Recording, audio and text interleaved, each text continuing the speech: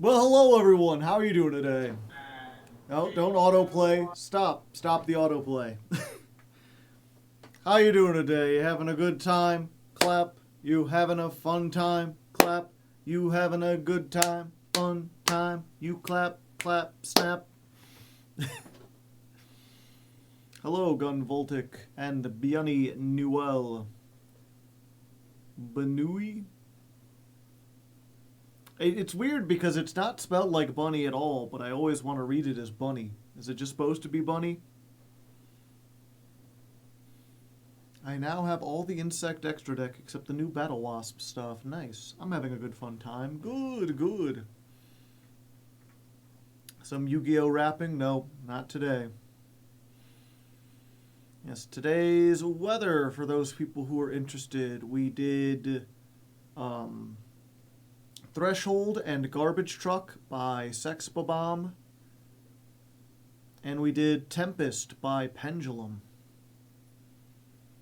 Why those songs? I don't know. I haven't heard them in a while. They seemed neat. I said the same thing. Great minds think alike. And yeah, it's yesterday we started the stream early. Today we started the stream late. I was like, the start of a new day. It'll be fine. And I woke up today a little late. I was like, okay, I'll make some pizza and I'll watch. I'll get some things done. And then before I knew it, it was past 5, and I was like, oh shit, I was supposed to start stream. I still don't have a plan for the rest of the stream, and I'm still kind of tired despite sleeping the full day. Balance is restored. Let's get rid of all these exclamation marks. All the old packs I wish I could open, but I cannot. I have to earn them, and I haven't earned them. Rank up Magic Astral Force. More like Astral Force. Am I right, gamers? Any gamers in the chat? Sky Striker Ace Bundle Deal. Suppose if I ever play Sky Strikers, you know, there we go.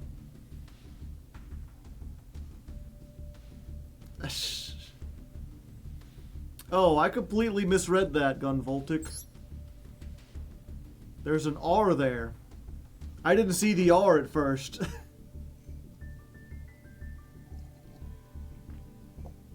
Nice one, Joe. Thanks. Let's see what we got here. Regarding applications of alternate card art for Forbidden Limited. For a card whose deck inclusion limit is reduced to the Forbidden Limited list, if the affected card is an alternate art. Yeah, they explained this already. You can get an exchange ticket. So if you have an alt art Appaloosa, you'll be getting a ticket that lets you change it for any other alt art in the game. That currently exists. You cannot save up alt arts. The SpongeBob and Patrick. 2 bundles, both leave at the end of the month. I mean, unless you care about Sky Striker, I can't imagine you wanting to get this. And the thing is, if you do care about Sky Striker, there's already like a million billion Sky Striker things that you get out of the solo mode. There's a new pack here, and some secret packs, and some accessories. Yeah, the accessories are just utopic stuff. Look at the new secrets. There's one for Galaxy Eyes. Galaxy Eyes specifically, I guess Tachyon specifically. Looks like there's one for Fiendsmith. And one specifically for Mathmech. I guess because previously, yeah, Singular Strike Overflow used to have Mathmech and Sky Strikers. Now Sky Strikers have their own and Mathmech have their own. And they've taken some stuff out of some previous ones and moved them over there. Tachyon got a summon animation. Interesting. Which one?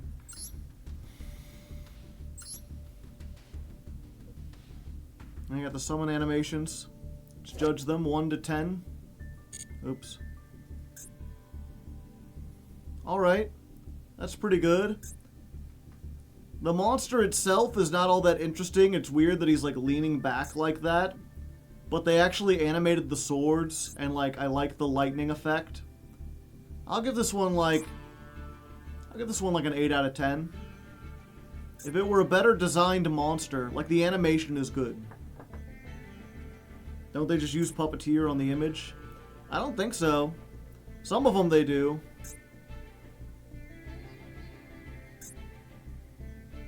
That one's not as... I mean, they moved her hair and stuff, but... To be fair, I guess it's part of the original art.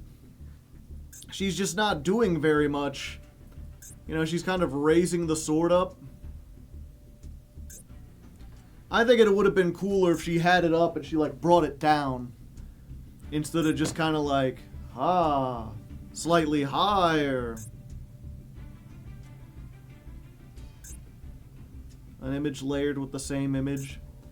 Yeah, I mean, they're doing motion tweens on it, but there's some stuff that, like, you could tell the hair is, like, a separate layer, and they've drawn more hair, because you could see parts of it that aren't visible on the card normally.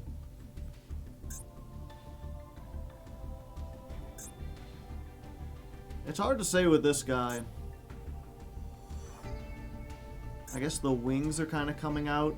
Yeah, there's some folding out there.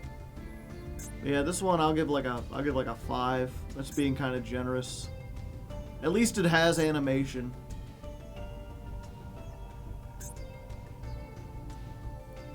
That one's not too bad. It's very limited, but it does look like she's dancing. This one, more than anything, does kind of seem like they're just doing a motion tween. Like, it's barely moving. Some of this stuff is flowing. But it does flow kind of nicely. Like, I'll give that one like a 6. 6 or 7. And the Underworld Monarch. Yeah, he barely doing... That's like a 4. To be fair, I don't know what exactly you do with that, but he's just kind of like... Like, it's PNG wiggle. I think his hand kind of moves. I can't even tell. It might just be an illusion. His cape kind of wiggles, and there's like an effect behind him. He's reaching, yeah. What other cards we got included in this pack? Gaga Girl. 2 level 4s, generic. If it has one of the Onomatopoeia cards, you can detach one material, add a Gaga, Onomat, or Ixie. A utopic future that has this as material can make a second battle attack each battle phase. I see. And this is 2 Ixies with the same rank. Gains attack and defense equal to the combined ranks of all Ixie monsters you control and end your opponent's graveyard.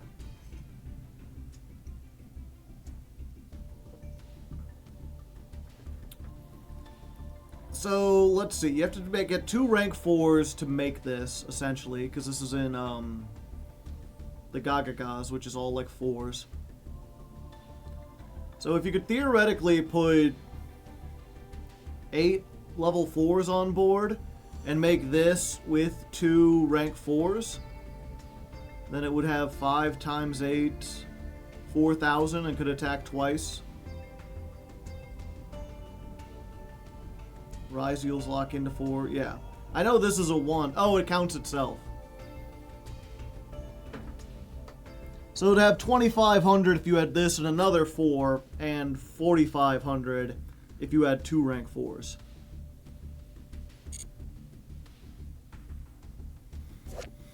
Oh, there's a Primite Fusion. 1 Primite, 1 normal monster. Gains 1,000 for every normal monster used. Oh, 1 plus. So by default, it'll have 26. You could get it up to 36 if you use 2 normal monsters. Negate the activated effects of monsters your opponent controls whose levels, ranks, and link ratings are less than or equal to the number of normal monsters in your field or graveyard. If this card is sent from the field to the graveyard, special summon a normal monster from your deck. Huh. The thing is, in order for that to be, like, it's the yummy killer... Oh yeah, I guess that's a good point, because they're all, like, level 1s. I was like, I guess in, like, yummy format, this would be good. In sprite format, this might be good. But right now, it's, like, against Ryziel. They're, like, level 4, so you'd have to get 4 normal monsters, and I don't think you're playing 4 normal monsters in this deck.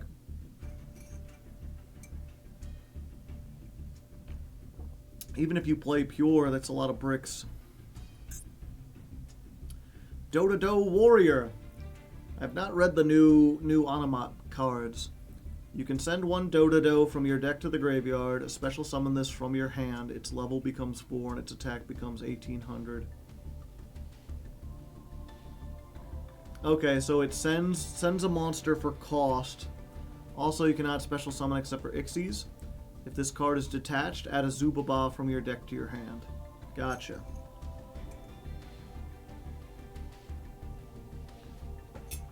It counts Paleos, but only on the field. In the graveyard, they wouldn't count.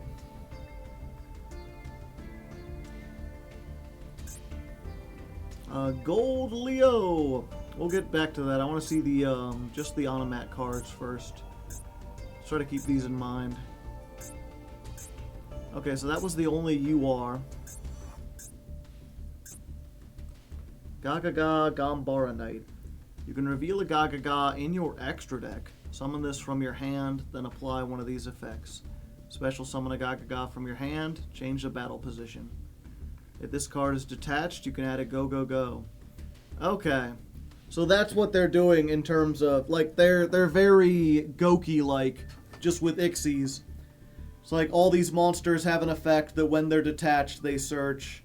So as long as you keep detaching, you keep going infinite.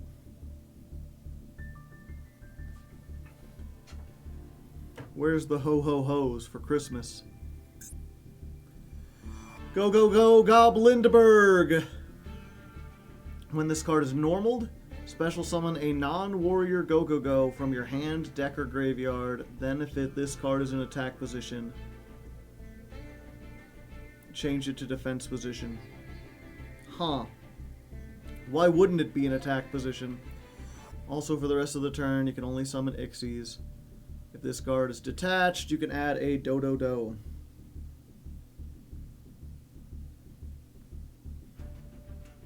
Sorry, one second. Got a text message, just making sure it's nothing important.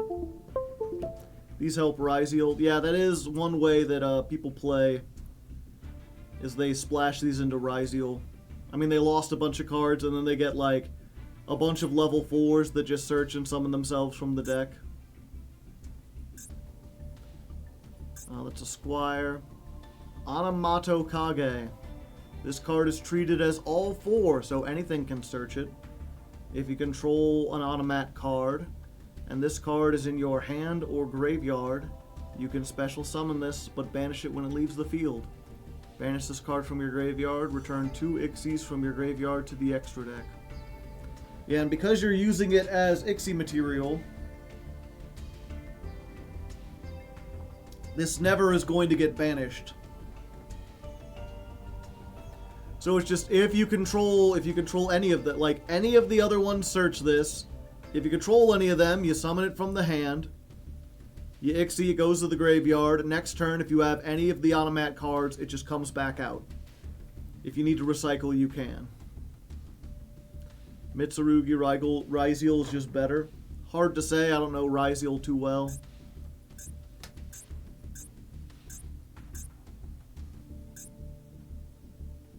Vingolf. This is not a Do card. Ixile. The equipped monster gains 200 attack for every material on the field. You can activate the following effects based on if the equipped monster's card type. Ixie. Detach 2 materials from A monsters you control to set an Ixie trap. Special summon 1 monster with the same level as the equipped monster from your hand, but negate its effects. On SR, I guess if this is searchable, it does let you get something out of the field or search something else, but I'm not sure if this would see play other than maybe as a one-of. For a second, I thought that said nipple bird, and I was going to be like, excuse me? 2 level 1s. Detach one material, target a monster on the field, change its battle position. While all monsters you control are in attack position, they gain 500. While they're in defense position, your opponent cannot declare an attack. Ah, stall, my favorite. Heroic Champion Magnum Excalibur. 2 level 4s. If this card battles an opponent's monster, detach 2, double this card's attack during damage calculation. During the main phase, you can target one other monster you control, equip this card as an equipped spell that gives it 2,000. You can banish this from your graveyard, shuffle 3 warriors from your graveyard into the deck. Interesting. It's similar to the previous one, it just only gets the 4,000 in the battle phase. Girl, Gardna, Eidos, Edia. Huh. Oh, I guess we could... Newly added cards.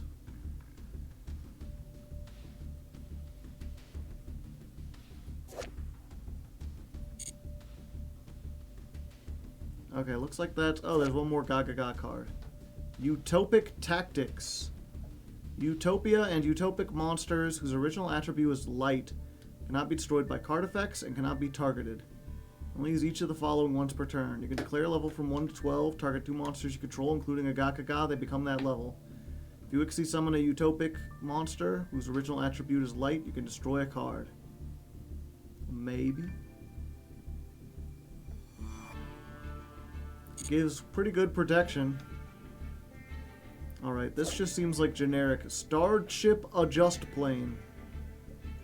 Target one other machine you control. The levels of that monster and this card become the combined levels until the end of the turn, but you're locked into machines.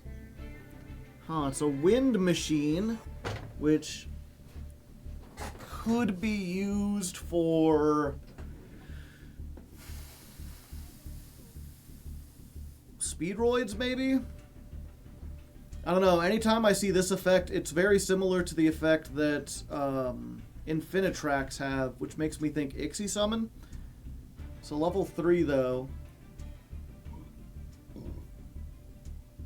So if you had a 7 and a 3, you could make 2 level 10s. Mecha Phantom. Sky Palace Gandrelian.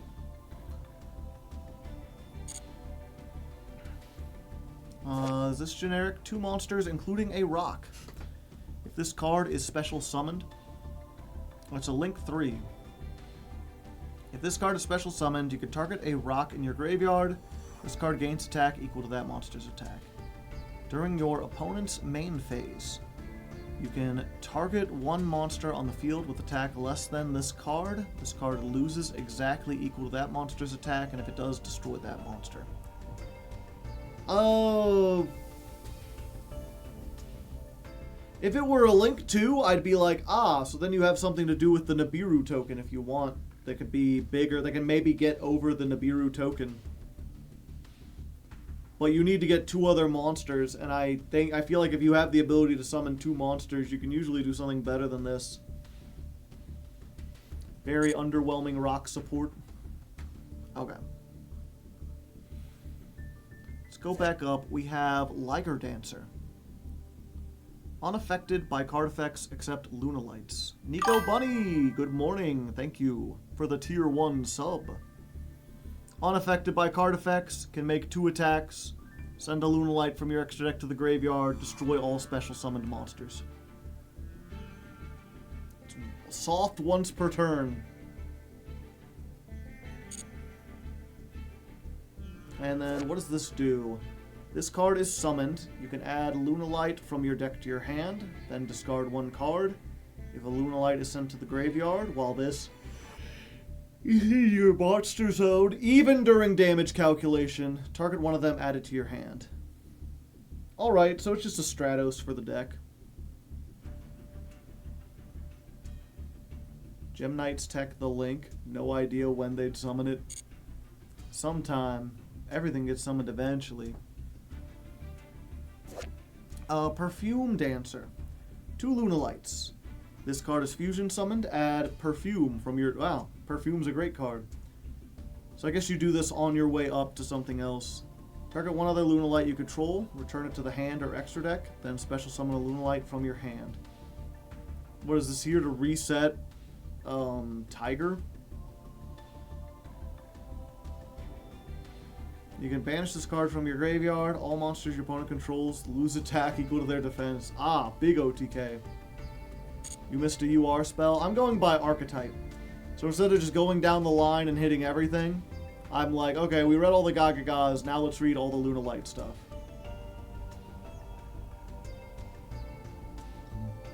Doesn't yellow already reset Tiger? Now you can reset it again. Tiger's a soft once per turn. Reset it as many times as you want. What's happening? Okay, they're all just posing. Okay, during your main phase, if this card was activated, send a Lunalight from your deck to your graveyard. If you fusion summon a Lunalight, you can add Polymerization from your graveyard or banishment to your hand, then discard a card, and if you do... Once, if you fusion summoned a Lunalight, you can banish monsters from your graveyard as material. That's a weird set of commas. So, fusion summon, then add Polymerization back to your hand, then discard a card, and if you fusion, and then if you activate the Polymerization, you can banish monsters from your graveyard. I forget what Lunalights do in the graveyard, but that seems like it might be a 3 of. That's a Sky Striker, that's a Sky Striker. I imagine this has nothing to do with Lunalights. Same with this. That's a Squire. Monarch, Monarch, Primite Fusion. Is that all the new Lunalight support? Oh, we mixed a Zubaba. This card is normal or special summoned. Activate one of these effects. Add a Zubaba from your deck to your hand. This card's level becomes the monster's level. So 4. Destroy a defense position monster your opponent controls. If this card is detached from an Ixie monster, you can add a Gagaga. Primnir. Oh, there's another one. Silverhound. Partly metal, partly real. Silverhound. If this card is sent to the graveyard by a card effect, special summon a Lunalight. I was trying to think, I was like, is there a Lunalight that does something in the graveyard? Like, yeah, Silverhound summons one from the deck. But you're locked into Lunalights while you control that face-up monster. So you can still do other stuff, just not with that monster specifically, so you can't just, like, tech this into a deck with, like, Foolish Burial to get a free monster on board. When a spell trap or effect is activated on the field, banish this card and a Lunalight fusion from your graveyard. Ah, I see. So, hollow cores are becoming like a thing. Like, they're just giving cards negates in the graveyard. You can only use this effect once per turn. Yeah, that seems pretty good. I'm surprised they made this the rare.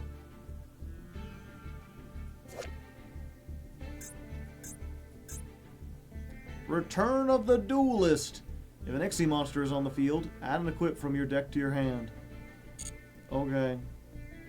Sure. Oh, Unbreakable. I keep finding stuff that I was like, is this a Lunalight card? No, it's an Ixie card we missed. When a spell trap or monster effect is activated while you control an Ixie monster, negate the activation, detach 2 materials, destroy a card on the field. You can banish this from your graveyard to target an Ixie you control and attach a Utopic from the graveyard to it. I see, I see.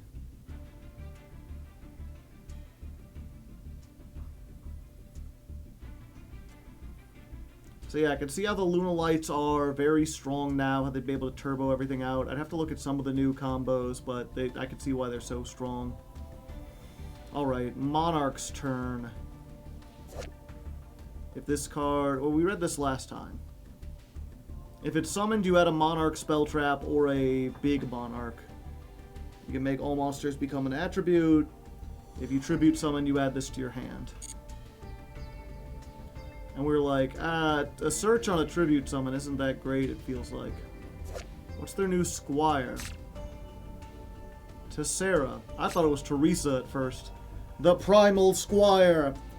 You can reveal a Monarch spell trap in your hand, special summon this from your hand. During your main phase, immediately after this effect resolves, tribute summon. If this card is sent to the graveyard, special summon another Squire from the deck. You cannot summon from the extra deck for the rest of the turn. Alright, so they really just made tribute summoning super free. Summon this from the hand, get a tribute summon without using your normal, then get another Squire. Surprised that's not a UR.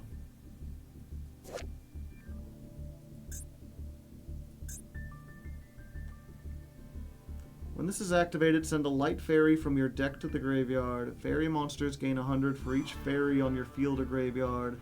If this card is sent to the graveyard, target a fairy in the graveyard and summon it.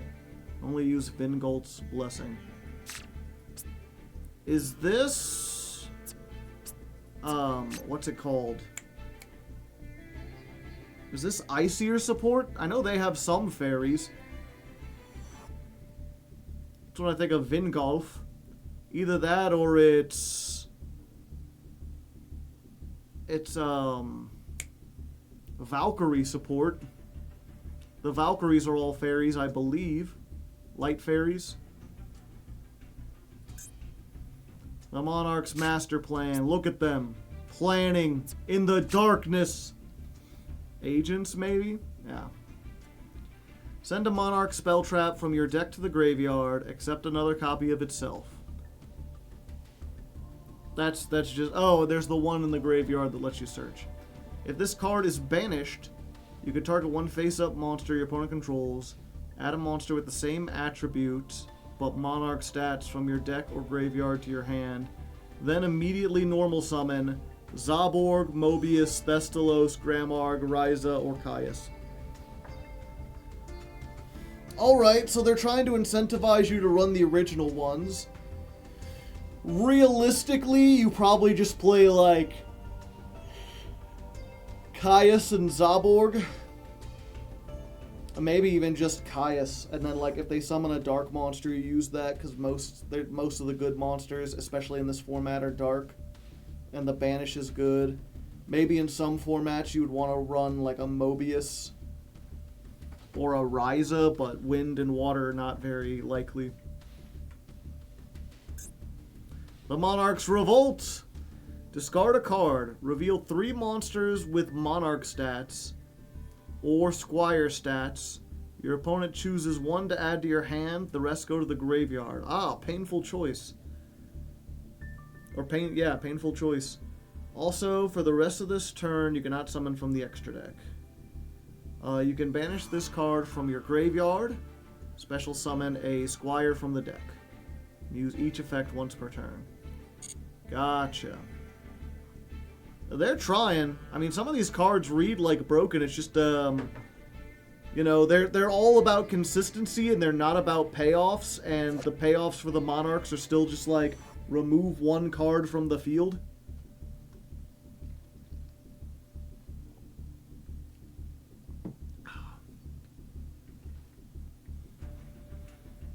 Yeah, so I'm looking, I forget this one had a graveyard effect. So you can send that, you can like reveal 3 things, including that, and if they send that to the graveyard, then if you tribute, it just comes back. Oh yeah, and Floodgates. I forgot the Floodgates. Primite Fusion. Fusion summon a Dragon Fusion by shuffling the materials from your field, graveyard, or banishment into the deck, including a normal monster. Banish this to add a high-level Primite. Huh. I wonder if pure Primite would be a thing. Something to add to the Jankness account. Dark Necromancer. Look at him, he's got a creepy grin. Level 4 zombie. If this card is summoned, send a fiend or a zombie ritual from your hand or deck to the graveyard, then add a ritual spell. Yeah, I remember someone saying this is a Vendread starter, and now I see why. If this card is banished, target a banished fiend or zombie, special summon it. We're looking at the new, it's the new selection pack, not the secret pack.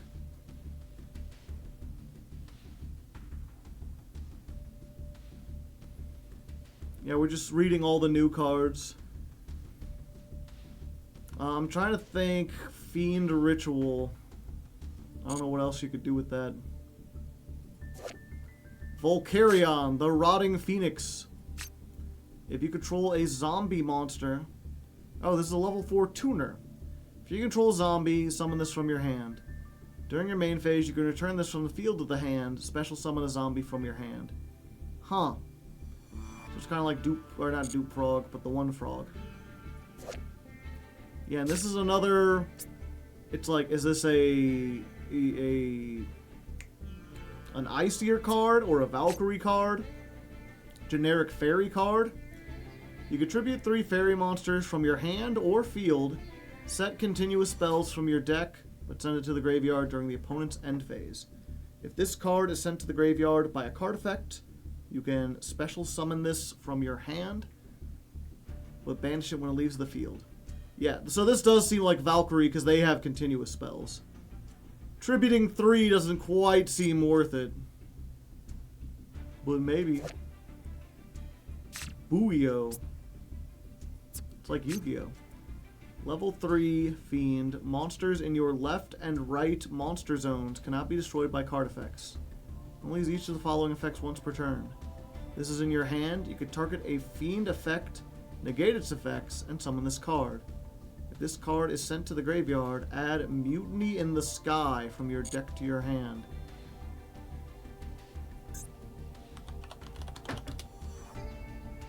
Mutiny in the Sky.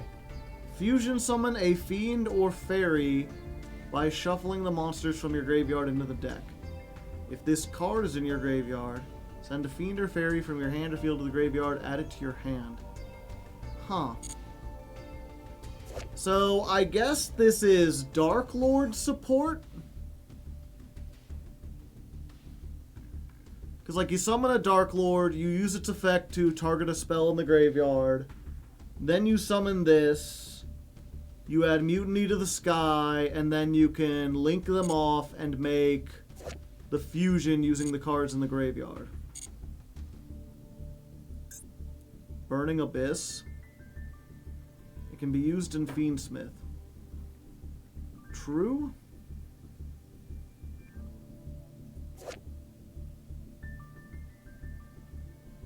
I'm not sure if you play the thing that searches it. And then we got the new Tiki card that everyone was excited about. Summon this as an effect monster with the following effect. It is still a trap. Quick effect. Pay 800, special summon a continuous trap from your graveyard as a normal monster, and its name becomes Tiki Piece.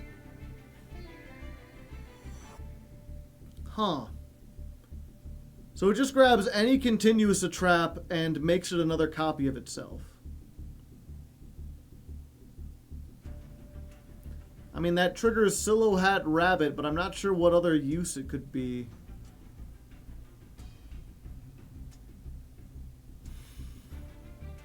It looks sus. It's a sussy baka, what can I say? We read that one. Monarch's Perfection. Once per chain, if your opponent special summons a monster and you control a tribute summoned monster, banish one Monarch spell trap, then activate one of these effects. But you can only use each effect once. Ah! So Zaborg, Mobius, Thestalos, Grammarg, Ryzia, or Caius. So you can activate this 6 times per turn if you have Monarch spell traps in the graveyard. That's neat. I assume it's once per turn. Or I assume it's a one-of that you search. It's pretty cool in theory. Okay, and I think that's almost everything. I didn't read this. I mean, this is a Fiend Fusion, so we could use that other stuff. 3 Fiends and or Fairy monsters in your graveyard. Okay, so you want to make this specifically with the Mutiny in the Sky. Monsters in your left and rightmost monster zones cannot be destroyed by card effects. Is that the exact same effect that the other guy had? That ain't it. Huh. So it gets... This is like the J-Reg card. It's like, all centrist must die. Anything to the extreme left and extreme right, they gain protection. You use each of the following effects once per turn. You can target one monster in your opponent's controls, send Fiend or Fairy from your deck to the graveyard, and if you do, Foolish to destroy. I see. That is a slow effect, though. If another card you control is destroyed, target a card on the field and destroy it. Huh. Takes 3. 3,500 is a lot of attack. Horseshoe Theory, the deck. Fiends and Fairies work together. Dawn Angel Camby. They're so excited. They're like, I'm trying to, I was like, is that part of the wings on the back? Or do they have a second pair of wings? Or do they have head wings? And this is some kind of, oh, they're beating like a drum. Okay. They're a drummer. If you control no monsters or only fairies, summon this from your hand. You attribute any number of fairies, including this card. Special summon fairies from your deck whose levels equal the total levels of the monsters on the field. Not special summon the turn you activate this, except fairies. What level is Christia again? 8? So like if you have a 7, you could just summon both of these and then get it from the deck.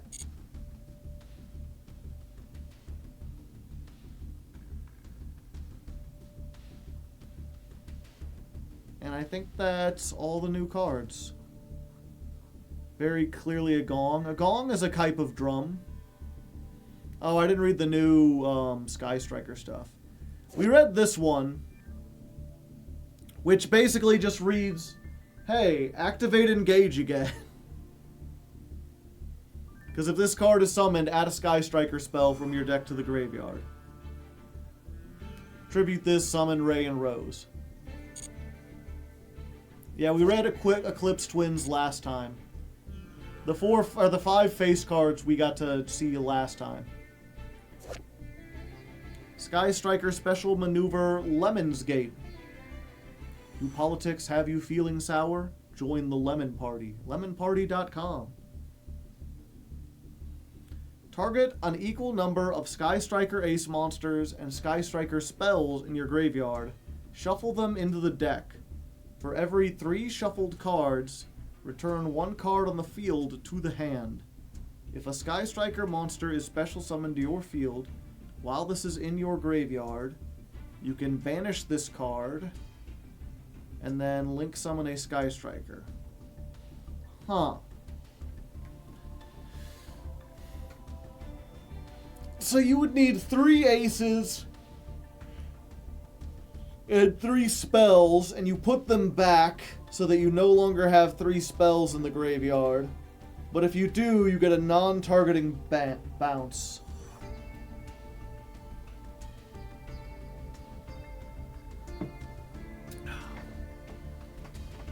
They needed non-targeting, non-destruction removal, and now they have one. At a pretty high cost. Prototype Sky Striker Ace Amatsu. So this is another Link 1. You can special summon this once per turn. When a monster your opponent controls with 2,000 or more attack activate its effects, you can make the effect become destroy a Sky Striker Link monster your opponent controls. When an attack is declared involving this card and an opponent's card, you could target an ace you control and a card your opponent controls, destroy them. Huh. Interesting. I like the thematicness of having a prototype. It's like they go out to fight and your opponent does anything and it just fucking explodes.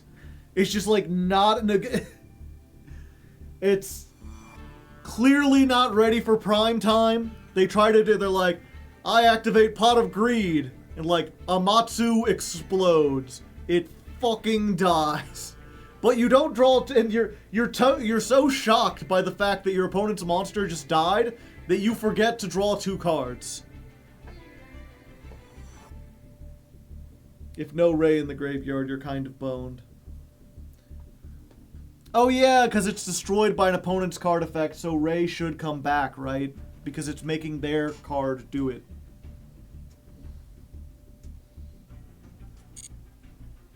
And then it can just pop stuff if it's extra on the field.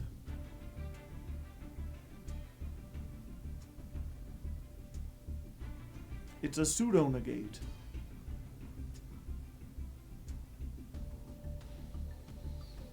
Alright, overall some interesting stuff.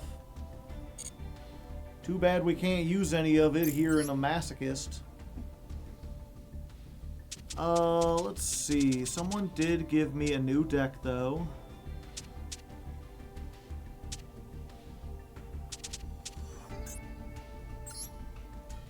Give me a moment, chat.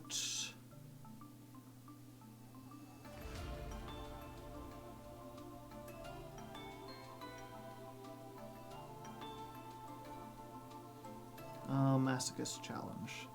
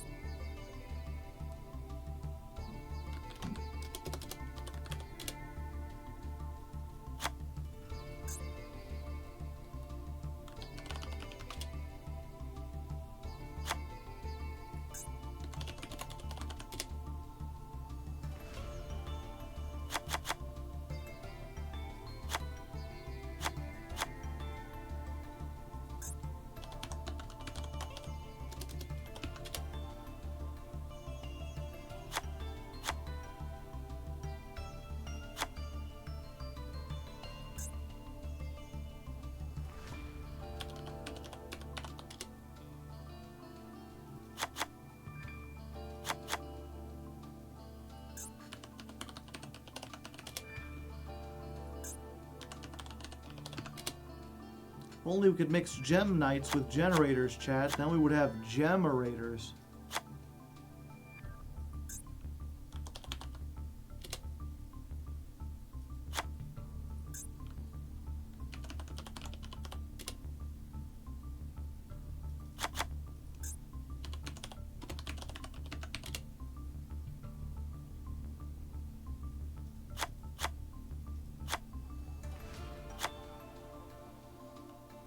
What the heck is this?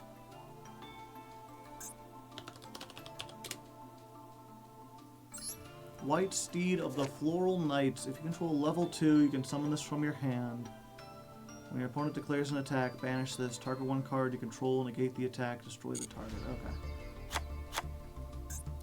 Oh, is that Boku Moon?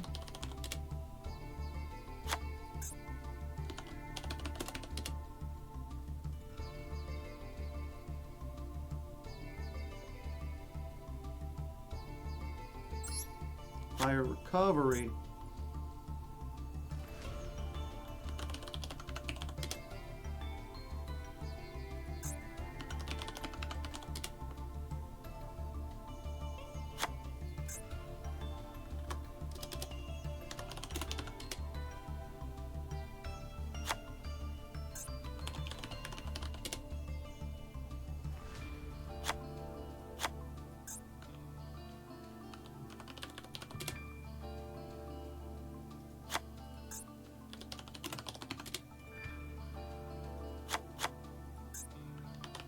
Paleozoic.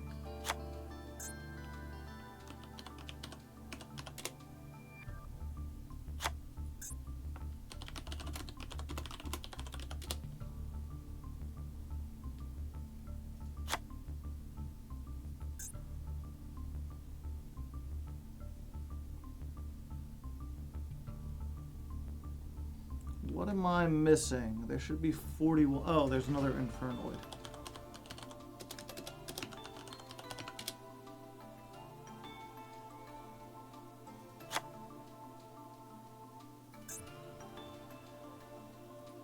Okay. And then we look at links and synchros that we own.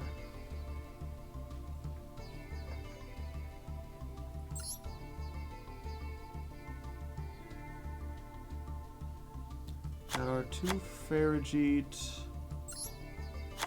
This.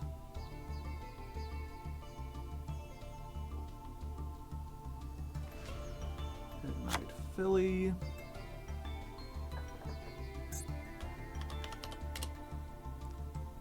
Phoenix. Oops.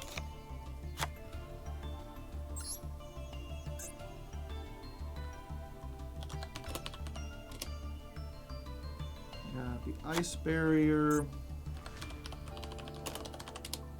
Crystal Wing? How are we making that? Goyo Predator.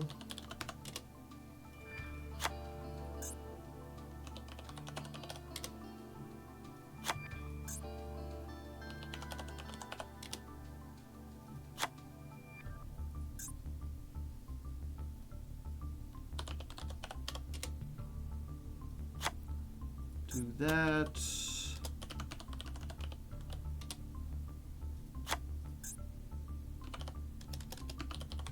The Doom Eagle. Harassvulgar.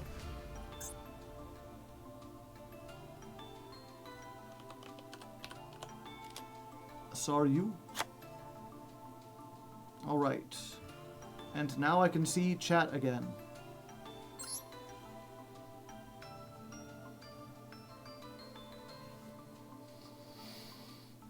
We have Lance too. What Lance do we have?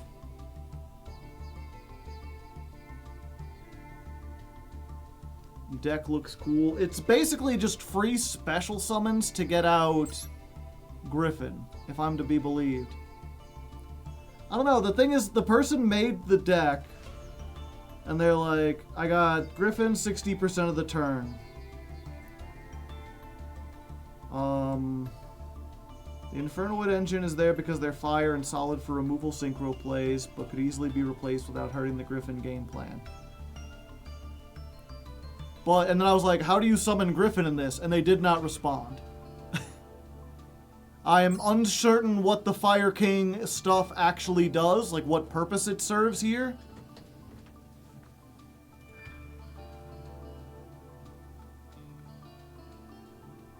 I am uncertain how to make the synchros.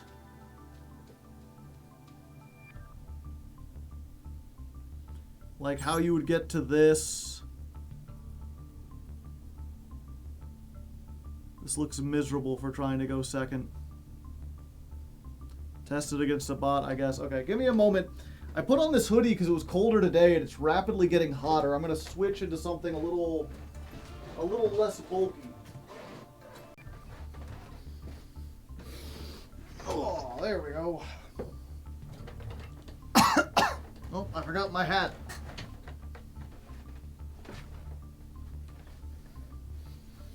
Can't forget the hat. It's my whole identity. Are you in Simo's tournament? No, I've never made it to Platinum.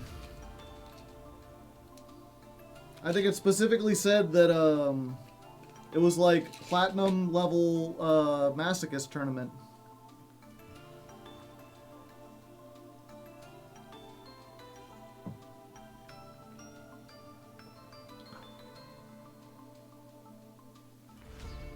We will get to Plat today. Unlikely.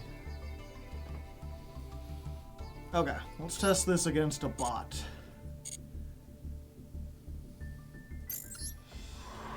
Is there a bot I can play and not get stuff?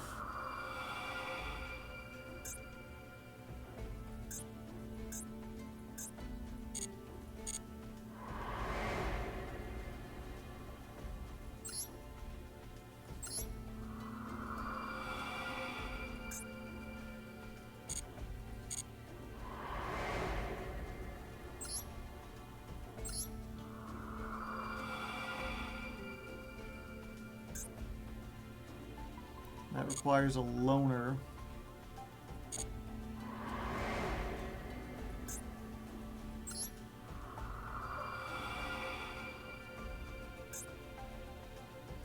That'll give me Raigeki. A cakewalk. I'm not looking for difficulty, I'm looking for... I don't want to get rewards.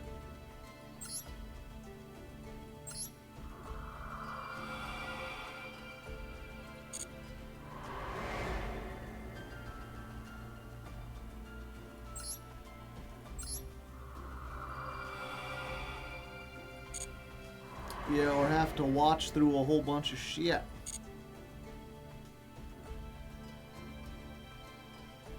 You can just surrender, I suppose so.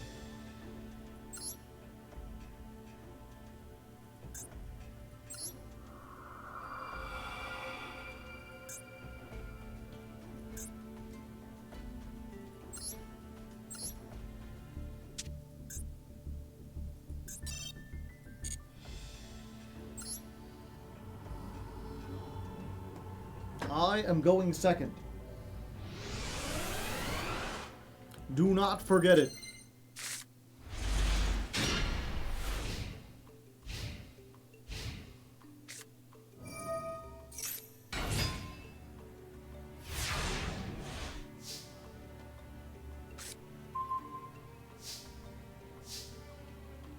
Okay. What do we do with Fire King Island?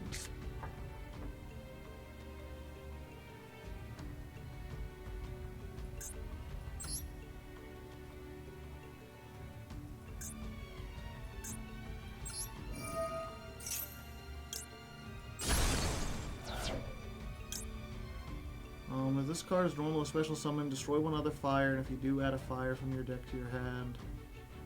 If this card is destroyed, you could special summon a Garunix, which I don't have.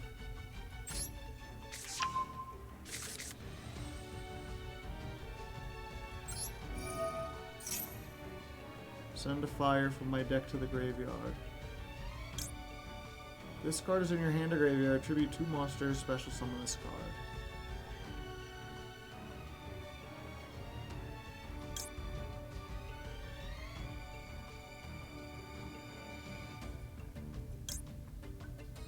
Kit. If this card is sent to the graveyard, send 1 Tri-Brigade, except Kit to the graveyard.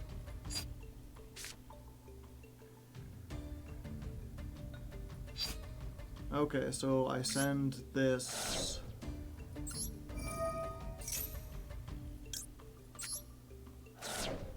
And I have no more. Do we draw our Kit targets? I suppose so.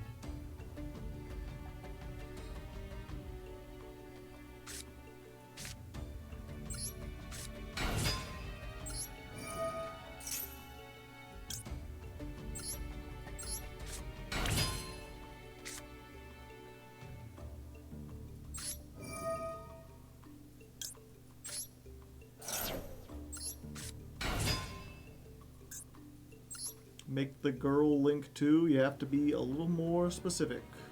In Farajit, Philly, backup supervisor.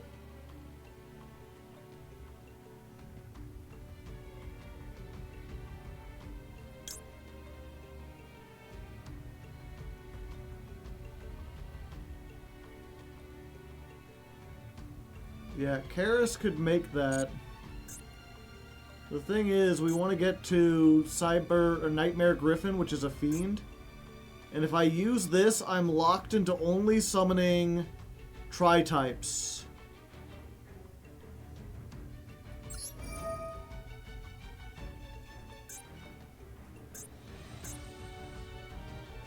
Three, so I can make Harassylvar.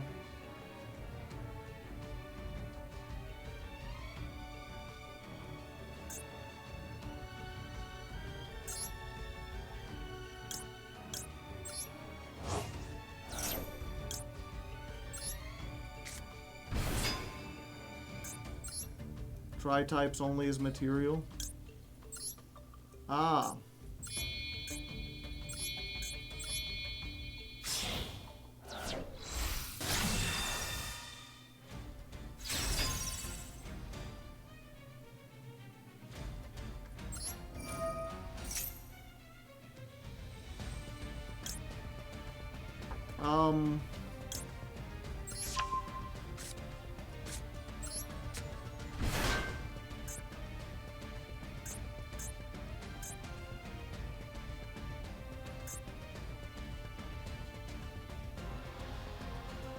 Huh, how come I can't... Oh, I don't have a level 8. They gave me all these synchros and they didn't give me a level 8 to actually use with this.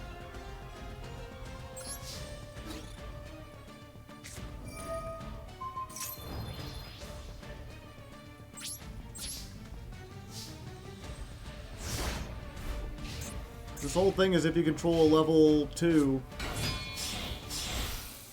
Do we even have a generic 8? We do.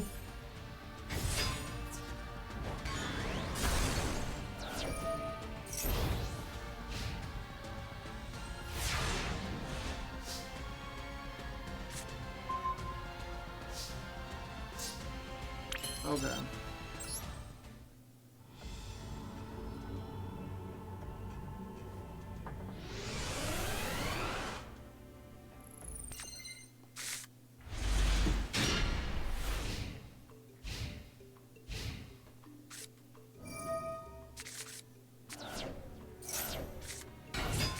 Yeah, we have Enlightenment Paladin, which isn't much, but it's like a 2500 beater.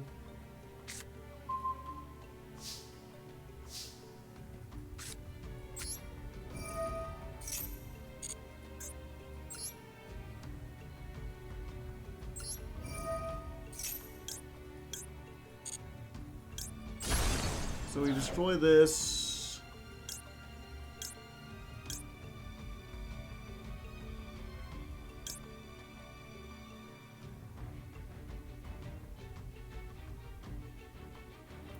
Yeah, so I'm really confused as to why we're playing this and like the engine that searches these 3 cards when we don't have any other way to destroy these 3 cards. Like what does getting these do?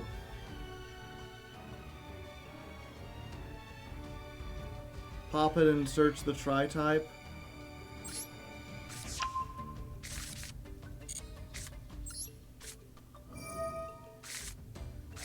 Maybe we draw a fire? Nope.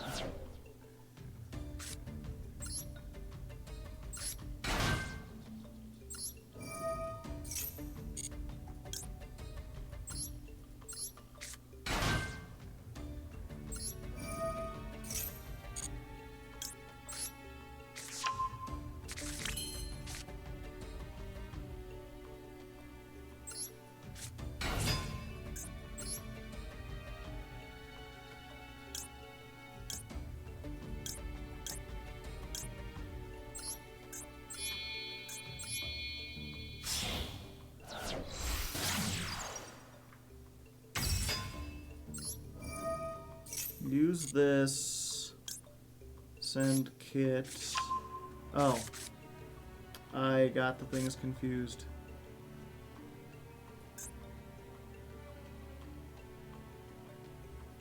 But even if I got that, I make Nightmare Griffin.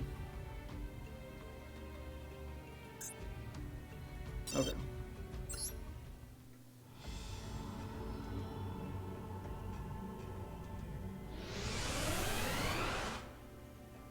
What the hell do I do with all 3 of them? Just decraft one.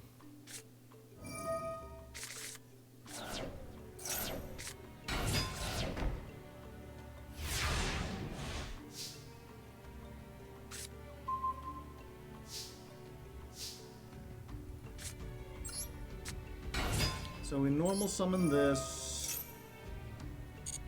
We pop this.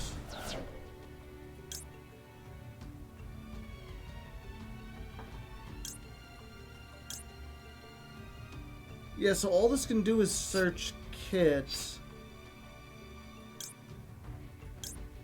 So I'm trying to think of the previous one. We popped it, we get this, we normal summon, we search kit.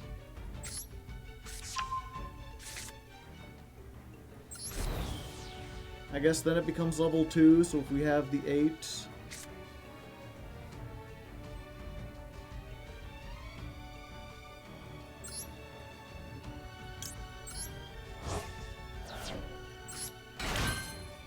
Capture Egg would be amazing.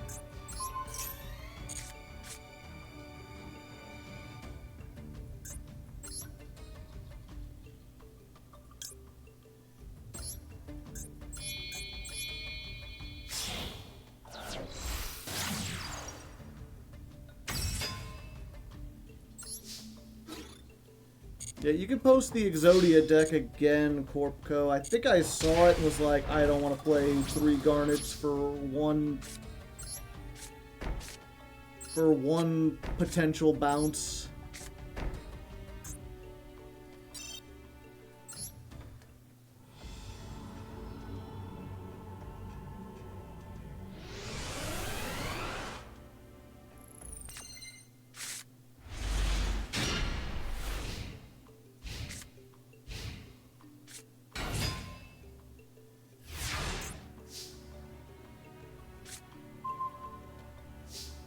Cock-a-doodle-doo.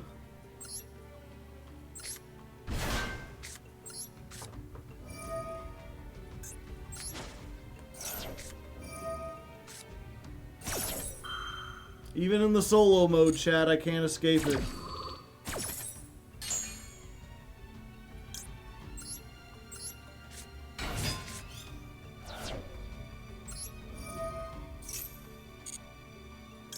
Oh, this is a fire.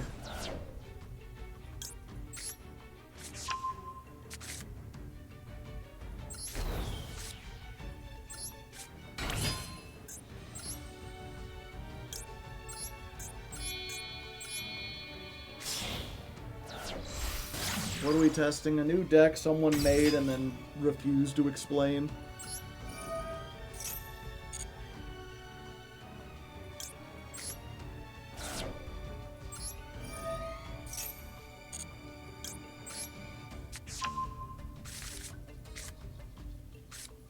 I have to discard a tri-type.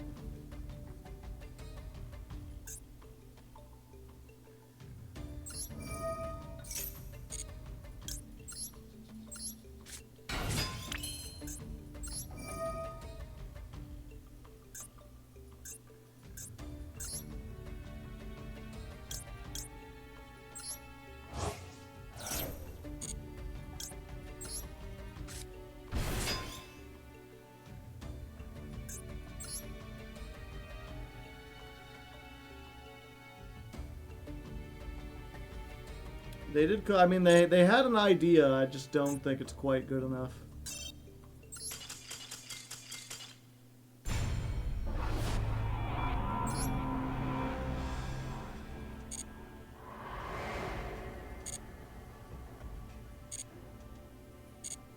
Not seeing much. The idea is just to give me a bunch of special summons and searches that allow me to get to Nightmare Griffin. Because if this card is, or while this card is on the field, monsters, special summon monsters can't activate their effects unless they're linked. But unless I can get this below a zone, they can just special summon in front of it.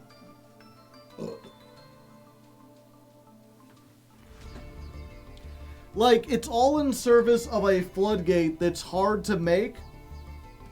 Whereas I have several floodgates I could just play that are, like, in the deck. It's a weird skill drain, yeah.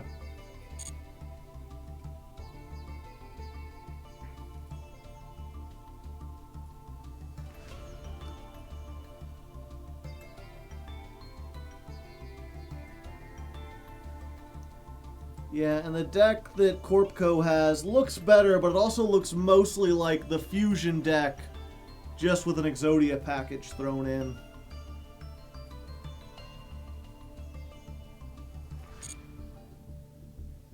What if half of Mystic Mine was a bird?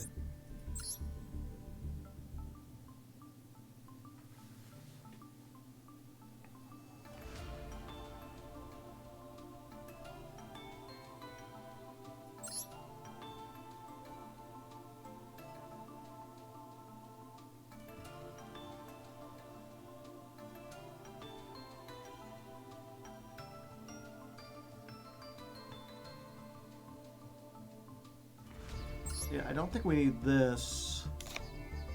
Also, we do have...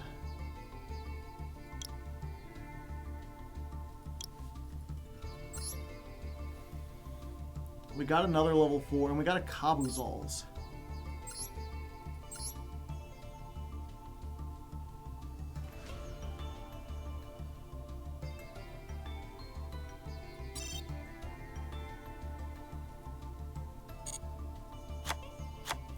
So you can put in the Kabuzals.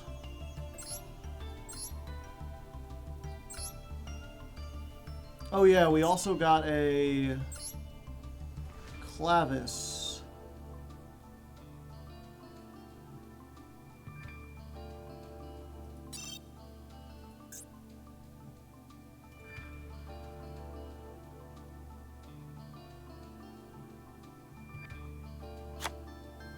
So we could take out you, and you.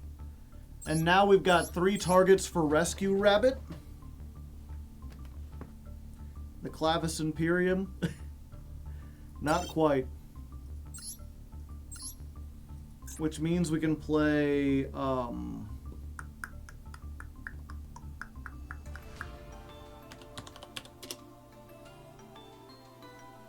Evolzar Logia. I knew it had a name somewhere.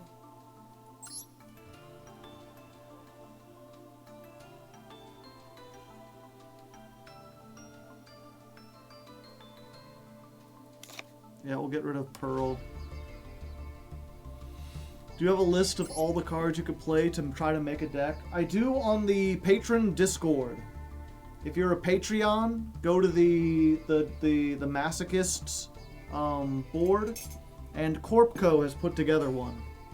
Is Logia the negate? Yeah, it's what's it called? Not scolding, not judgment. Warning, solemn warning on legs. When a monster would be summoned or a spell trap is activated. I know it is solemn judgment on legs. You can detach to negate the summon or activation.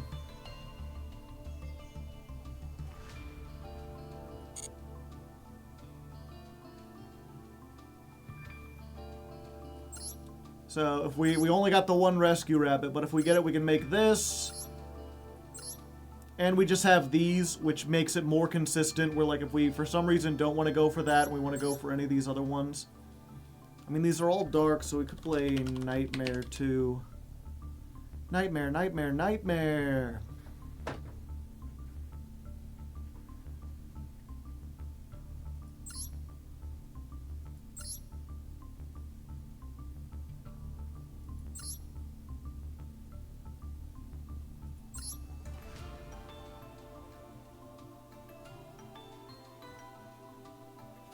I think we may want to take out the Scapegoat, because going up into Nightmare Griffin doesn't seem all that great.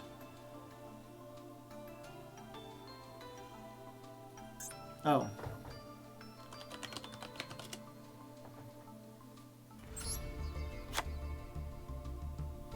Plus, I also forgot we got a fusion last time.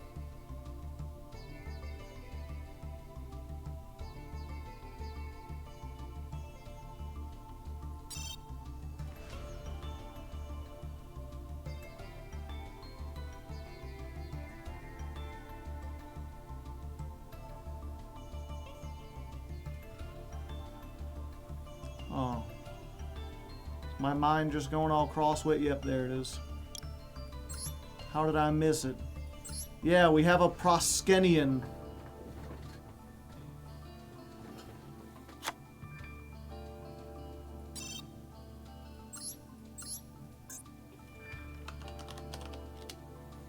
Takes a Despia monster.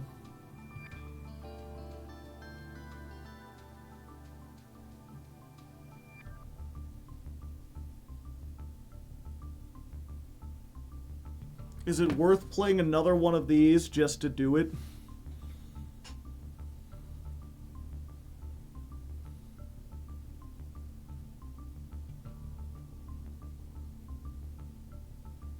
Our problem is the light. Oh yeah, we don't have hardly any light monsters. Okay. So we leave that one out for now.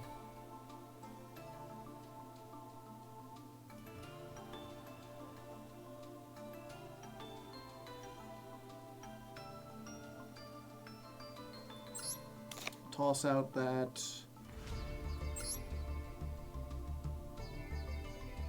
Swap the rabbit target for 2 lights.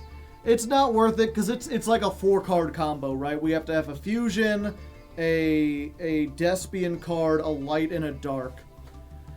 And trying to get our whole deck and use our whole hand just to make that isn't really worth it. It's good, but it's not that good unless we can get some more Despian stuff.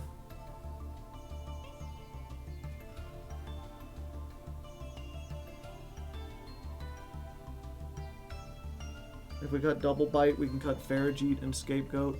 Oh, no. Oh, yeah, because we can't make Griffin with it.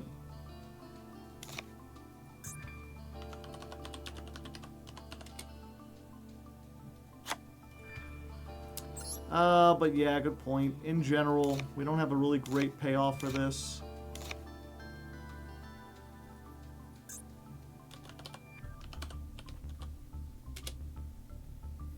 We have a Leo Drake, but why would we want to? Oh, I guess it is better than Zirconia.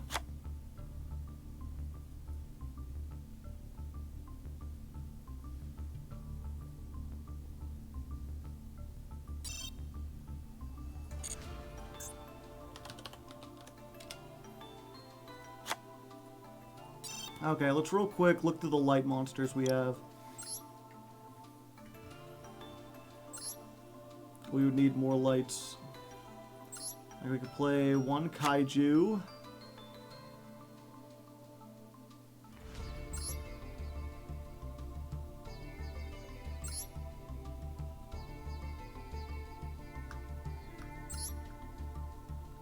Mekk-Knight Green Horizon. We don't synchro though.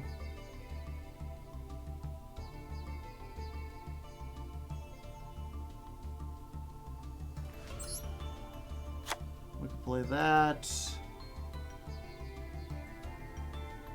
Play this potentially.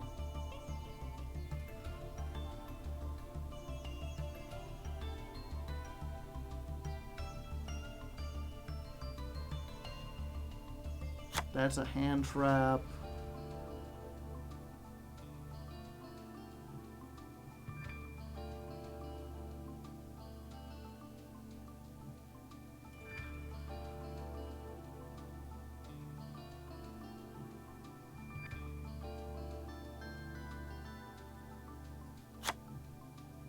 Misjudge is a negate sometimes.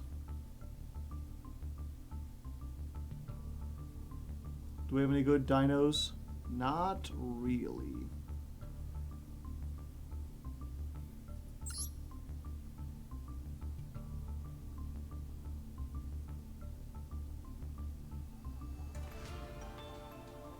Could play Cyber Dragon just for fun.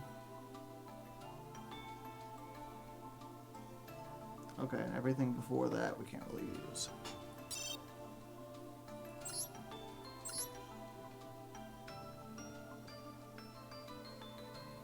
Yeah, I still don't think it's worth it.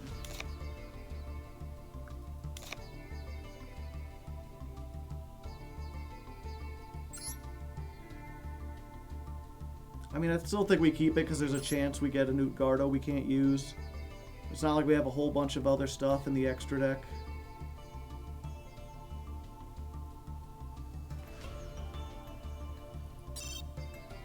Light normals. None with high attack.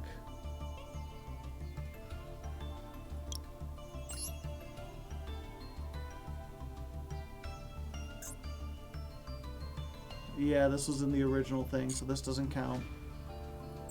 I could get 2 Spirit of the Harp. Yeah, it's just the Spirit of the Harp. If we want to play a 2,000 defense wall.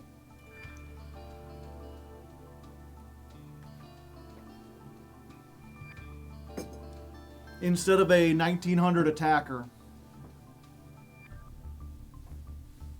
Yeah, we have one of these. If we can get another elemental hero, Sparkman, then maybe we could do it.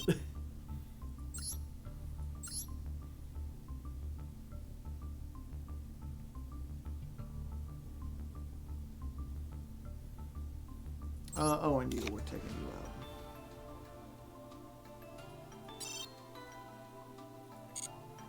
out. We could play... Okay, let me look. Predap and the Dark Monster. We get any more Predap monsters? Flytrap.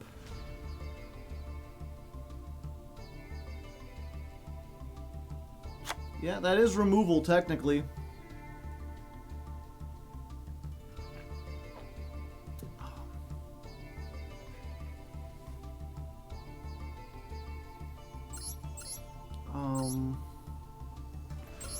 And it's a dark monster.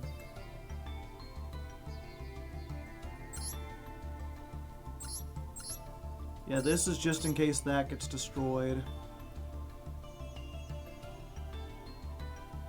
Surely we just want to play another piece of back row. Yeah, maybe. I feel like you need slightly more monsters, otherwise you can't put any kind of defense on.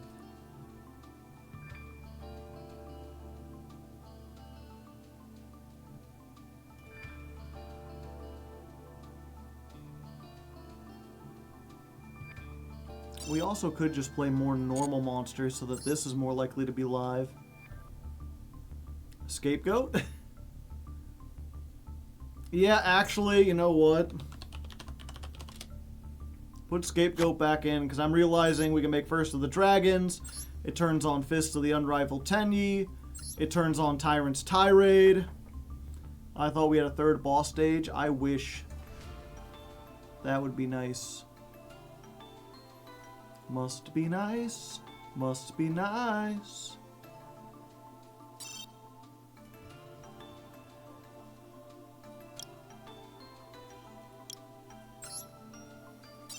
I'm going to sort by attack. The other way.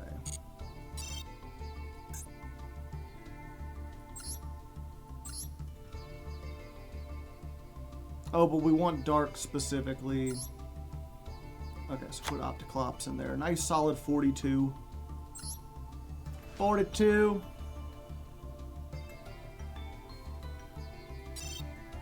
And then we could put a couple more rank 4 Ixies just in case. Because I know we have a couple more. We can put this back in.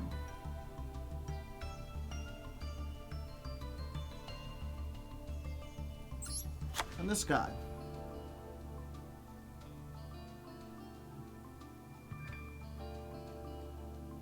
Okay.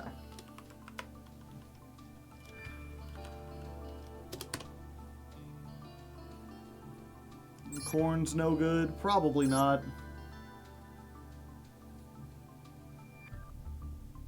It only destroys monsters that have less attack than it.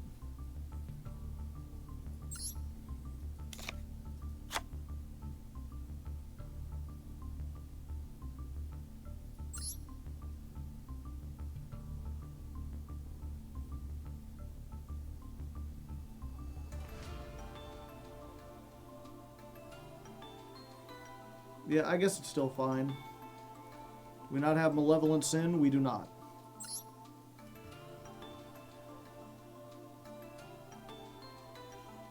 Dark King of the Abyss.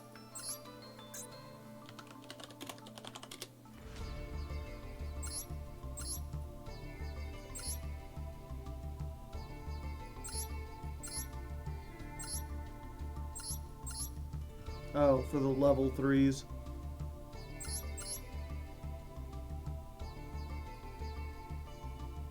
Okay.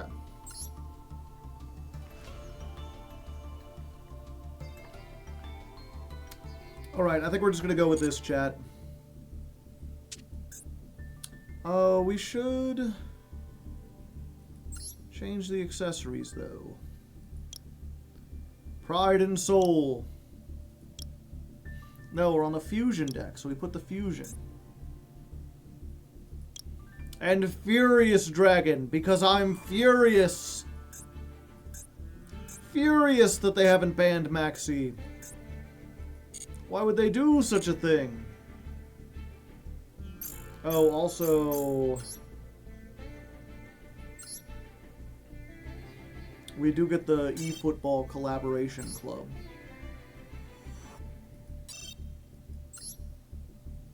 Doodle-loo-loo-loo-loo-loo-loo.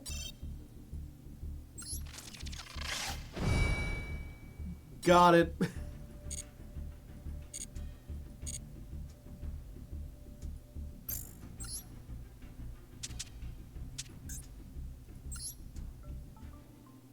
Okay, so now we can take out this rescue rabbit. Put in the football wall. Second rabbit? No, that doesn't count. It's just an alt art. I didn't do anything to earn it. Both are royals.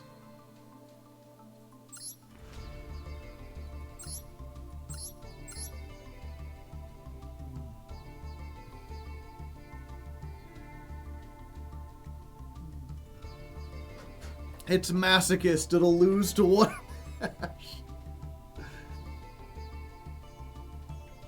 You know what, Chad? I'll let you decide.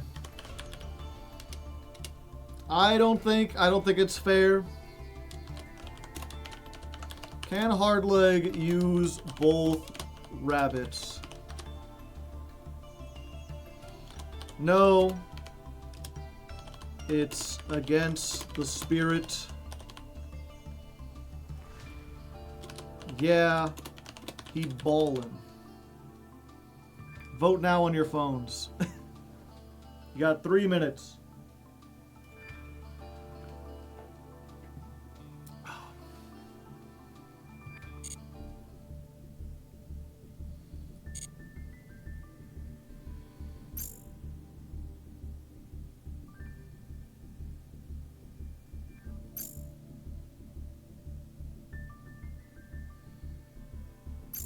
We can try this stream. And yeah, I didn't get to the 2 tickets on the Dice Festival.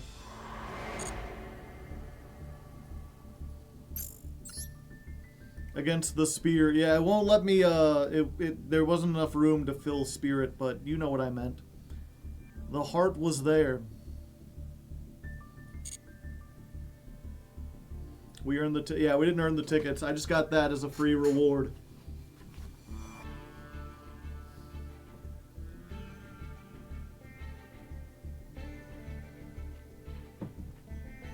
It counts because it was still random. I mean, if that was true, if all that mattered was the random, then I could pull all these free packs.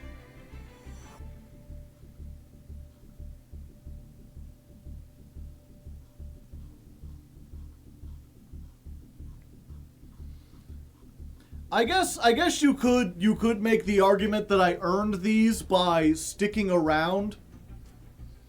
You aren't opening the free packs? No. I haven't been opening any of the free packs I get.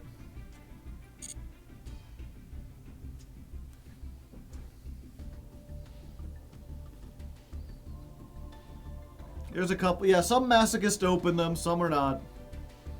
I'm going with the theory of if I open anything, it has to be earned. Ask Simo. I've already broken it. I broke past Simo's rules on the first episode. We'll leave that up to the YouTube chat. I'll ask them on this episode.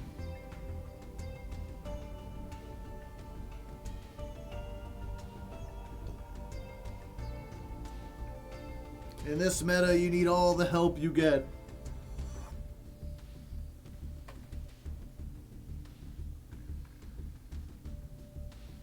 Simo doesn't define masochist. He don't tell me what to do. Okay, looks like we can play both. Sure. 22% or 79% say yeah.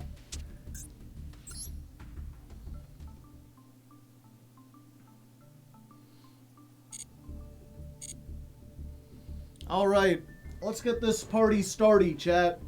Fill yourself up with cats in the chat. Let me double check real quick. Look at Masochist episode 39. Make sure I'm not wearing the same shirt. Okay, it's a different shirt.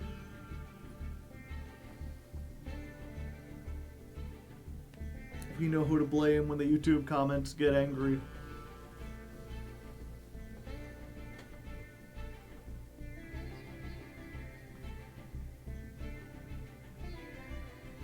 Alright. And welcome back once more, masochists and masochists. Maybe masochists and masochants? Okay, we'll try that. And welcome back, masochists and masochants, to a brand new session of the Master Duel Masochist Challenge. Rude. And welcome back, masochists and masochants. New shirt, Hardleg here once again. It's a brand new day, a new session. Twitch chat is shining. We are back down in silver.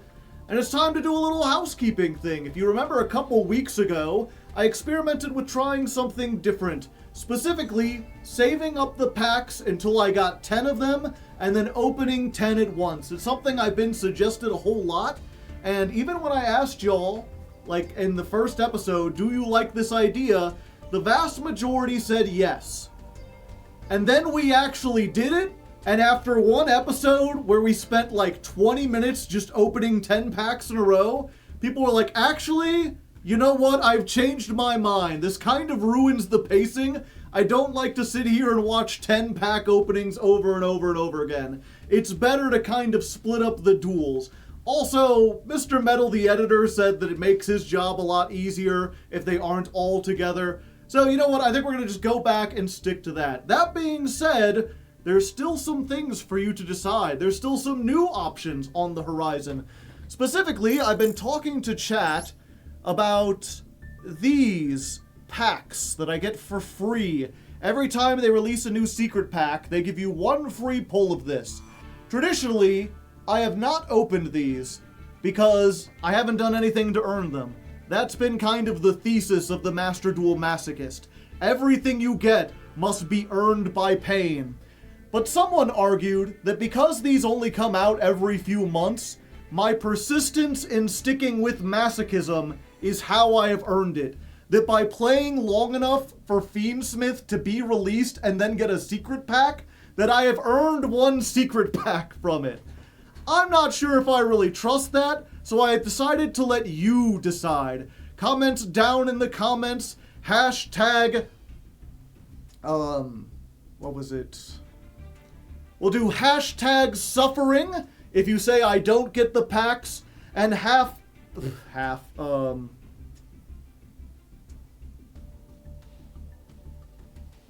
okay, we'll do hashtag suffering if you think that I must suffer for these packs and I haven't suffered enough, or hashtag repentance if you think that I have suffered enough and I can go ahead and open these, just get a couple bonus packs to perhaps make things a little bit easier. Speaking of which, there is one thing that here in Twitch chat has decided, which, by the way, if you want to help influence the series, you could watch live every other Friday at twitch.tv/hardleggaming. There's a link down in the description. But specifically, we were opening up the football packs, the eFootball or whatever they were, which mostly has aesthetic stuff. One of the most notable things it has is a rescue rabbit who is ballin'. And I was like, it's fine to open this up. If we get it, we'll just replace our rescue rabbit with this rescue rabbit instead. But chat was adamant that he was so ballin' that I should be able to play both of the rescue rabbits. Especially because they're both royal. You know, the chances that you'll get two, one who is ballin', one who is not, very low. And I was like, I didn't really earn it, I don't really know about this. But I put up a poll and 77% said yes. So I'm adding in a second rescue rabbit. I pulled it off screen. It's a special thing. I'm never going to get one again. If you disagree with it, I understand. But, you know, that's why I'm letting you decide the packs. They wanted me to open all the bonus packs, too. So I'm leaving some of this up to you. Now, other than that, we are playing a Generator Fusion again. Very similar to what we played last time, although we were more on synchros. This time, we have changed up quite a bit. Specifically, now that we can play Ixies, since this isn't the Dice Festival, we've got the 2 Kabuzals in here, which means with either of our Rescue Rabbits, we can make ourselves an Evolzar Logia, which is, you know, just Solemn Judgment on legs. It's probably going to get ashed. One Solemn Judgment is not enough to win the game, but it'll give us a little bit of a fighting chance. We also have 2 Clavis now, which means between the 2 Mystery Shell and the 2 Clavis, and now the 2 Kabuzals, we can activate Rescue Rabbit much more. What would be the word? We can activate Rescue Rabbit much more often. We don't have to worry about drawing 1 Mystery Shell and then having the whole card be turned off. And we actually have 3 different options. In order to make room for this, we've removed some of our other normal monsters, so we're not on like Darkblade anymore. But we still have a fairly sizable package so that we can use them with stuff like the, the Fist of the Unrivaled Tenyi. Speaking of which, someone pointed out we were playing a Gem Knight Zirconia as a target for if this gets hit by Lightning Storm, you could summon any non-effect monster, and we replaced that with Leo Drake, which is another non-effect monster, but it has 100 more attack. Ooh, ah, fancy, shiny. Other than that, the deck is pretty much the same. I don't think there's anything else new that we're playing. Oh, except for Proskinion. Proskinion is in here. It's pretty powerful. But it is also a 4-card combo in this deck. It requires to have us a Despian, a Light, and a Dark monster, plus a card to fuse it. Also, we have hardly any Light monsters. It's just like Archfiend Eccentric and the 1 Utgarda. I considered putting in more, but considering it's a 4-card combo, I do not think it's worth it. But, you know, maybe one of these days we'll summon it. We did also take out some of the Link monsters, like the Nightmare Griffin, I think it was, because I realized we couldn't summon it very easily and it wasn't doing much of anything. And we've replaced them with just some Link 4s just to give us some extra things. So this is Generator 12.6. Let's jump back on the ladder and see what we can do.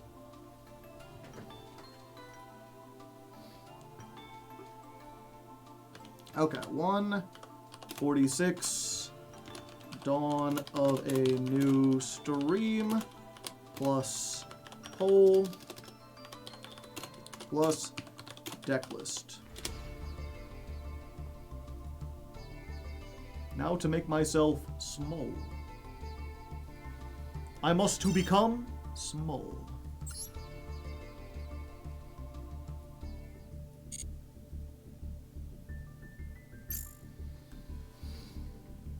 What's the difference between having a backup plan and planning for failure?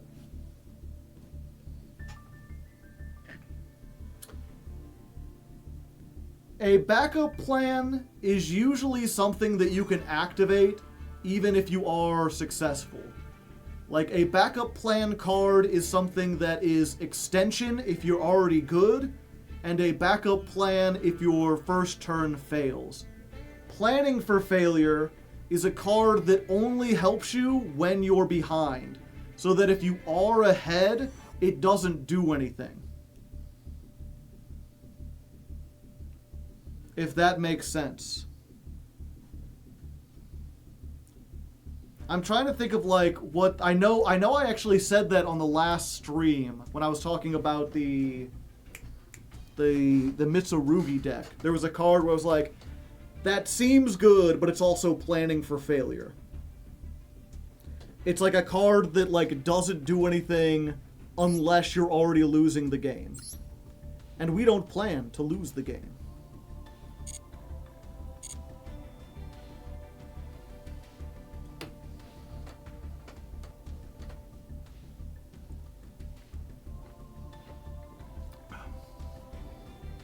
At times they feel similar. There's definitely some overlap between the ideal, right? Like, I completely get that, like, you know, having a backup plan, whatchamacallit, having a backup plan at all should only come if you've already got, like you should put as much effort as you can into your main plan first, and only add backup plan stuff if it either can help your main plan too, or if you already have every single thing that you can. Like, there are some really small decks, I would think like BES would be a good example, where you can play every usable BES card that helps you, and a whole bunch of hand traps, and still have like 6 cards left to make 40 card deck. So in that case, like, yeah, you may want to put in a backup plan. But only because you don't have anything else. In the case of playing something like Mitsurugi, where there's so many options and so many tech cards, you wouldn't want to. It is also interesting where, you know, not to go off on too much of a tangent, but I think this is important to talk about. When it comes to a competitive card game, you do not want to plan for failure, because the whole object of the game, like what you're trying to do as a deck builder, is build the most optimized deck possible. You want to build a deck that takes into account the fact that you're going to have random chance and reduce that randomness to 0. If you're planning something in real life, like if you're trying to construct a building, for example, then yes, you want to have the building be really, really strong, but having as many backup plans as possible is not planning for failure, because the purpose of the building is just to stand up. As long as your backup plans don't prevent it from standing up, they're good. In most cases, they don't, you know? Like, adding in extra safety precautions doesn't limit the ability for the building to be a building. But if you're talking about a game specifically where you want to draw the best hand, and the more cards you add in, the less likely you are to get what you want, every extra card you put in as a backup plan is one less card that could be your starting plan. Did Drew have anything good, or we started yet? We haven't started anything yet. We've been mostly talking and planning and stuff. It's kind of the same thing. Oftentimes the word redundancy gets thrown around as like a bad word, right? Like, if you've got 2 systems that are doing the same thing, then those systems are redundant. You can get rid of one because it's not doing anything. So oftentimes in coding, and because a lot of the richest people right now were previous like software engineers, they look at companies or safety measures that are redundant, and they're like, oh, well, you're just being wasteful. You have 2 things that do the same thing. But a good example of this is if you ever look at like an 18-wheel trucker, like an 18-wheel truck, they have extra wheels like on the side that are just like a couple inches off the ground, that aren't touching the ground, that aren't doing anything. Those wheels are redundant because there's already wheels there. But if those wheels pop or go flat, then those redundant wheels will pick up the slack. In the case of an office building, if you have 2 people doing the same job, it'd be like, oh, it's redundant. But if one of those people calls in sick, or gets injured, or is busy with dealing with like a special situation, then that other person can instantly pick up the slack, and it actually makes the system more efficient because it gives you the ability to deal with situations that are normally outside of your purview. That's not something that really happens in coding, because usually if there's an error, everything just kind of stops, or you're having a big problem. But in the case of jobs, it's actually really important to have a whole bunch of redundancy, because that's how everything goes the most smoothly. Yeah, the Titanic is an excellent example. We don't need to have enough lifeboats for everyone. That's planning for failure. We would rather just make the Titanic as big and strong as possible so that there's no way it could ever sink. RD Forager, thank you for the prime hype, subbing for Masochism. Thank you. Yeah, it's important to realize, which it's one of those, standard season 47 has begun. I almost forgot. There we go, type that in there. But yeah, it almost feels stupid to say this sometimes, but it's like, different situations call for different responses. A lot of people hear that and they're like, well, yeah, obviously, duh.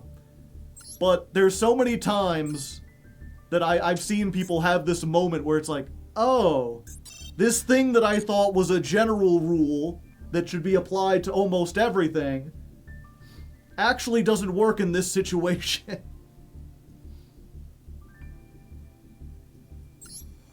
Okay. Rant out of the way.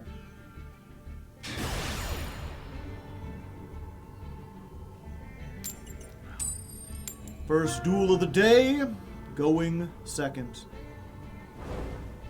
If I was a superstitious person who thought that the coin flip on the first game set the pace for the rest of the evening, I would be worried. But I don't believe in that shit. Or ghosts. Well, we got a Kabuzals. We got Clammy Sundew. So we can make our Predaplant fusion. Because we open with our other Predaplant. This is also a new card. Once per turn, target a monster, place a predator counter on it, its level becomes 1.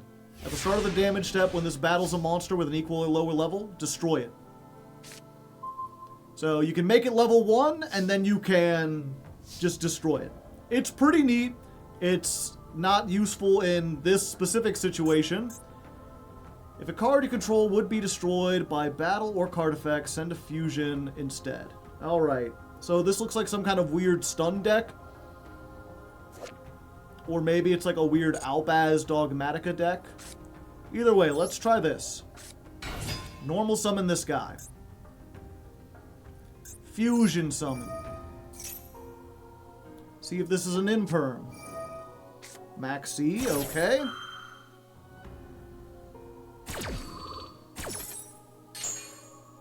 I think all I can make is this. One monster on the field that has a level. Yep. Unfortunate. So the thing is, this says, if a card would be destroyed, you could send a fusion that mentions Albaz instead. So if I attack into this, all I'm going to do is allow them to send an Albaz to the graveyard and get set up. And I don't want them to get set up. So I'm just going to activate this. I'm just going to set Scapegoat. And we're going to pass for now. During their turn, we'll get the boss stage, and we can banish this and then stop their protection. Go, Utgarda!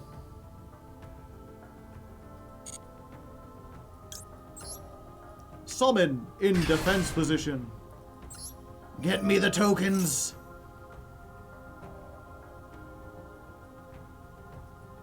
One. A 2. A 3.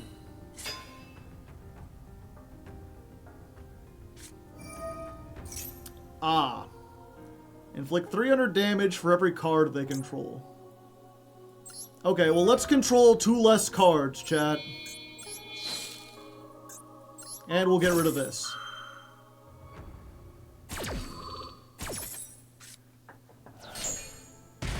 Ouch. Okay, so it's a weird burn deck. Another set card.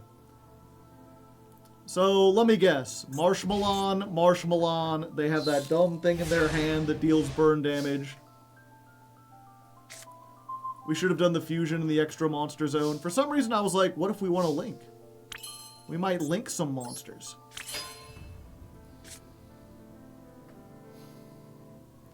Okay, this searches this, which doesn't do anything. Could normal summon Kabuzals. I don't think we want to lift up the stuff, so let's just go to attack. Let's see what we're dealing with. Hello, Marshmallow.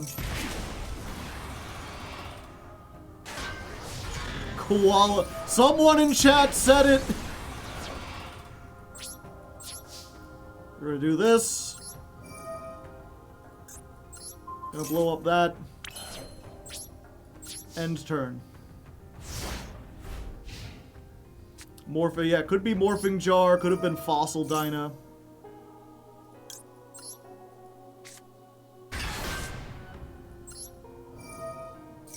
A couple more tokens.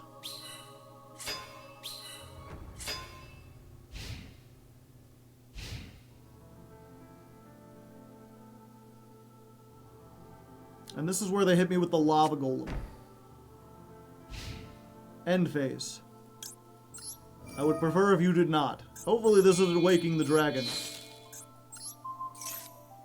Nope. Nope. Another one. Okay. Let's summon the Kabuzals. Battle phase. Let's hit for 17. Let's hit for 21. Let's hit for 22.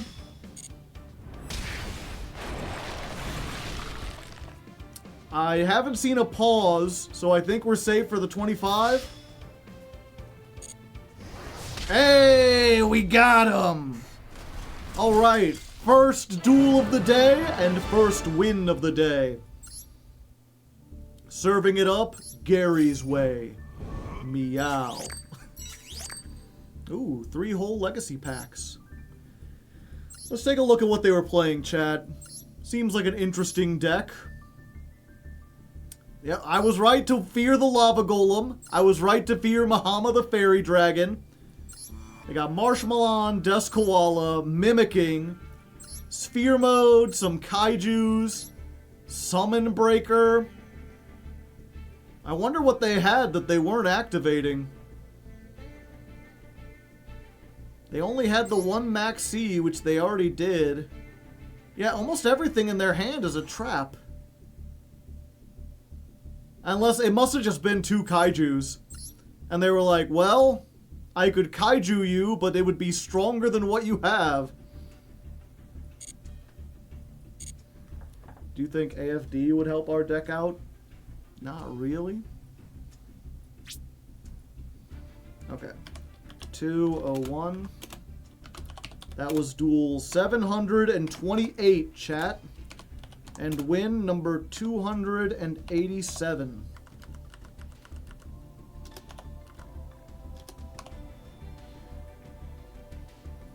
Once in a lifetime.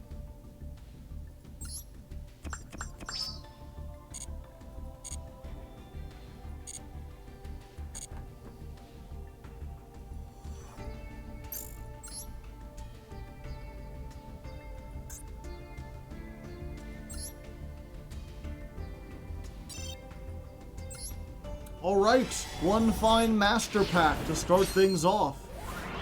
Let's see if we can get anything that will redefine our deck in its entirety. Template Skipper. You can special summon this to a zone a Cyberse Link monster points to. Only summon once per turn. During your main phase, banish a Cyberse from your hand or graveyard, and if you do, this card's name becomes that banished name, if used as a Link material. So it's something for the Cyberse slop. We still don't have a payoff for that. Fortune Lady Earth is a Fortune Lady, and therefore not very good. Although she does have those, like, circular anime glasses. I kind of wish I could find some, but I couldn't find any frames that actually fit that. Trident Dragion, which we already have and can't summon. Faustian Bargain. Target a special summoned monster on either field. Send it to the graveyard, and if you do, special summon a level 4 or lower from your hand. I mean, this is decent. We do play a lot of level 4 or lower monsters. Unfortunately, it's one of those cards that's just like a 2-card combo that is oddly specific and is still targeted, we have better removal at this point. Where art thou? If you control a level 1, add a level 1. Take 2,000 if you did not normal summon the added monster or card with the same name. We do have quite a few Lyraloose cards, and this helps them all out. So, you know, there we go. It's got a little pupper. It's Special Dog Marin. Where art thou? In Papa's Footsteps, we already have one of these. It's weird. We already have an Infernity Destroyer, and Uka no Mitsune no Tamayura. So a level 3 Beast Tuner, 1500. If you control a level 4 or lower Light, Beast, Plant, or Fairy, summon this card from your hand. A monster synchroed using this card gains 500 defense, and your opponent cannot target this defense position card with card effects. I don't think we have anything that synergizes with this at the moment, but maybe someday. Maybe someday. For now, we're just jumping back in with the same deck.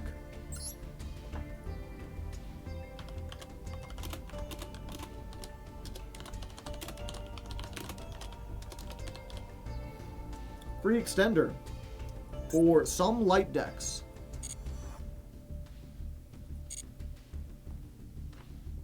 Did the Fire King deck have light beasts? I don't think so.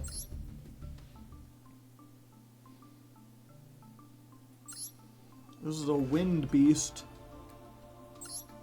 Fire, earth, wind. Nope.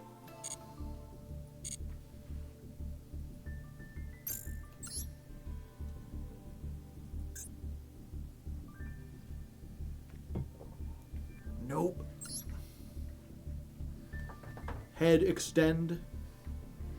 Engineer.mp3. Ah, one more win and we rank up. Good old Silver. Nothing beats that. And this time we get to go first, which is what we would like to do.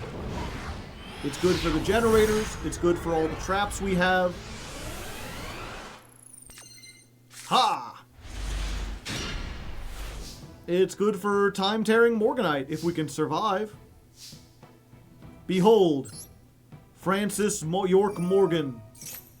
I will solve the mystery, Zach. And we're going to set this.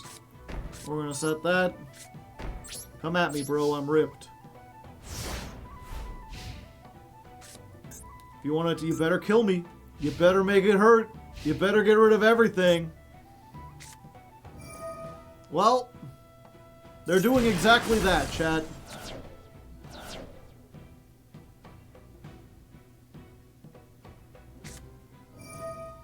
Draw one card. Hey, I like 1,000 life points. Uh-oh. Into the void. That's a U card if ever I've seen one. Okay, so in anything above platinum, this is like an instant surrender. However, maybe they don't know how to do the combo, chat. They're in silver. Okay, they know what they... You know what, let's just get out of here. They've already got it. I never stood a chance. There was no hope. That was duel 729.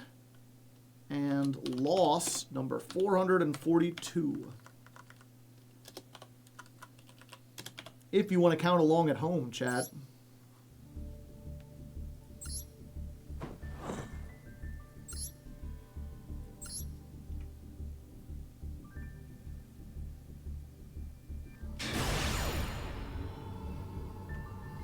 Alright, this time we'll rank up for sure. I believe it. I can feel it in my heart. They're just a little car. They're just a little car, and they're named after, like, an FPS game from the early 2000s. They got an anime adaptation for some reason. See, 45 card deck, 15 card extra deck. We've got both of them things. Yeah, I guess we just put our best foot forward. 2,000. Come at me, bro. Boss stage. Don't hurt me, please. If you have Ash, I'm in danger. Haha! Alright. Go Utgard. Utgard me from my opponent. Oh, I'm an entertainer by trade.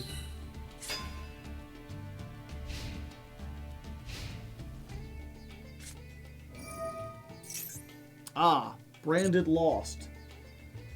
Is this the loss I've heard so much about on the interwebs?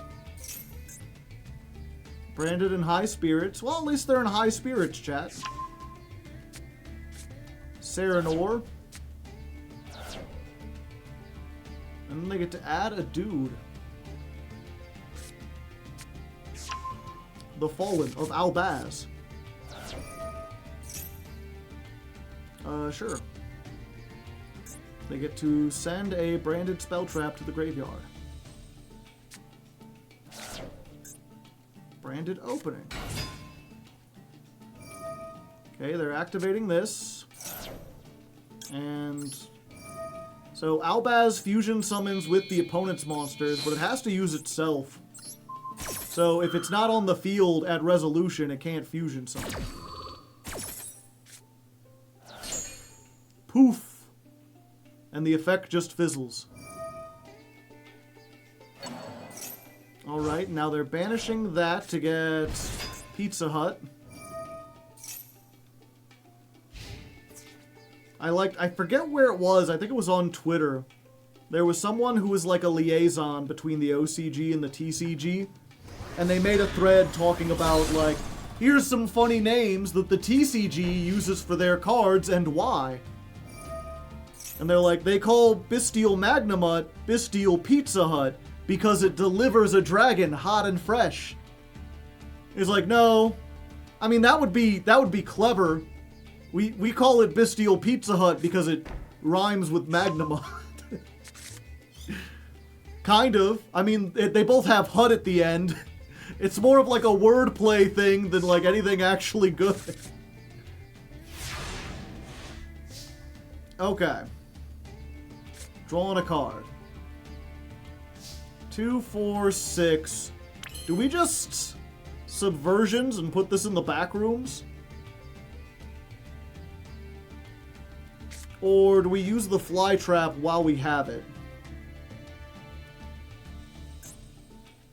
It just rhymes. Okay, 2 attack mode. You know what, let's try this. Maybe they have some kind of negation and they'll use it. Behold, a counter is you! You are now level 1. Get used to it. My tiny plant eats your dragon.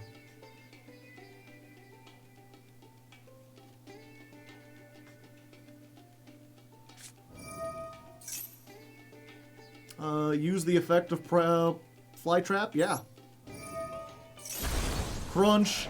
And then I absorb your levels. I mean, that's a nice trap if you had activated it.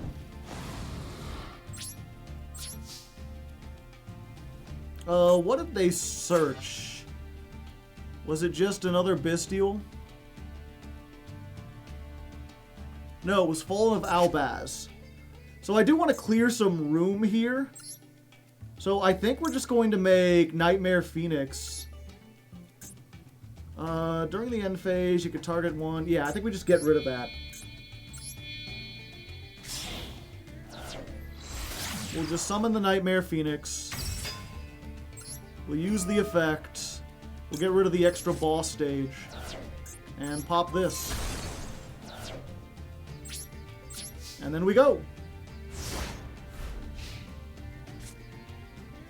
Did you draw a card? No, Maxie! Why would they do such a thing?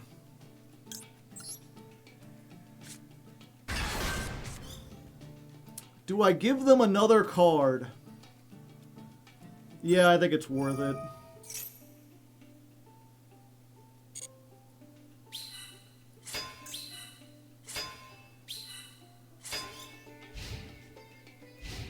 Pot of Greed. Because otherwise, if I didn't, I could use Utgarda to cancel this out. We're just going to do this dance again.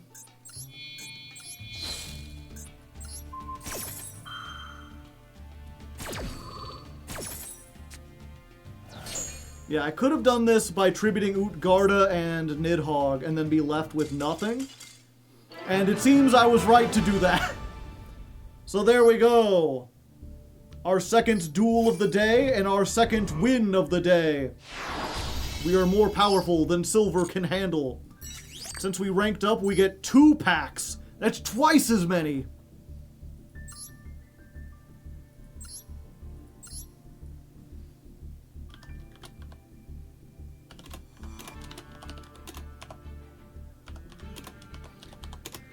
Duel 730, win 288.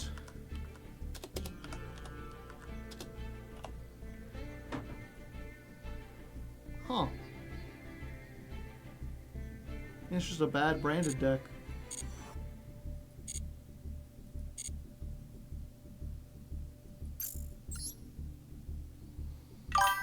Cat Meat TV, thank you for the 10 gifted subs. And if you did not get one, chat, you must type cats in the chat. Look at all those subs. Critter, you want to say thank you to Cat Meat? Oh, you got the double thanks. Critter's super excited. With 10 gifted subs, that means he can have a treat. Behold, the magical chili cheese Frito, covered with dust like you wouldn't believe. Critter will get a single Frito placed upon his snout. Over the course of stream, he will slowly lick and sniff it, as he is prone to doing. Don't ask why, that's just how he be.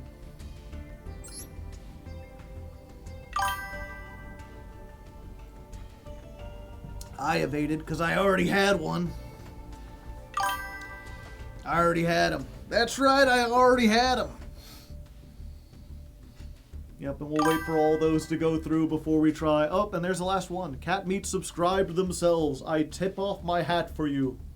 You get to see Bald Joe for like 2 seconds. What a treat? Question mark. Alright, pack number 1. This is for defeating the Fallen of Albaz. Even the anime couldn't save him from mediocrity. Ooh, a rare. Let's start on this side then. Ha! Sentence of Doom. It's funny because they say sentence, but it's just one word, right? It's just final. Final's not a sentence. 0 out of 10 stars. Gem Knight Lady Lapis Lazuli. If I had a million other Gem Knights. Dark Magic Expanded.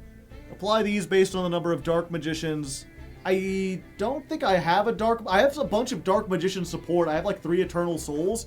But Dark Magician himself is a UR, and the chances that I'll get one of them, much less 3, is like almost 0. That is Red Eyes Black Metal Dragon, which can only be summoned by tributing a Red Eyes Black Dragon equipped with Metal Morph. Why is this not in the Legacy pack? We got Sonata, the Melodious, which is good in Melodious, but we need a whole bunch of them. A Prank Kids card, which we would need a whole bunch of. Defender, the Magical Knight, when this is normal summoned, place 1 spell counter on it. Maximum 1. His power is at maximum with 1 spell counter. If a spellcaster would be destroyed, you can remove a spell counter instead. I mean, I guess I get it. I mean, look at this knife. This is the kind of knife wielded by a man who only has 1 spell counter. Also, is he shitting? He's squatting really low. He's hiding something behind that shield. I don't trust him. What's this? Amano, Iwato, Imano, Iwato. Haviros, Siviros. This is a really powerful card. This is a damn fine card. Unfortunately, in order to make use of this, we either need to have a deck full of entirely traps, or you need to have a whole bunch of spirits. I'm sure we can find a use for this at some point.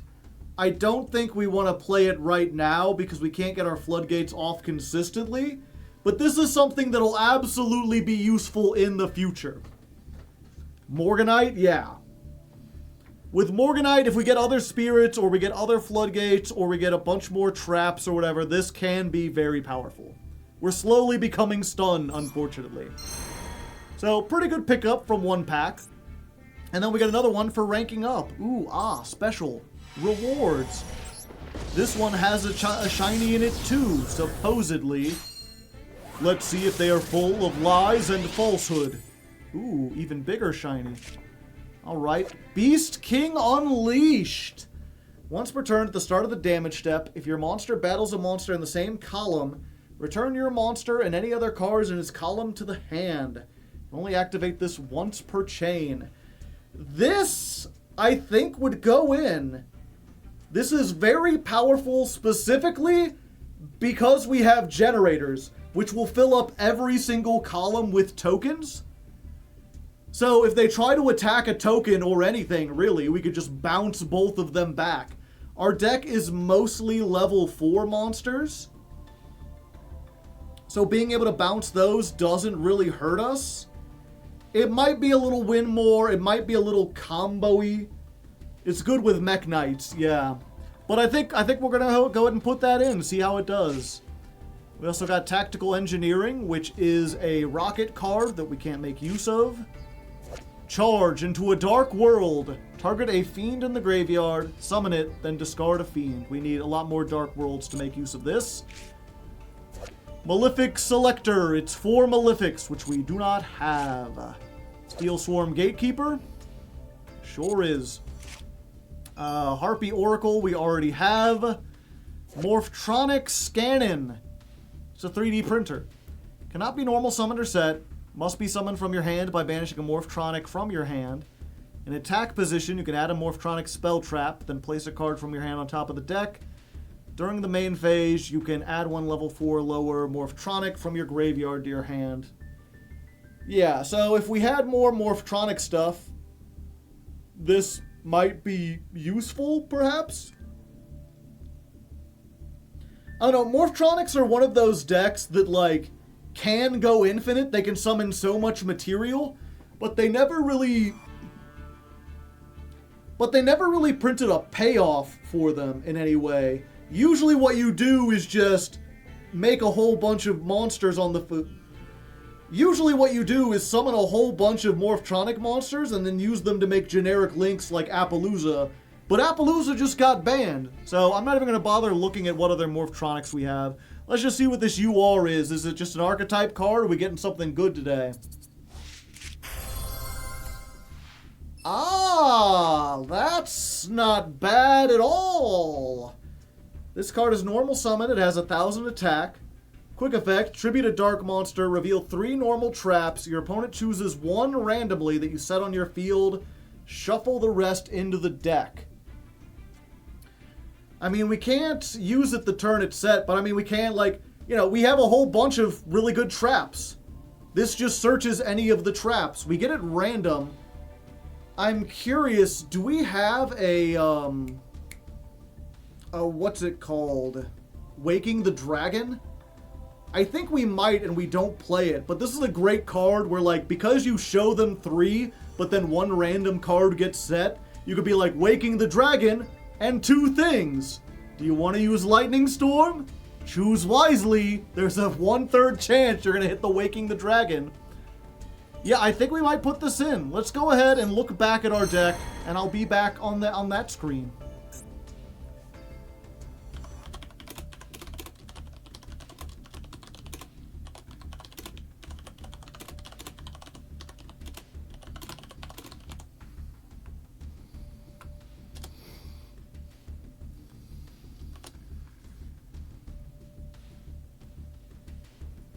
If we have duplicate traps, we do not have any 3-ofs that are, like, really good.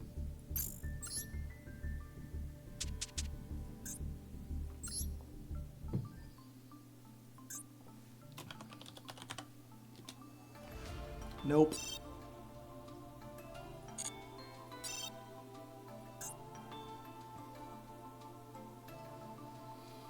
Okay, so we put this in. We put this in.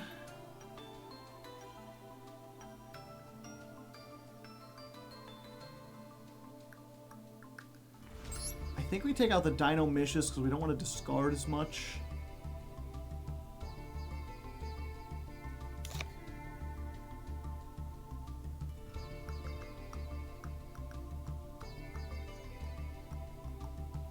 It's only normal traps, right?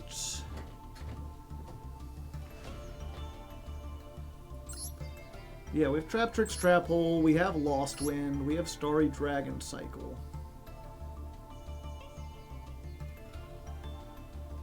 Should we cut one of the normals? I actually don't think we play this now that I'm looking at it because we don't have enough good traps.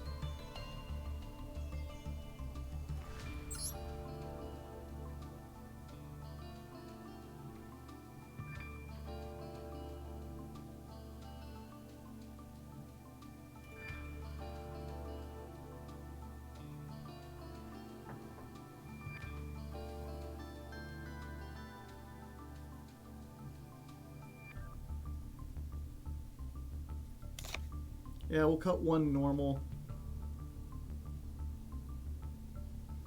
Real quick.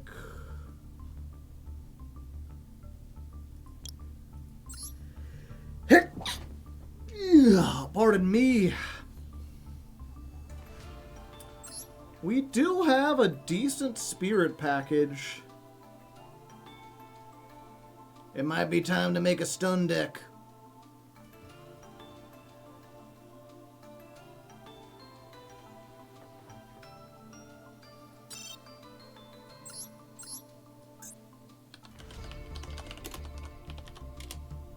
We have a creature swap, but just one.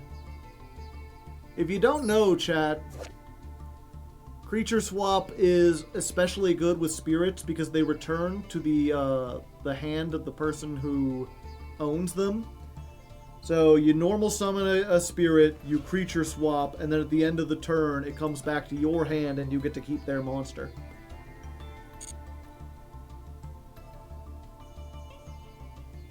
In many ways, it's Snatch Steal with extra steps. But also they can't get their card back. Why do I have 4 of these?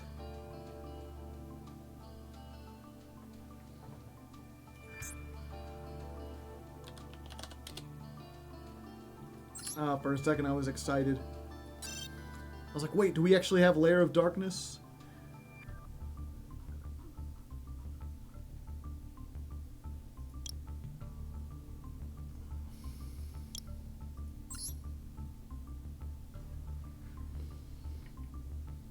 I got Scythe locked in Simo's tournament.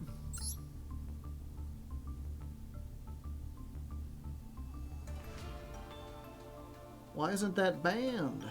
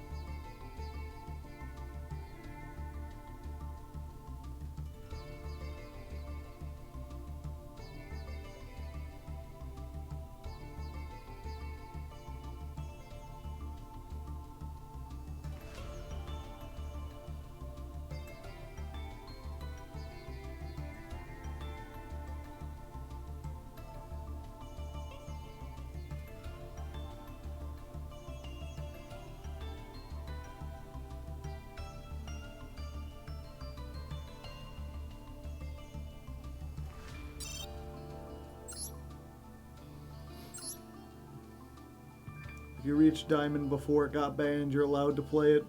How do you prove such a thing?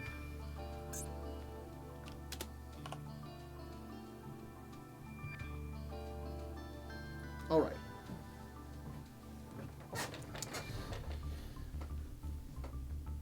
Alright, so after looking through it, I think it's not actually worth it to play the Lilith. Okay, sorry. Alright, so after looking over our deck and our... okay. Alright, so after looking through our card pool and looking through our deck, I think it's actually not worth playing Lilith at the moment. We're not playing that many normal trap cards. Like, we do have Trap Tricks, Trap Hole Nightmare, we have Lost Wind, and we have Starry Dragon Cycle. We have none of them at 3, so we can't guarantee one. It's always going to be random. It takes up our normal summon, which we do get 2 of those if we have Time Tearing Morganite, but that's still big enough that getting a spell or a trap that they know of is not really going to be a huge swing in either direction. Oh, pardon me.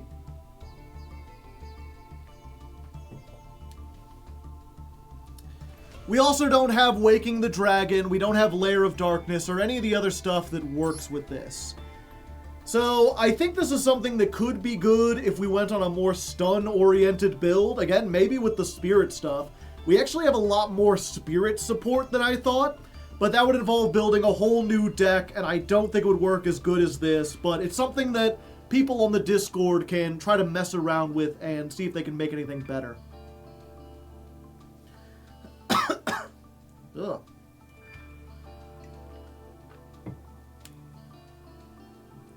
Speaking of which, I guess if you'd like to join the Hardleg Discord, it is for patrons only. Everyone who supports the channel at the $1 or higher tier on my Patreon gets to join on there. We got a nice little friendly, cozy community, and there's people there who have gotten all of the cards listed that I have in this. They deck the... Okay, we'll do. Speaking of which, if you want to join the Discord, all you have to do is join the Patreon. It's a patrons-only Discord, so there is a paywall, but it's like the smallest paywall possible. You gotta donate $1 or more a month to the Hardleg Patreon, and then you get on there. Okay. Let's try that again. I don't know why my throat just started hurting randomly.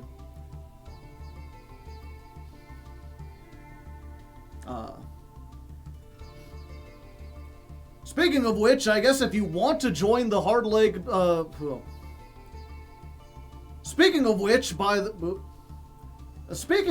while I'm mentioning it, if you want to join the Hardleg Discord, it is for patrons only. You can join the Hardleg Patreon, patreon.com/hardleggaming. It's linked down in the description. You can search it on Google and find it in 2 seconds. And a donation of just $1 or more lets you join the community. It's like a paywall, but it's the smallest paywall ever. Basically just to keep kids from joining. We got a nice little cozy community, and there's a special board just for Masochist, where one patron has collected all the cards in my collection, so that people can theory craft and try to build decks. So far, they haven't built anything all that great. This does feel like the best deck we have, but who knows what the future will hold. You know, one of these days, they'll come up with something great, and I'm excited to see what they have to test it out when they do.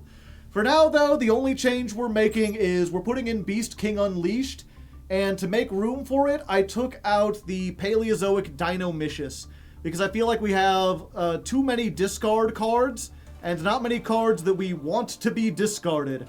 So we took out that trap for something that helps us with field presence. This is Generator 12.7. Let's jump back in, see what it can do. Okay, so this is 232, deck 12.7. Can you restart the stream? The stream freezes and unfreezes every few seconds. Huh.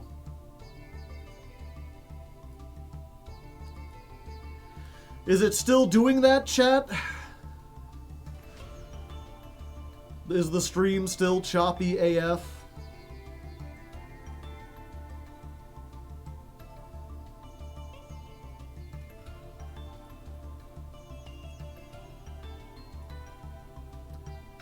Yep, yeah. Yee. It's looking like mist. Weird. When did it start doing that?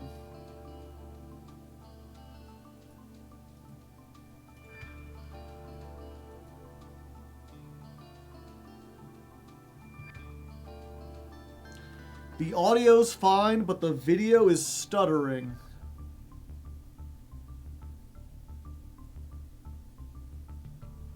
That was on your end. I tried to, it's like I'm not getting any notification that's saying like frames are lost or anything.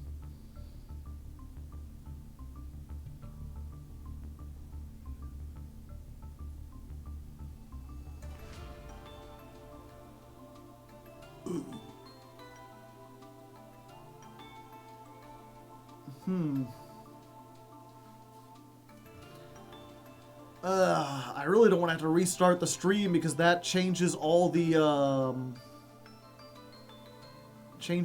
time codes. Okay, I'm gonna try to reset the stream chat, and you can let me know if it does anything. Do we still get stuttering? Do we still get stuttering? Maybe if it's while I'm just on screen. Says 25% of frames have been dropped. Although people are saying no stuttering so far. Ooh-ah. Wiggling around. Doing the wiggle waggles. Is there a noticeable drop in quality? I've halved my bit rate.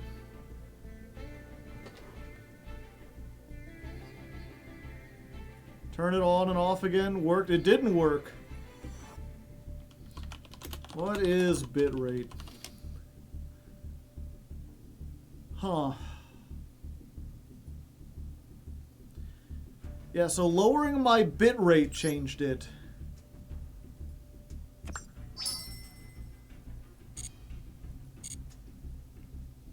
Yeah, I lowered my bitrate from 6,000 to 3,000. Seems pretty good right now. Yeah, it's a pity I can't change it midstream. Try 4K.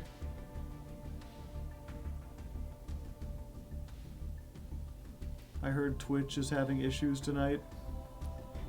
Are you able to stream in 60 FPS? I think that's what 6K bitrate would do.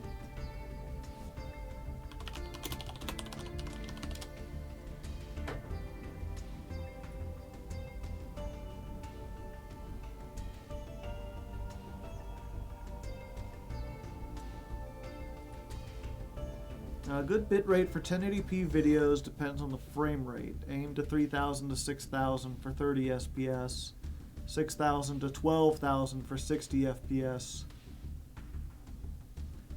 Yeah, so I'm at the lowest end and still being 1080p.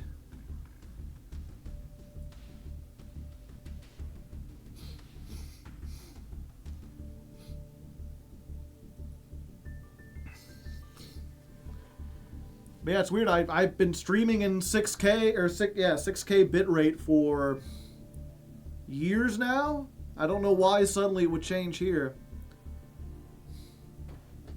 Give me 1 second, chat. Let me use the restroom. We'll give people a moment to filter back in, and then we'll pick up where we left off. Bitrate, what a treat. Could be anything. Node getting slammed, a botnet, gerbil chewed on a wire. PC could be needing some upgrades. Yeah, maybe. Upgrading your PC now is going to cost a pretty penny, though, and I don't have that. I guess I could still open a stream goal.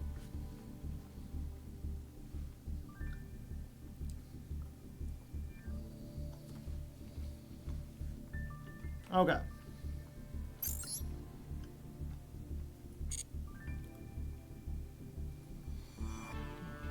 What's this? I have messages.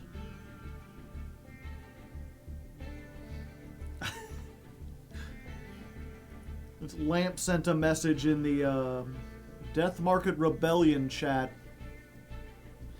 which, if you don't know, is a tabletop game that we play. And someone compiled, they went through all the sessions we've done and recorded our average rolls.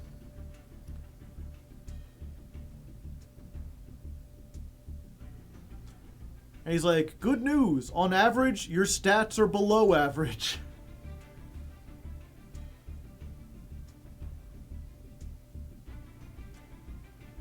Session average is an 8. Wow, rude. Specifically. My overall average is a 9. Do we ever get the 2K for Lefty? Oh, you mean all for the goal? Yeah. That's how I afforded all the art. If you didn't watch Legend of Lefty, which by the way you should, it's great. There's actually not just the art on the cover, there's 3 different pieces of art that get changed out as we go through the chapters.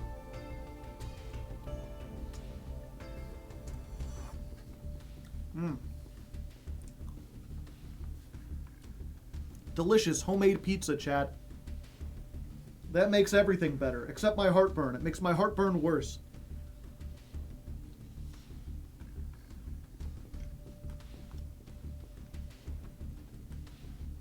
That's a good-looking pizza. Normally, I've explained this before, Hardleg style pizza, the trick is instead of using regular melted cheese, I use Parmesan, like dusted Parmesan.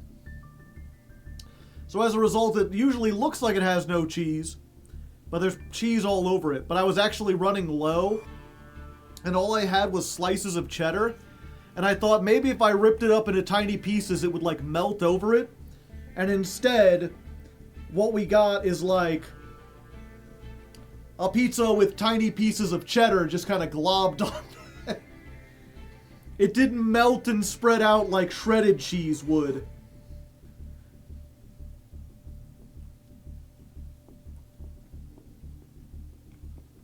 Cheddar does not melt well without help.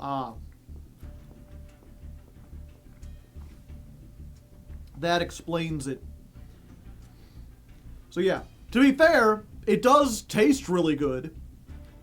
It just doesn't look very good.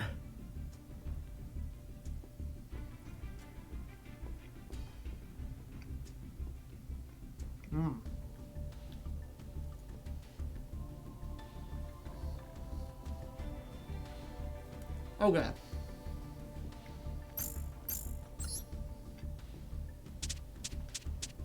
I thought that was garlic butter. You wish. Okay, so let me put a parentheses. If this is stuttering visually, just ignore it and use the one from session 40-B.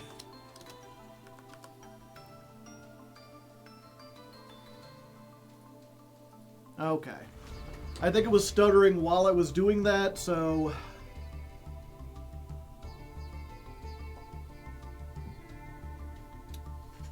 What's the other generators we have? We have one other.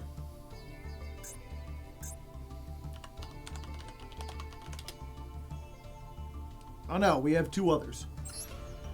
We have Frody, which is tribute any number of generators to target that many monsters and destroy them. But then your opponent gets to draw a monster or draw cards equal to the number of monsters destroyed, which is not worth it. And we have Divulgus, which just lets us summon a generator from our hand, which is not worth it.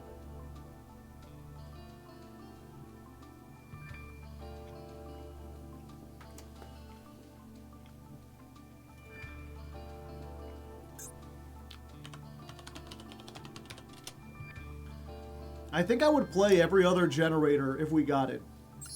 Like, this doesn't do anything, but it's got 3100 attack. This revives the old generators. This is the best. This revives the old generators and helps make rank 9s. This gets these out of the deck. Gotten a new one? Nope. Not quite.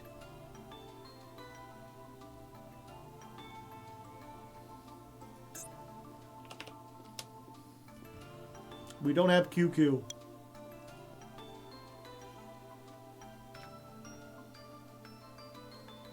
And it's a super rare, so we probably never will.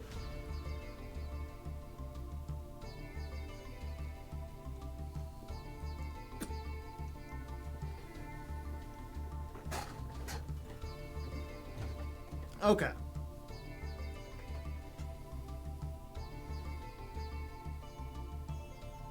Where's she at? There she is. Okay.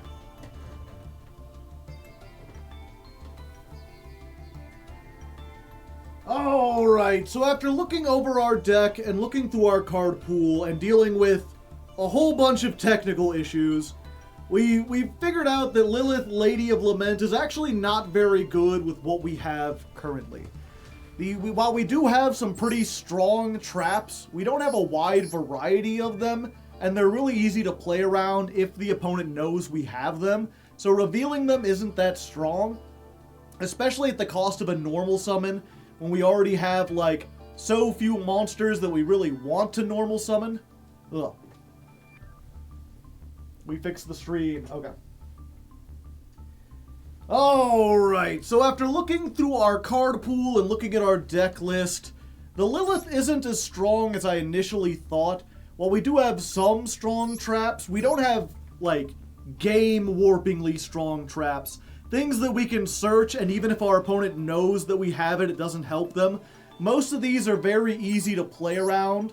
We don't have the Waking the Dragon. We don't have Lair of Darkness or any of the other stuff that works with that. This will probably be good at some point if we make a more trap-centric build. Especially if we ever get on something like Paleo, which is mostly normal and rare. This would be really good, but at the moment I don't think it's going to go in the deck. Instead, we're just putting in the one Beast King Unleashed, and to make room for it, we took out the Paleozoic Dinomicious. Though that is really good, it's another discard in a deck that really doesn't want to use discards at this point. Most of the cards we have, we would rather put on the field. Like, if Divine Wrath wasn't a counter trap exactly, I'd even consider taking this out, but that's what makes it so strong. It's unrespondable. So we've changed up the deck ever so slightly. We've still got some good stuff in the future. Especially, we actually have a lot more support for spirits than I realized. I'm not sure if it's good enough to, like, make a whole deck around, but that'll be up for the patrons to decide on the Discord. Which I guess, by the way, if you want to join the community, you can join patreon.com/hardleggaming. If you donate just $1 a month, help support me and the channel, you can get on the Discord. It's like the Discord has a paywall, but it's the smallest paywall possible. It's just there to keep, like, kids out, essentially. You gotta have a credit card if you want in the community. But there's specifically a board for Masochist. It has my whole card pool in it. And there's a bunch of people who keep trying to brainstorm different decks. It's cool. They haven't come up with anything great yet. Well, one of these days they will. I believe in them. Anyway, for now we got Generator 12.7. Let's jump back into it and see what we can do. Okay.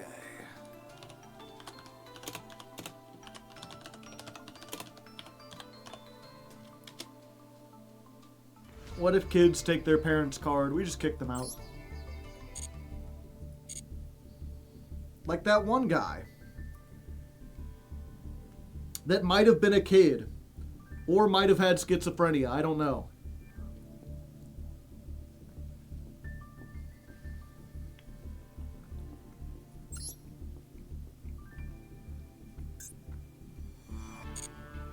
One guy? Yeah, it was, let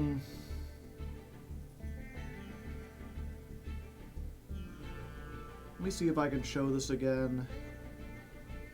We'll get this to a new audience while I'm eating pizza.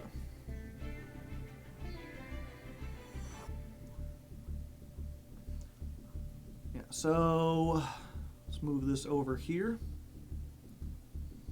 I left the cord a few weeks ago.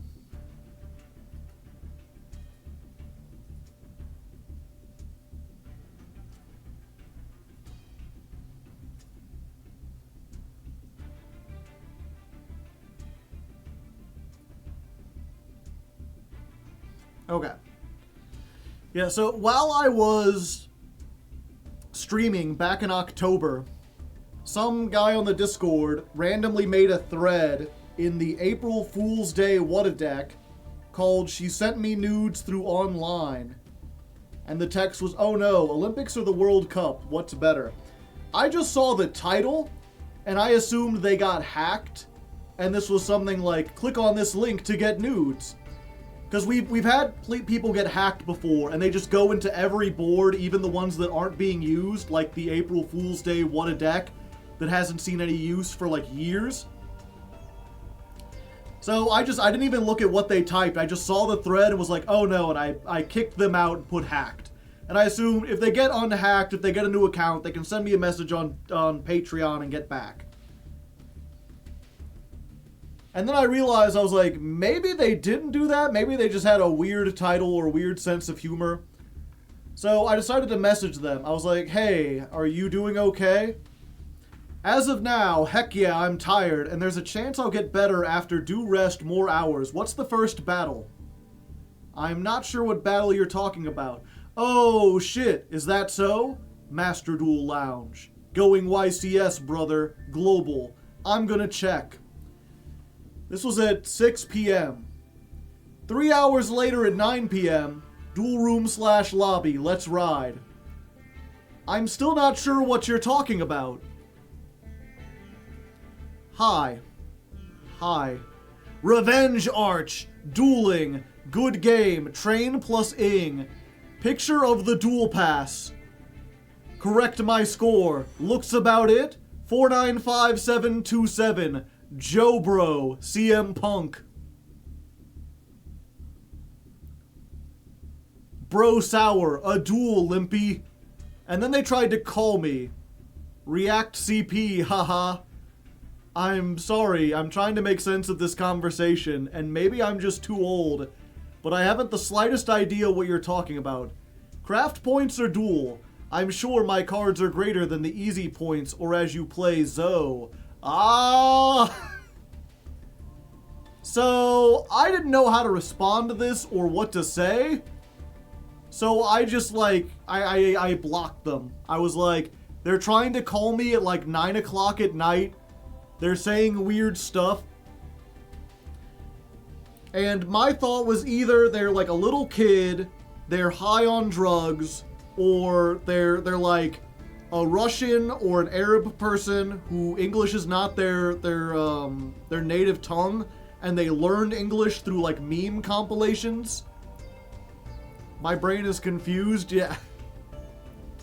And that's what I thought, and then someone sent me a message a little bit ago, and they're like, I know someone who's schizophrenic, and their communication becomes very nonsensical, so while I understand the confusion and the difficulty of discerning, I don't agree with immediately banning them. And it's like, well, fair point, you know, maybe they're going through something, maybe they're schizophrenic. Like, on the one hand, that is a possibility. On the other hand, you don't have any proof of that any more than I have any proof that they're trolling. It seems like equally likely that it could be any of those things, but I did unblock them, and I haven't blocked them on Patreon, and they're still on the Patreon. So if they happen to be watching this, or want to send me a message, or are confused, they can ask me about what happened and try to sort things out.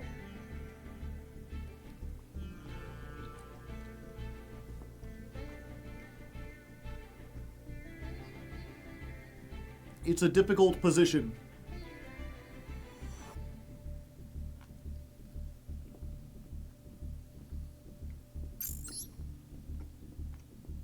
People on drugs don't even act like that. Do you know how many drugs there are?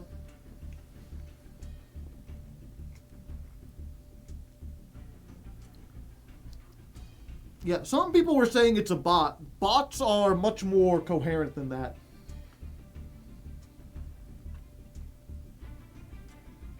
Bots are also usually very predictable.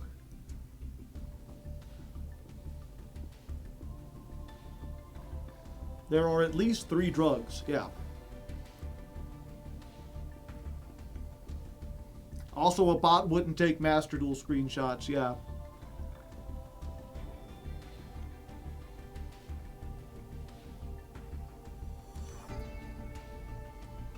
met a dude on drug who shadowboxed the cash register at Walmart. Good times.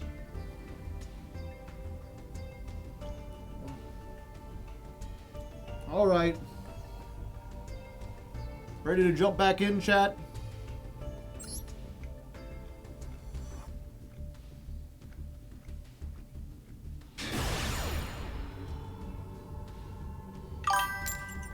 Gex IRL, thank you for the 3 months. We're going first. Going first does make me feel alive. You may have learned this from my autobiography, out due soon. Oh, is that a rescue rabbit? Hell yeah, brother, hell yeah. Let's go, rescue rabbit strong. It's real Dino Rabbit hours. That doesn't impact me in the... Oh. Oh yeah, this does have to banish itself. Well, you know, sometimes you gamble, sometimes you lose. I can't summon Dark End Evaporation Dragon either. That needs to banish.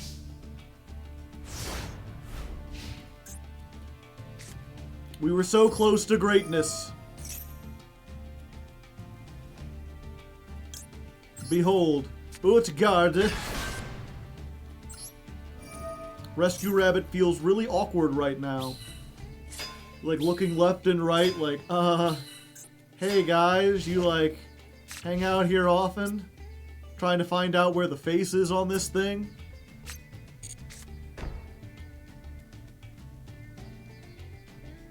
Set a card.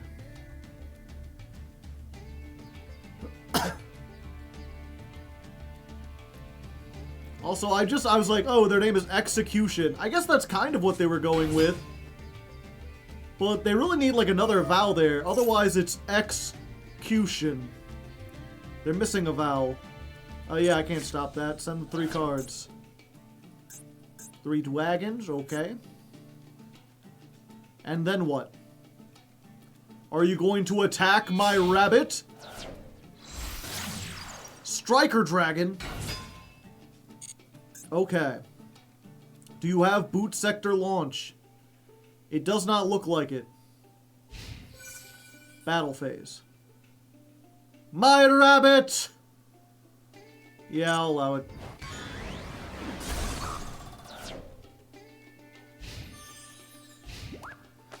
End phase? Yeah, we're gonna get rid of that back row. Get that out of here. And it disappears.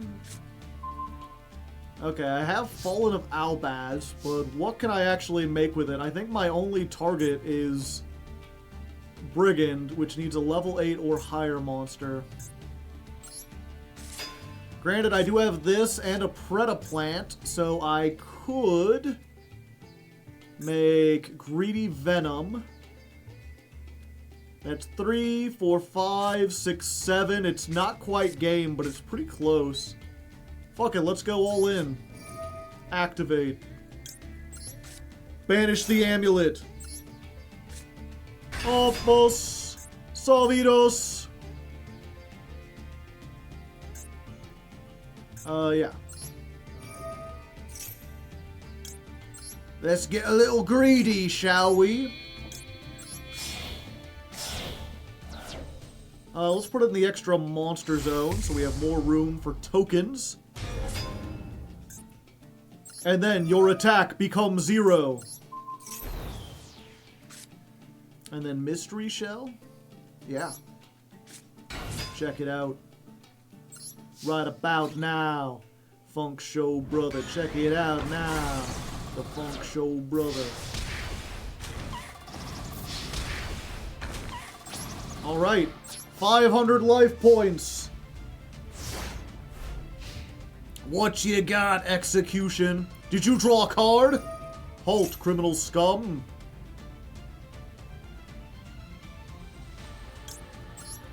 Behold, Nidhogg. It's a name that, oh, like, every time I say it, I'm like, be careful, Joe. That word is a minefield. It sounds like many other bad words.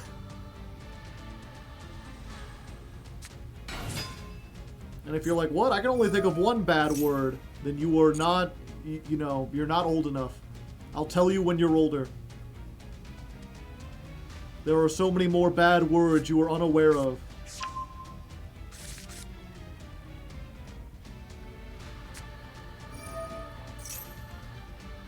Do I banish this and hope they don't have 2 monsters in their hand or field that makes things? Banisher and Prey. Okay. Since you said to do it, I might as well.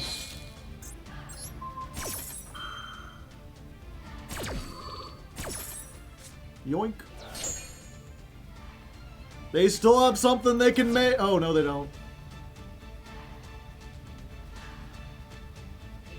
For a second, I thought something was going to resolve. Okay. Well, there we go. We did it, chat. And now, the Mystery Shell Dragon can attack per game. It finally gets put on the list of cards that have dealt battle damage. Number 3000 finisher. See, we beat Dragon Maids. Look how powerful we are.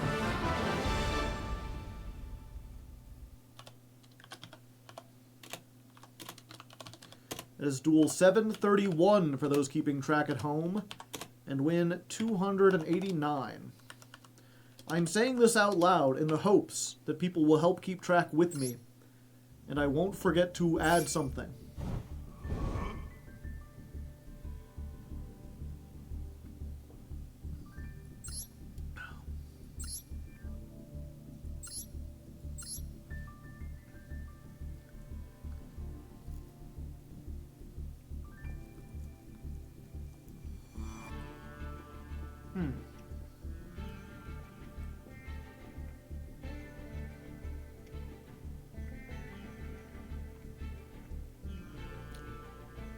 Not the worst list I've seen, but not great either. They had 1 Lancia.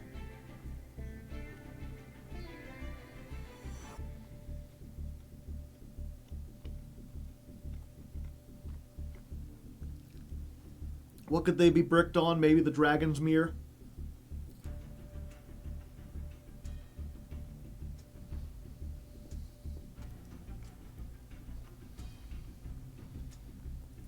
Regained with no targets.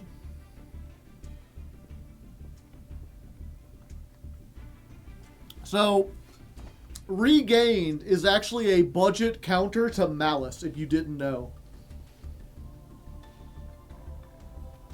If you activate Regained on the first turn, and they activate like the field spell, or they activate, what's it called?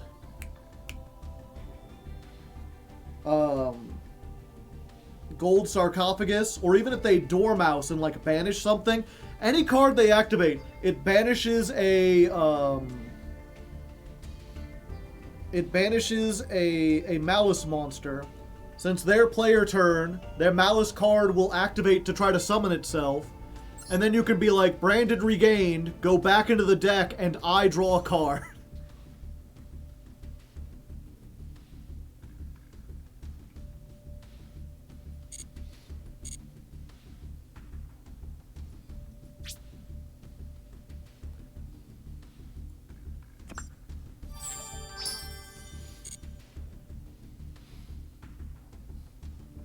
Alright, so we get 1 Master Pack for leveling up, but also, they've changed the duel rewards. If you complete in 3... complete. Alright, so of course we get our 1 Master Pack for winning the duel, but also, they've changed the duel rewards. We were talking about this previously. Once a month, they have, like, compete in a duel 3 times and get a free pack. And it was ruled that since we competed in a duel and earned this, that it was fine to take it. So we'll go ahead and get this 1 pack while we're here. A Beat the Boss Rush pack. Which we can't open here. I thought it would just open here. Okay. We gotta go all the way to the shop.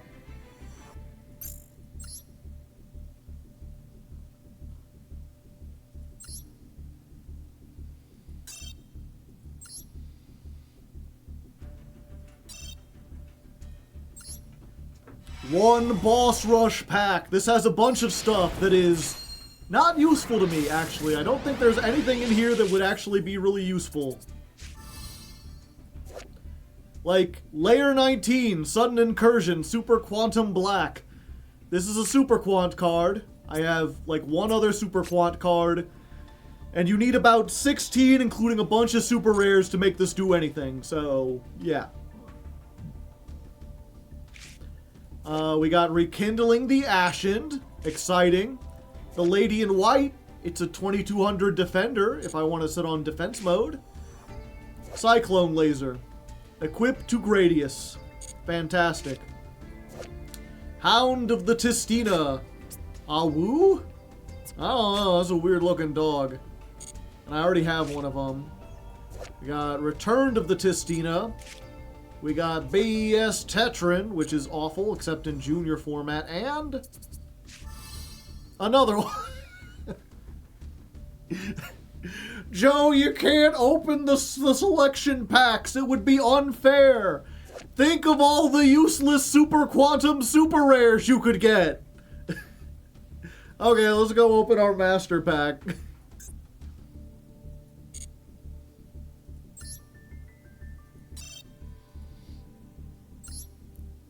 I mean, not that this is necessarily better, you know, but at least it has a chance to be better. I don't think there's anything in that form. Okay, we're starting on this side this time. Heavenly Dragon Cycle. Tribute a worm monster. Add a worm from your deck to your hand. Or if you tributed a non-effect monster, special summon it instead, but negate its effects. We're slowly getting more Tenyi. Tenyi is a normal rare archetype. We could easily play it, especially with all our good normal monsters and the normal monster support. We just need more stuff like this. Super Heavy Samurai Thief. You have no spell traps in your graveyard. Summon this, tribute it, destroy an opponent's spell trap, and then steal it. Pretty neat if you're not playing any spell traps. Holding Legs. Lewd. Goblin Biker Grand Bash. I have a feeling that's where this will be involved. Beast Magic Attack. That is for Mythical Beast, which is a Pendulum archetype. Dance Princess of the Ice Barrier. What is she, spinning those around? No, they're like shields. She's just holding them. Don't dance with shields. That's dangerous. They got spikes on them. You're gonna poke your eye out, kid. Oh, hey. We were talking before about how getting Morphtronics, and we got a useless one that should be in a legacy pack. Will this absolve us? Is this anything? Oh, hello, Robina. You know, just all we need is a bunch of other Flew Under Ease cards. And we'll have a non-functioning deck because everything in it has been hit to hell. But it is a level 1 bird, you know, if we wanted to play it in, it's a winged beast, maybe it'll be useful in the Tri-Brigade deck. For now, I think we're just going to go back.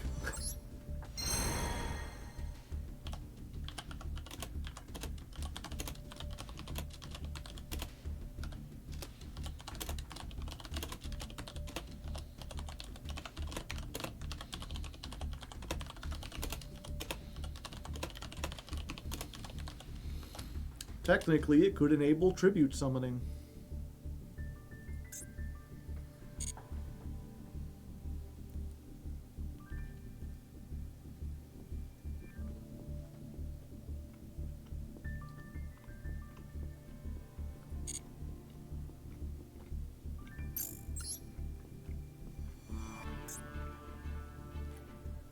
Holding Legs will ruin the challenge.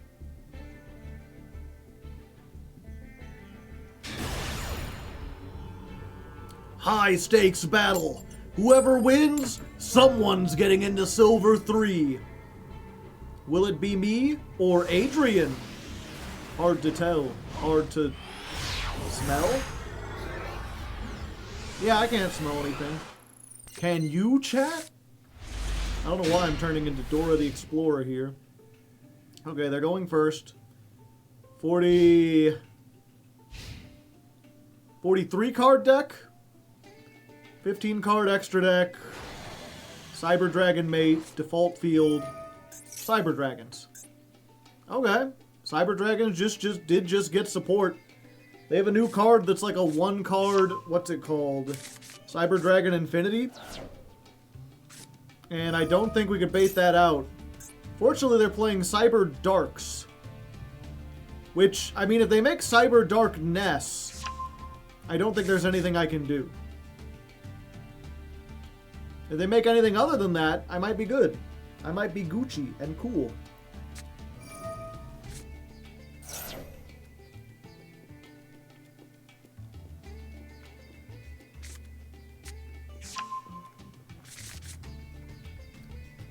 Do I see Albaz? Yes, I have one Fallen of Albaz.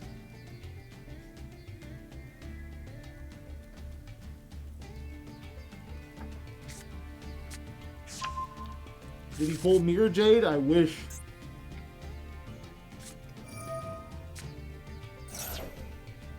My only target is Brigand the Glory Dragon.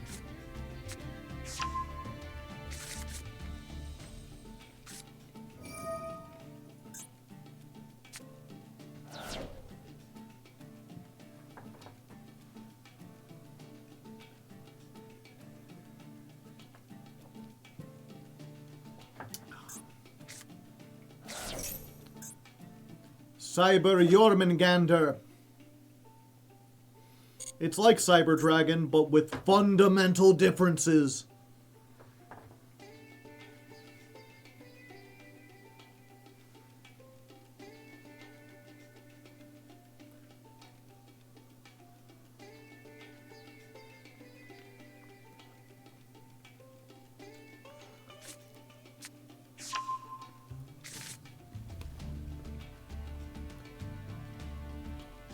Oh, they're thinking.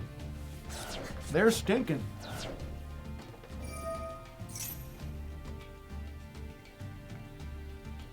If they're lucky, they might even be pinking, if you know what I mean.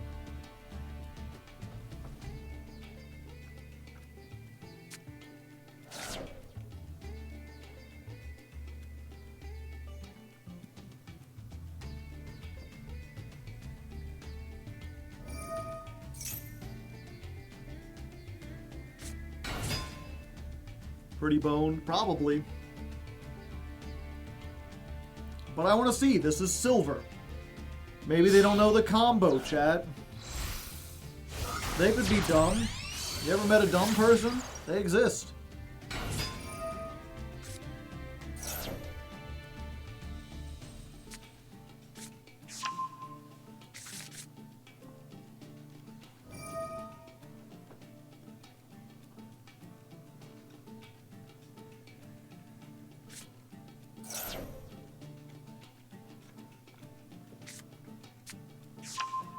Here's to Pennsylvania getting food stamps again. Heck yeah.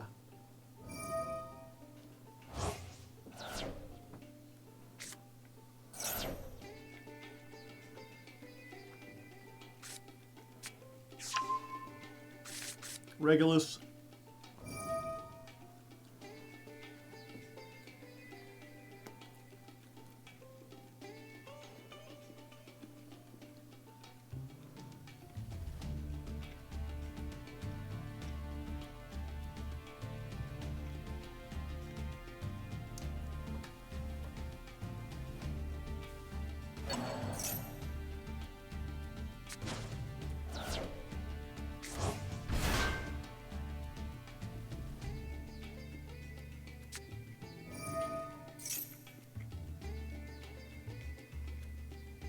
Okay, they're power bonding. What they fusioning?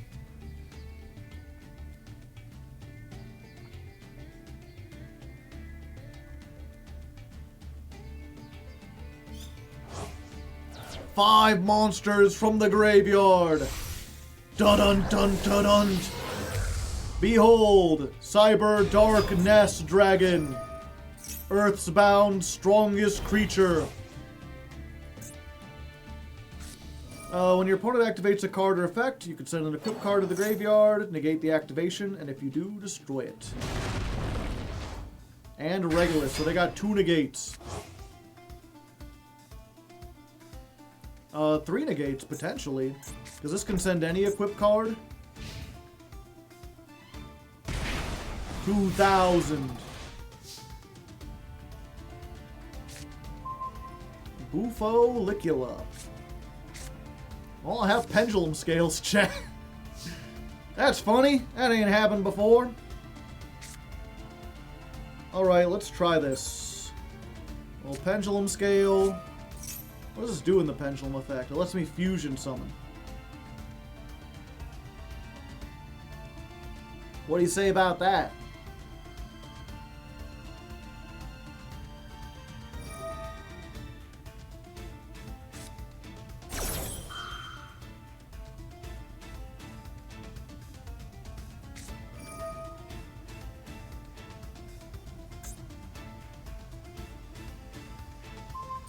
Target a Cyber Dark, equip a dragon.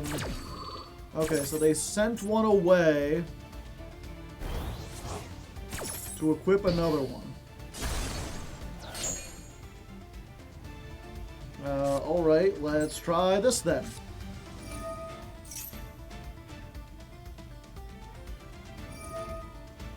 They negate again. Negate.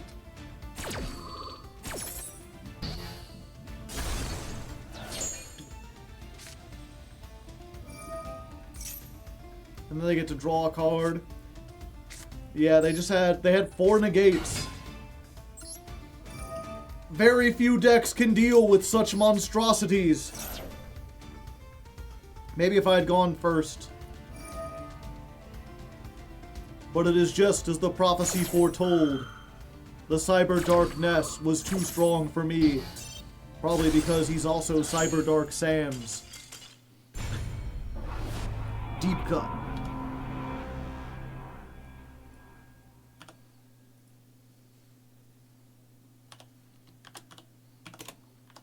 So that's dual 732. Loss 443.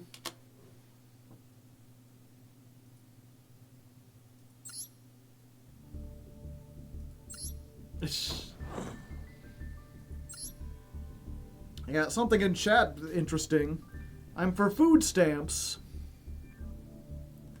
But if you're American and you gotta be on food stamps, get a job, get a paycheck. Job doesn't pay enough, should have paid more attention in school. My wife and I both have 2 jobs, and she's starting surgery training tech. It's called hard work, consistency, and goals. Things are tough, but you gotta do it. People want to sit on their porches all day and not do anything. So, an important thing to keep in mind is that, like, my grandfather, for example, he worked a desk job as an accountant, and that was enough for him to afford a house, 2 cars, and take care of his wife and, what was it, my dad? Yeah, my dad had 5 brothers and sisters. My mom had 8. They were a Catholic family. But one man's middle, like, you know, yeah, you had to go to college for 2 years to be an accountant, but he worked like 40 hours a week, and that was enough for him to raise a family of 6. Like, my grandma didn't have to work. She liked to, what was it? She worked part-time at a grocery store because she liked having a little extra spending money. And there was a time when that was the norm. Like, when you talk about, oh, it's, you know, just buckle down and, you know, work 2 jobs and do all this training. You shouldn't have to do that. It's not that people are lazy. It's that what you're doing right now, working 2 jobs, that should have made, like, if you had that work ethic in the 1950s, you'd be a rich man. Now you have to do that just to survive.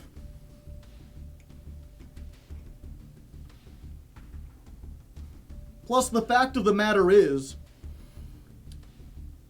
if, like, just from a practical standpoint, even if you don't care about people, like, as people, right? If you have no empathy for other people, if you're like, fuck it, they're lazy. The fact of the matter is, we need people working at supermarkets. We need people working fast food. We need people who are garbage collectors. We need people doing the bottom of the barrel jobs. And ideally, you want them to do that quickly and efficiently.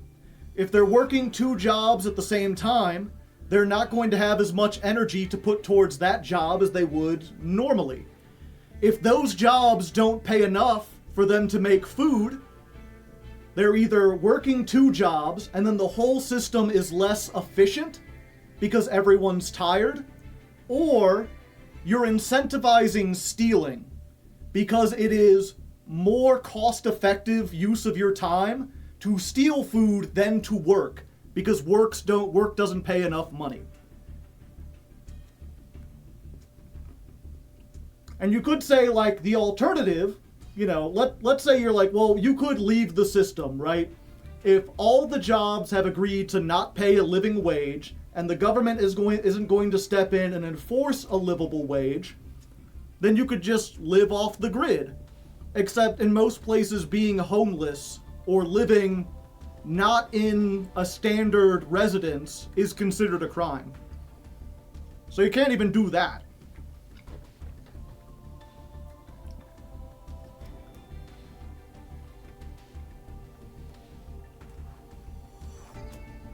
And I mean, here's the thing. They often talk about, oh, people are lazy. They don't want to work 2 jobs. They don't have food stamps.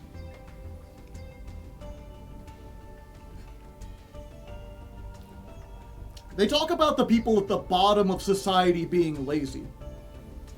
But are you aware of the people who are like a lot of the billionaires, a lot of the people who make tons and tons of money do not have a job? Their job is owning stocks. Oftentimes they inherited those stocks, or they inherited control of a company and they use that to buy stocks, to buy more stake in stocks. The richest people in America are oftentimes the least hard-working people. And tons of them, and especially the kids and grandkids of these very rich people, they literally do nothing and get paid millions upon millions of dollars to do it. They just have, like, generational wealth. They own stock in a company. If that company makes money, they get a cut of it because it's their property. And so, my thing would be, if you're going to talk about anyone being lazy, if you're going to go after anyone who's wasting money or using too much money, it's the people who are just, like, the people whose job is owning property. You mean like Trump's kids? Yeah, in a lot of cases. But it's not just Trump. Trump and Elon are big, noticeable millionaires. But there's a lot of millionaires who don't make waves, but who also just do absolutely nothing, who are leeches upon society.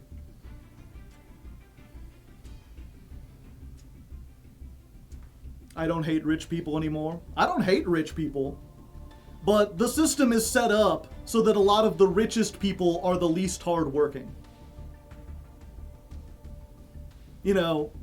Oftentimes, for example, you might be like, well, if you want to be rich, then you need to learn trading, investment, stock portfolios, get invested in that. And I would ask you, as a society, what is the use of those skills? What practical benefit does that have for the rest of the world to have all this time and energy invested in what is essentially gambling? Like, if we are constructing the rules for society as a democracy and trying to determine, okay, what sort of incentive structure should we have for workers and owners? Where should profits and taxes be spent? Why do we put so much on buying and trading businesses? Because that doesn't help anyone, really. It's just like it's just a very ineffective, very messy, very wasteful use of money and time and effort. If I were gambling, I'd have lost money. I mean, obviously you can put stuff in safer stocks, but okay, let's just say you're buying a really safe assets. You're just going in on the S&P, you're just going into like buying gold bonds or treasury bonds, things that are guaranteed to slowly gain value over time. Like, what practical skill do you have? How does you buying up that property help anyone else in society?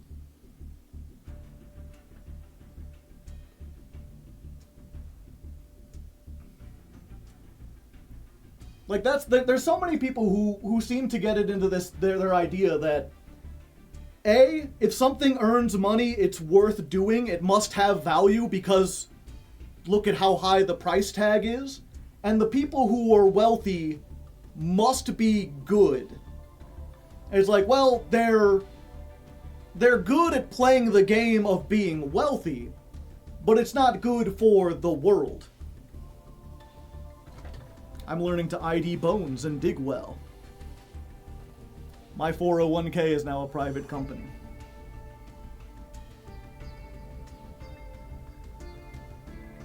Why would anyone buy a stock to help others?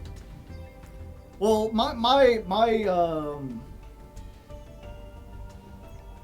not saying buy stock to help others. I'm saying buying and trading stocks shouldn't be an option. It should not be legal. You should not be able to own a company, period. Companies should be treated in the same way that towns or countries are. Like, no one owns your town. Your town is not expected to make a profit. Your town exists for the benefit of the people who live in the town. The mayor does not rule your town. They are elected to serve the people of the town, and if they do a good job, they'll get paid well. Didn't mean to take it this far. Yeah, my apologies. You know, I know I'm talking with you, and then you've got a million other people in chat. But I like to take, anytime I see someone who has vastly different ideas from my own, I think it's important to take a moment in time and just be like, here's the way I see things, you know? I think we should arrange the system to be efficient, to be beneficial, for the benefit of people in general. I think we should make life as easy and as comfortable for as many people as possible. And that the purpose of government should be to do that. Therefore, we should make laws and regulations that incentivize people to do things that are beneficial for the most amount of people. And that doesn't mean that, like, you can't start a business. It doesn't mean we can't have rich people. It doesn't mean we give everyone the same paycheck or whatever. But there has to be a line between completely taking over the government and just forcing people to do everything, and letting people scam others out of millions and millions of dollars, letting 1% of people live in opulent wealth without doing much work, while a whole bunch of people work for no benefit.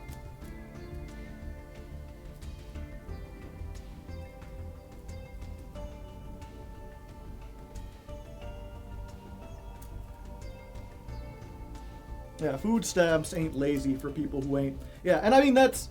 The thing is, too, is I noticed you have a lot of the same... the perspective, I think, that a lot... Like, it's a perspective that I would have had when I was younger. Which is this very, like, heartless, kind of unempathetic, for lack of a better word, where you're like, yeah, life is hard, people are gonna struggle, what's the big whoop? And the thing is, like, even if you don't care about other people... A program like food stamps, safety nets in general, those are beneficial to you, because if the lazy people of the world are just kind of like given something, like, let's assume they're all lazy. Let's assume they're not going to do much. If you put them in a situation where they have trouble living, where it's difficult for them to make food and do things, to live their lives, they're going to follow the laziest route possible, which is often crime. Lower wages lead to things like prostitution, gambling, scams, crime, theft, selling drugs. A lot of the ills and negatives that we associate with society are caused by poverty. And so if you go to those lazy people and you just say, you know what, here's a livable wage, just stay out of our way, 90% of them will just take that and be okay.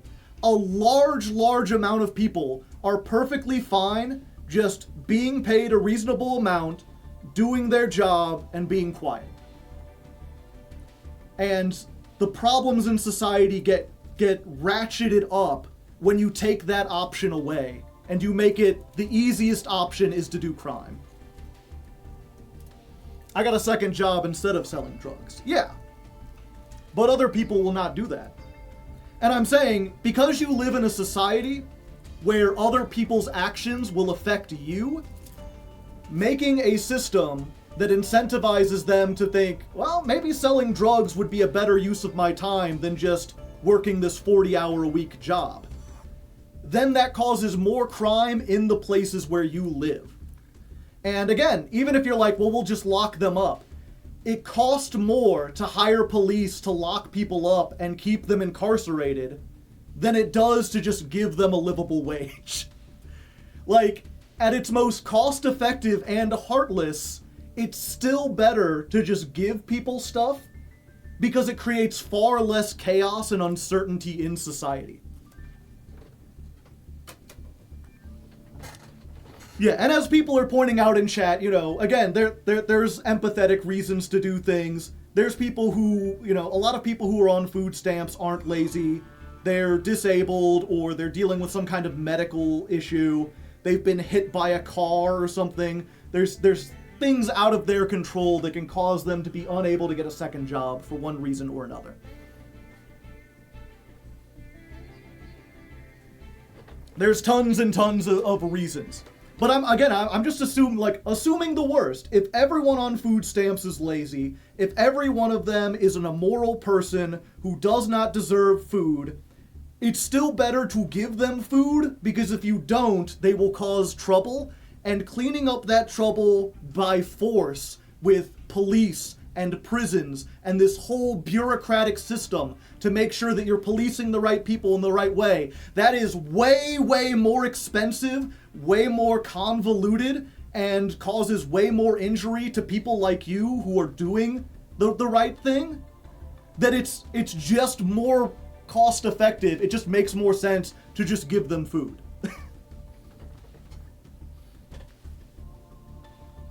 But anyway, I think that's enough. You know, we have a fun little rant here from time to time.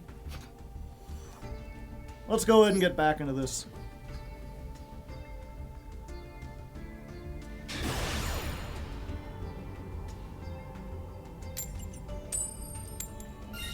Alright, going first. This time, we'll win, and this time, we'll rank on up. I believe in us. Row, row, fight the power. You get the reference, surely. This ain't great, chat. This ain't great at all. I think the only thing I can make is Chimera Rafflesia? It does honest itself. Yep, let's go ahead. We'll try it. Who knows, maybe they'll just hit this with Imperm. Nope. Behold, a fusion summon. We're gonna save the Albaz in case we can make something. It goes here, and then we'll just place this behind it. No big deal.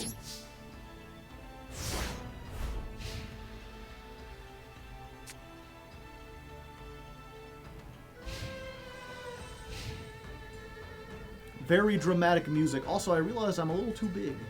Whoop, whoop, whoop, whoop.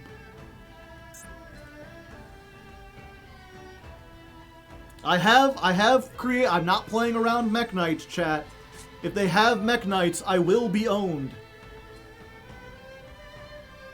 We are playing against a 60-card branded deck. Branded sword. You can banish this, target a fallen monster, or Albaz. Okay.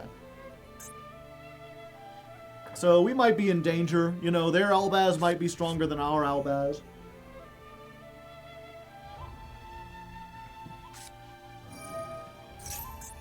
Fusion deployment. Shit. That's like a UR. They got a real-ass deck. Blazing Cartesia. Yep, that's fine. And branded fusion. I think I'm just dead, chat. I think I'm probably dead.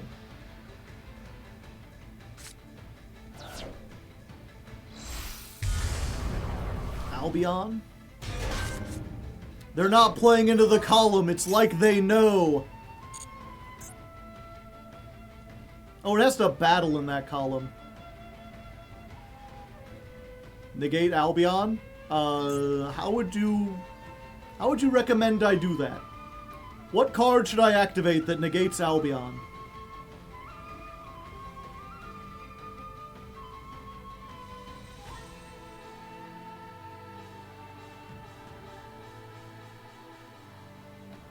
Use the imperm from your binder. Hide them under your top hat. I forget what Rafflesia does. You might want to look that up. If you thought it negated, you were wrong. Huh. They're not using Albion. Also, why are they summoning in defense?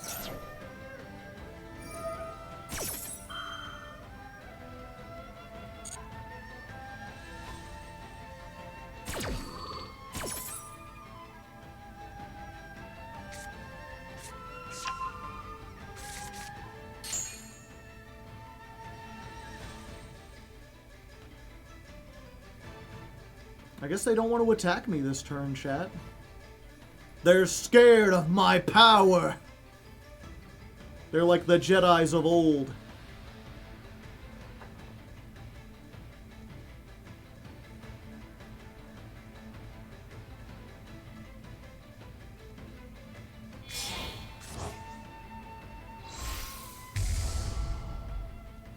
Dragos Tapelia.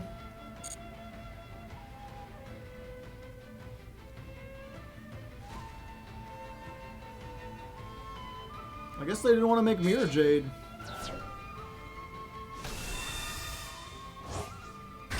Blue Bellion. They are not playing into that middle column. I wonder, it's one of those things I've never really paid attention to because I've never had a card that required the column. But do people usually avoid the middle column? I guess I do feel like I play on the left and right far more often. Maybe I should have just summoned this way over here. Or under one of the extra monster zones.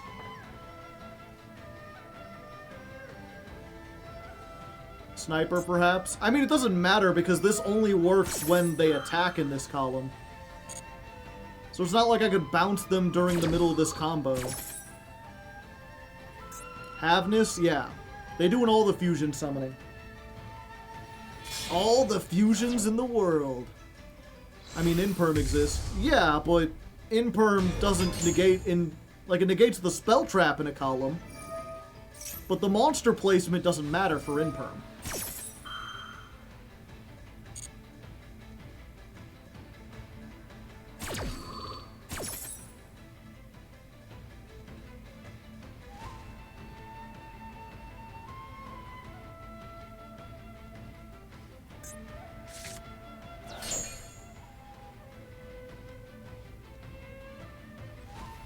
Yeah, I think our chances of beating this are steadily dwindling. You know, we're at like a 10% and getting lower. But I'm gonna wait until they actually remove this. Okay, they're actually removing this. Now I've got nothing, I've got enough. Okay, get out of here.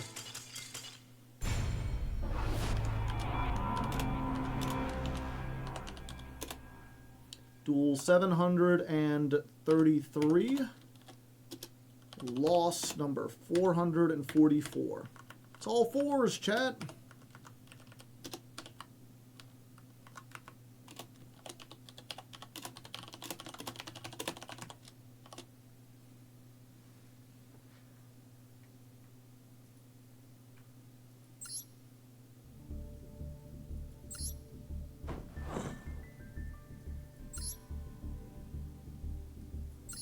I always summon in the rightmost column because it's safe from Relinquished and Geonator Transversal.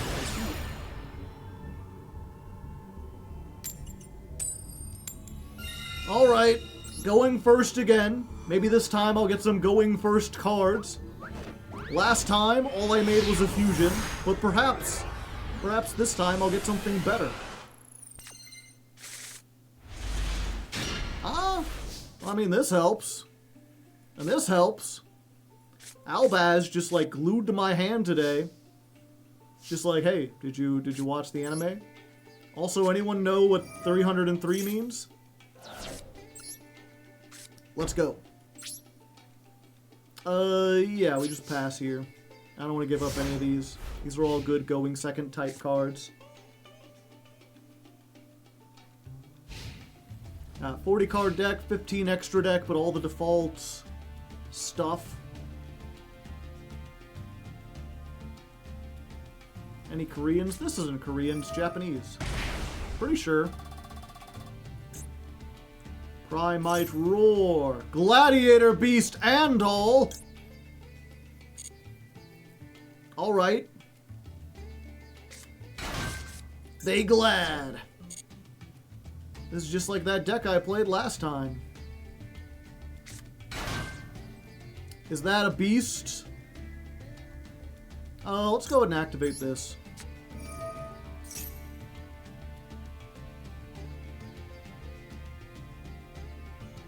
Do you play Bestiari? That would help you in this situation. If they do, we might be doom screwed, chat. They're gonna hit us with a double battle phase. They're playing multiple Andals. According to Google, their name says Korikyo. Huh. You got Gistel. And Vespa. I see. I might be dead anyway.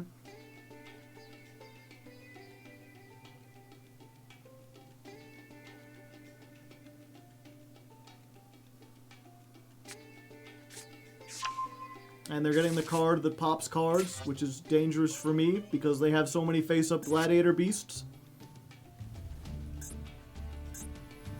Yeah, unfortunately, there can be only one. Doesn't hurt them super bad because they do have a whole bunch of different types.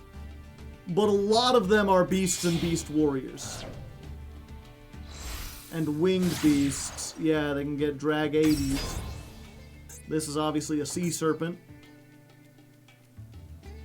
And this summons 2 gladiator beasts. But it's not a combo extender. Also, I think they still have a normal summon.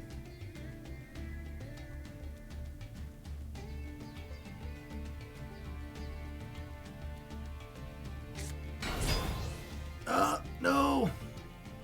75! Darius.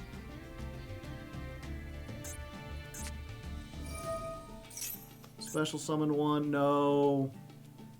They had the comeback. No!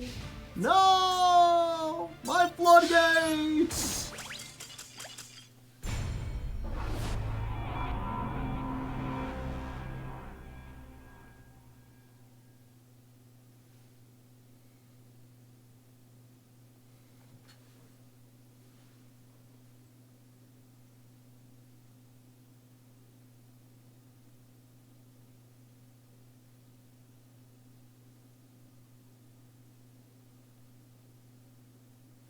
Well, let's see.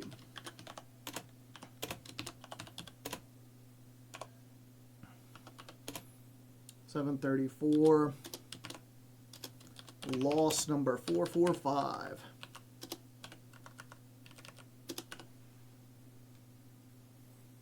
I'm seeing more paragraphs of text in the chat.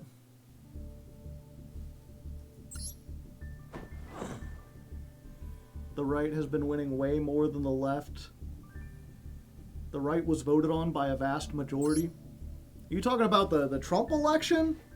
Because Trump only won by like 1%. And also in the last, what was it? I think since the time of Reagan, if did not vote was an option, they would have won the presidential election. The vast majority of people do not vote. And so this idea that like, oh, a majority of people voted for Trump. Like, no, only 2/3, less than 2/3 of Americans that could vote did vote.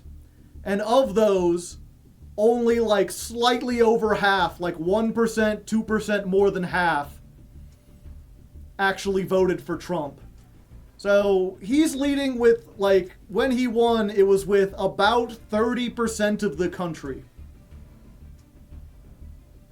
It was quite literally millions of people more. Yeah, but America has hundreds of millions of voters. So, like, percentages of people, why, you know, in terms of percentage, that's not that big of a deal. It wilds me out that America doesn't have mandatory voting.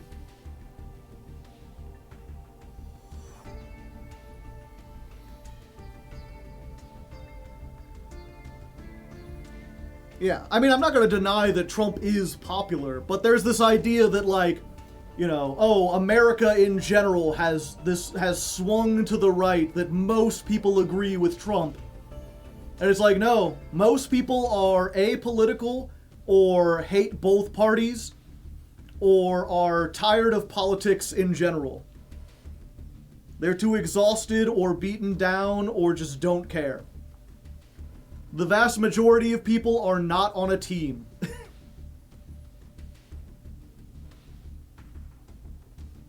And then of the remaining people, a small minority voted for Trump.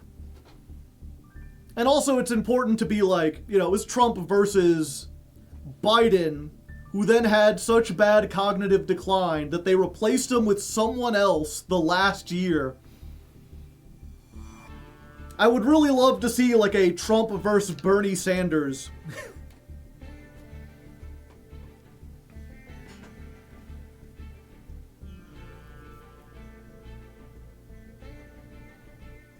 It's crazy you believe a small minority of people voted for Trump. It's just like factual. I'm not claiming like, oh, when Biden won, a majority voted for him. No, it was the same exact thing.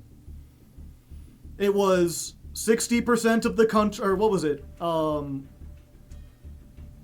Yeah, it was like 60% of the country, only 60% of the country voted, and only slightly over half of them voted for Biden. Those people are the centrists. The centrists voted. But the 30% of the country that didn't vote, they aren't centrists. A lot of them are like far, like I know people who did not vote because they're so far left that they consider both parties to be not aligned with their ideals.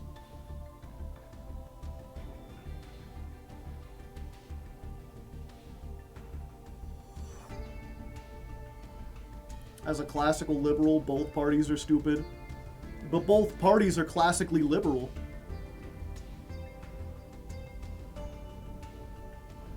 Well, at least the Republicans used to be. They're very much, liberalism is based on democracy for the most part, and a lot of their moves lately have been like, what if one guy had a whole lot of power and the democratic institutions just didn't really have much sway in the matter? I want to see a centrist party form. That's something I would have said, like, back in high school.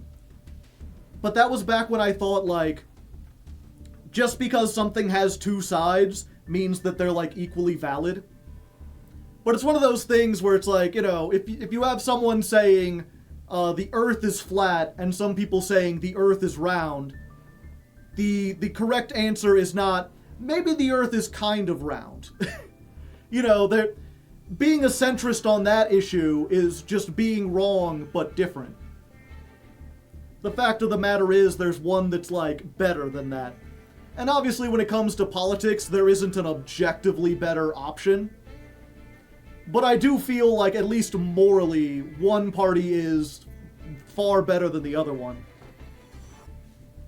Earth being round is a fact, yeah. Or like climate change is a good example, right? A lot of climate change deniers they're like, well, there's two sides, so you at least have to give us some credit.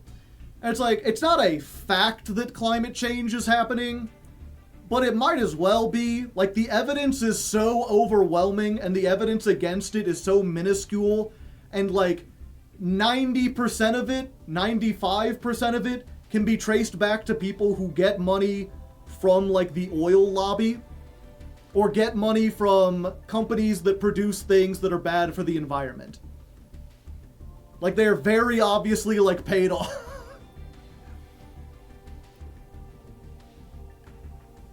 Now, obviously not everyone, like, it's one of those things, right, where like, do I think that someone like Ben Shapiro is paid by the oil lobby?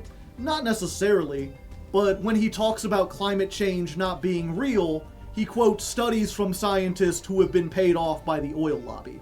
So he might have been convinced on his own, but he's being convinced by, like, obviously, obviously, like, tainted information. Have a good one, Bunny. Didn't we tear a hole in the ozone layer? Yeah. Well, not tear a... I mean, the ozone layer is not like a piece of saran wrap you could tear, but we made it weaker.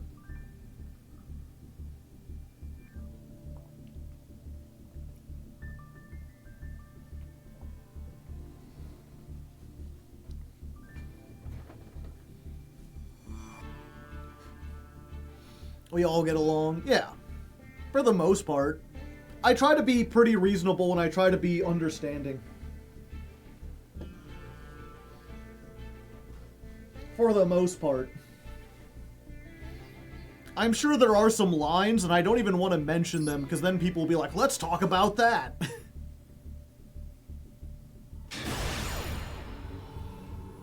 Alright, this time for sure. You know, 5th time's the charm. Surely we'll get out of Silver 4 eventually.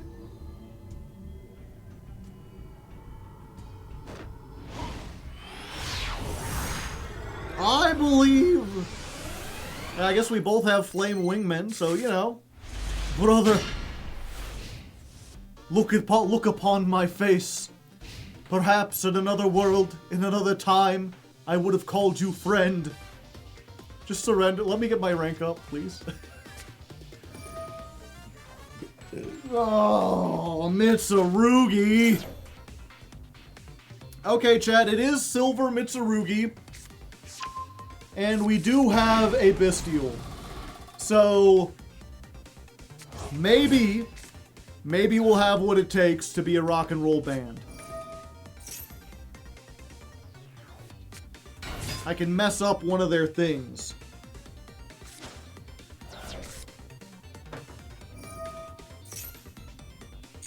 Yep, that's fine.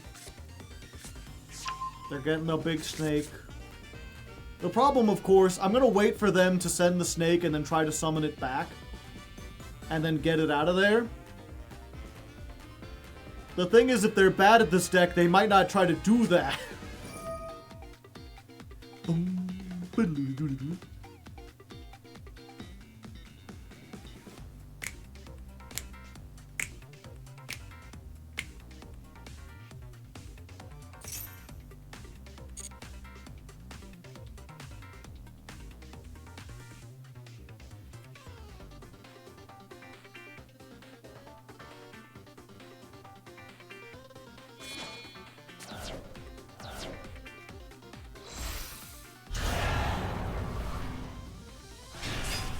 Alright, big snake is here.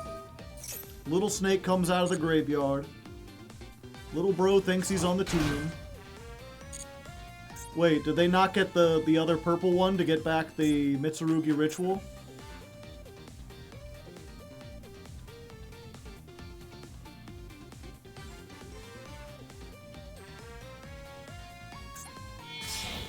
Okay. They linked it off. For Moon of the Closed Heavens.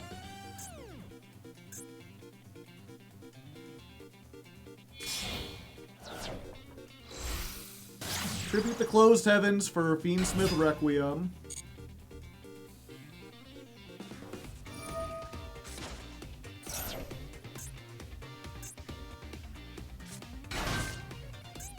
Get Lacrima.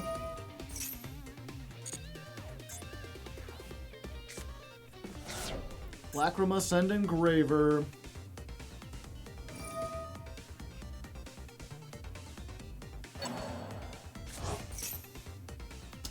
I think we do this here.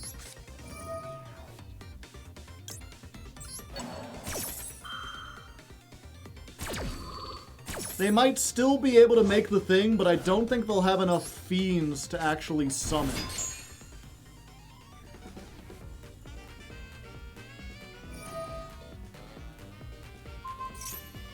Oh, are they playing Necroquip? Or are they just giving this some defense?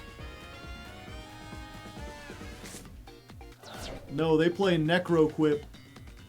These aren't just combos, Patrick. These are advanced combos. Oh, or not. Or maybe they just have this, you know. Okay. Cool, man. Cool.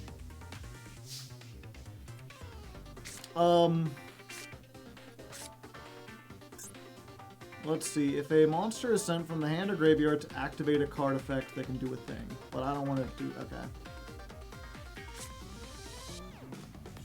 Okay, so we normal summon this.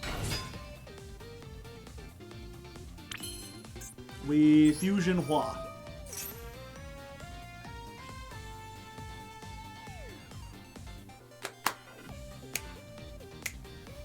This song is such a bop. Okay, so if they have Ritual to bring back a thing, they will have 32, but I'll have 33. Yeah, and that just kind of cements what we're doing. I was like, maybe we make Chimera Rafflesia? Oh, we have to make Chimera Rafflesia. Fuck. I guess we use this. I thought we could use this to make Greedy Venom. Did I misread that? Level 8 or higher, we're only 6. They get to draw a card. I guess I should have put out boss stage first. Okay. Battle phase.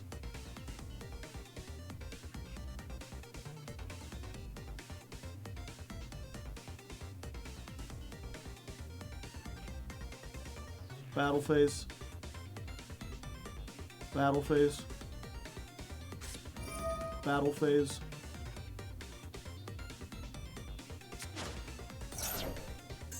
Okay, they're doing the prayers. Say your prayers!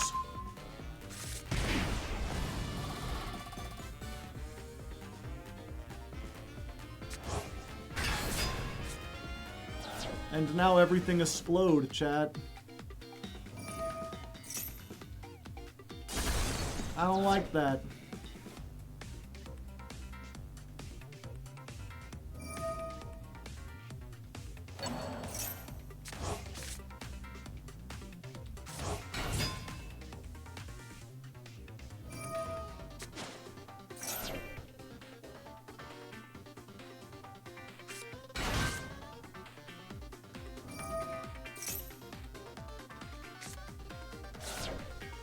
Continue your main phase. Yeah, I guess we just do this.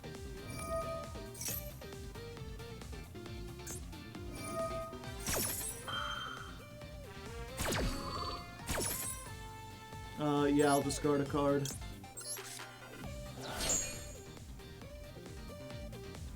And then we keep a card in our hand, because next turn we'll do that as well.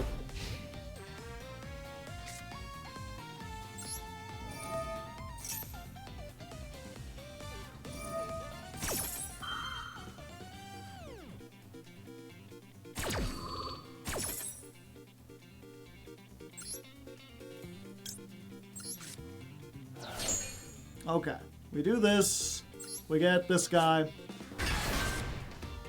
we summon the tokens,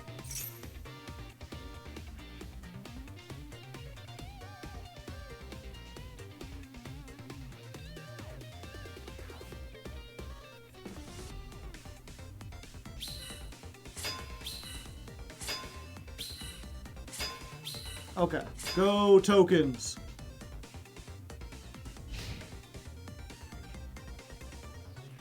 And then we do this and hope it works, and then also hope they don't have any follow-up. Alright, they didn't have the Magatama. They can get that back with the purple guy. No, not the Five Nights at Freddy's one. They're playing Bestials as well. Unfortunate.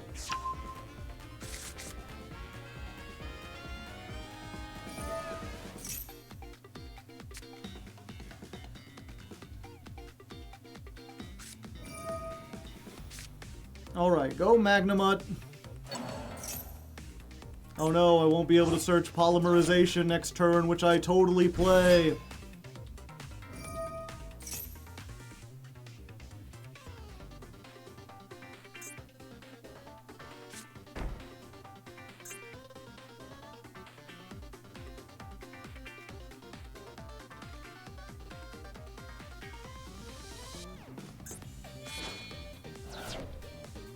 Okay, they're bringing out Lubellion.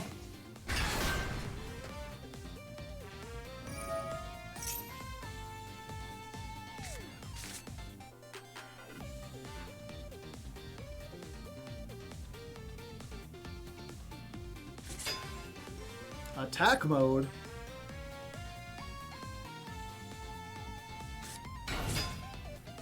Fabled Raven? Oh, they're just gonna make Barone. Apo is gone, but Bar on the floor remains. Oh. Or just Pater. Pater salad. I mean, either way, they get over this with that. And then they just get to bring a banished Murakumo back, so we just loot, yeah. I guess I was a fool to think that I could beat the... why can't I think... Mitsurugi! I wanted to call them Murasaki, and I'm like, I don't think that's even a word. But, you know, last time we beat Malice, so maybe there was a chance.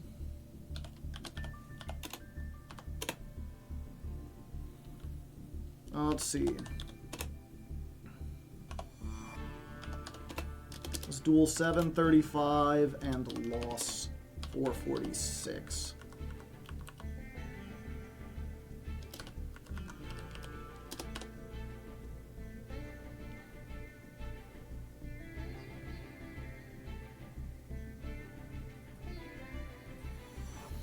I think it's interesting how people will look at presidents going forward after Trump because it seems like he gets things done or actually pushes hard to see results. I mean, yeah, but he's doing so by tearing down all the like, here's the thing, right? The president was never designed to make policy. That's not their job. You weren't supposed to have one person in control. It's the Congress's job to make the laws and everything. But now the president is deciding tax rates by declaring tariffs. He's enforcing like his own version of laws by using immigration officers in like other states and stuff. Like, he's basically making it so that one person has a shit ton of power. And if you're like, wow, he's really getting things done, like, yeah, but I don't think he's getting things done in a way that's gonna be good. Like, we have separation of we have separation of powers, and we have different branches of government for a reason. Because the founders saw that giving one person too much power inevitably leads to a whole bunch of tragedies. He's doing what Stalin did? Yeah, essentially. Flip the table.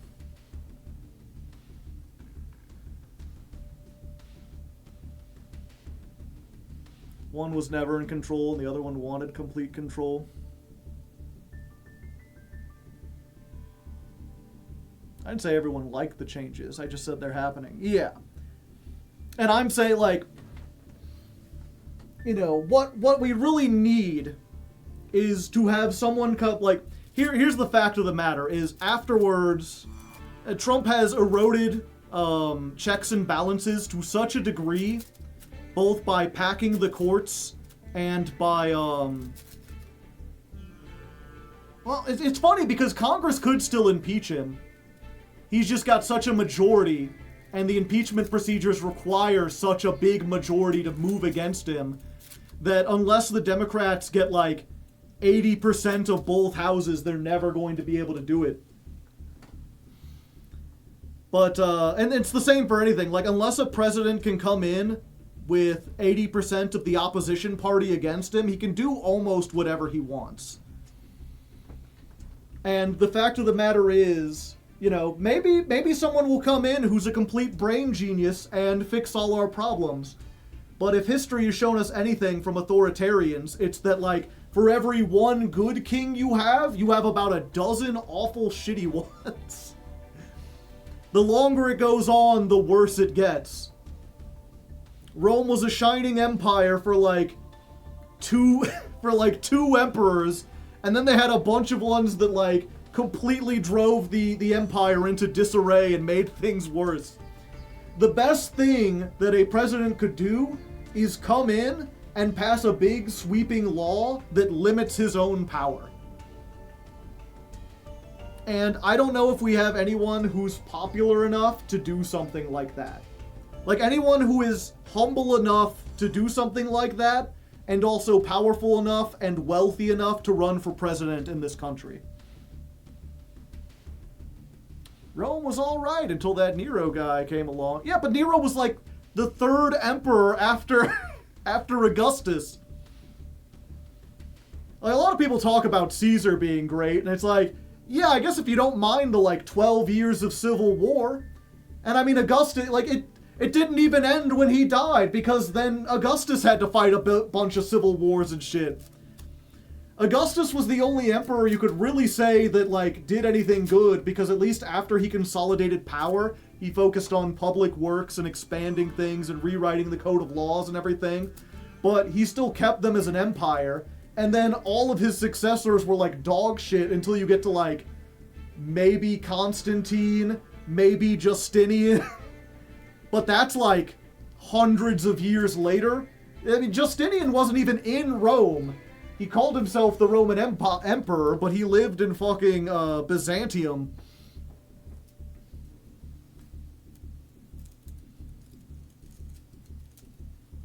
If he was the king, left wouldn't exist. Yeah, but he's moving us in that direction. Obviously, he's not a king. Well, here's the even kings don't have absolute power, because obviously the kings were overthrown. You know, it's like saying, well, if the king had absolute power, how did the monarchy end? Like, well, you see, there's these things called guillotines. Well, you see, eventually, absolute power pisses enough people off.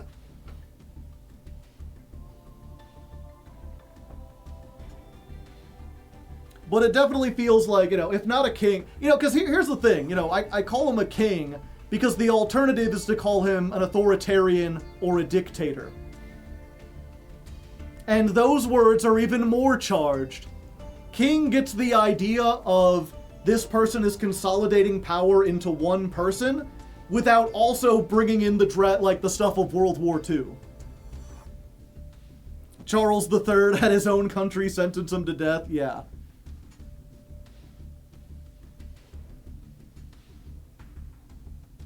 The kings had to listen to lords and barons a lot, yeah.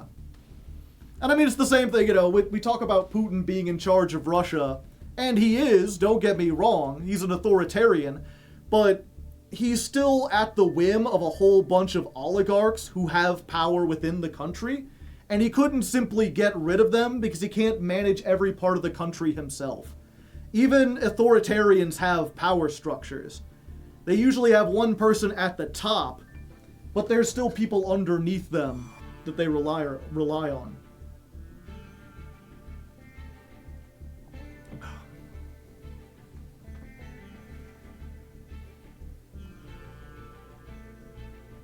The most breathtaking president? I forgot what we were talking about. Oh yeah. And I guess that the thing too, right? Because a lot of people were talking about like Biden versus Trump or Kamala versus Trump, and the who would you rather have in charge? Because, basically you have the Democrats who are saying things are fine and we need to stay the course. They have basically taken on the role of the old conservatives. They don't want to change things. They want to keep things exactly how they have been.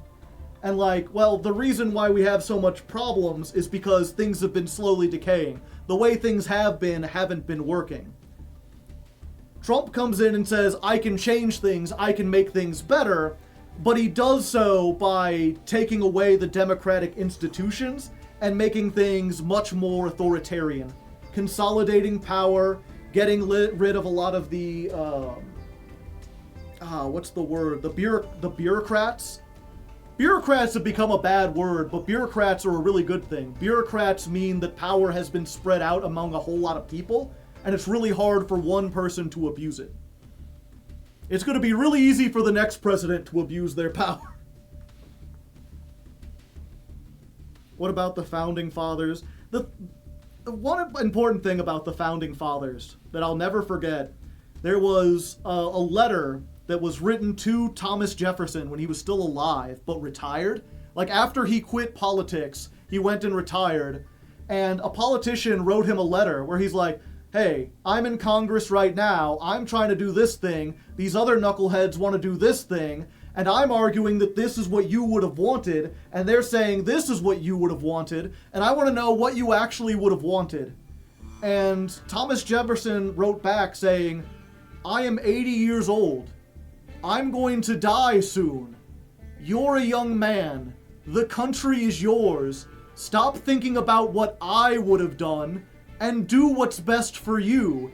You have a better lay of the land than I do. You're more connected to society. You're in Washington talking to people. The whole point of the government was that the whole point of our democracy, our system, was that it was customizable, that the next generation could come along, look at it, and decide what they want to change and what they want to do differently. Basically, not figure it out, but evolve with the times. Do not get into the trap of thinking we created the perfect system. We did not. We made the best system that we could do at the time for us. Now it's your time. And if we have, that's why the Constitution can be changed. The idea was that we would come in, he's like, if you come in and you see some part of the Constitution and you're like, oh, that doesn't make sense. That doesn't work for the modern times. Change it. Do something different. Washington warned against the founding of political parties. Yeah. Jefferson created the first. They almost immediately, they weren't official. The problem with just don't create political parties is it's kind of like the same thing of well, just don't, I hear atheists sometimes with we need to get rid of religion. It's how? Any philosophy can become a religion. If two people agree on some policies, they become a party. It doesn't matter if you have a name or structure or whatever, people are going to group together based on shared ideals. You cannot stop political parties from forming. The best thing you can do is regulate them heavily so that they work properly. Cults are a religion, yeah.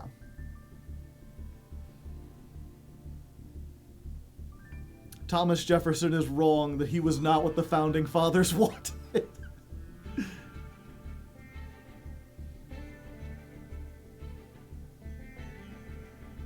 Atheism is funny. It can't exist without the concept of a god. I mean, I suppose? I mean, yeah, the absence of faith, means other people have to believe in faith.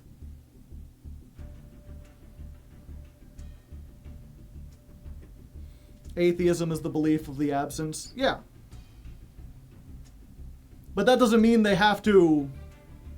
Oh, yeah, I guess you need the concept of a god. But, I don't believe in ghosts. That belief can't exist without other people believing in ghosts. I don't see how that makes ghosts any more valid or people who don't believe in ghosts invalid. Damage step? Damage? Oh, hello, Simo. And all your many raiders. Welcome, 284 raiders. You know what? That's a good example. Let's just get back into playing Masochist. We stopped to have a big old chat about politics and religion. The most exciting of topics. Surely your audience of Yu-Gi-Oh! Players enjoys that. No, we're here playing Masochist. Whoever wins will get into Silver 3, and we're going first.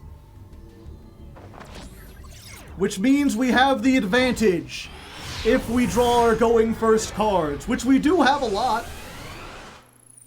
You know, we'll get there eventually. Okay, well, we drew one going first card. Now, we just have to hope our opponent has a deck that this actually does something for. And you know what? Let's go ahead and summon Clavis. The Magic He-Man. Will that do anything? Probably not. But it establishes something on the field. If they want to attack me directly, they'll be unable to.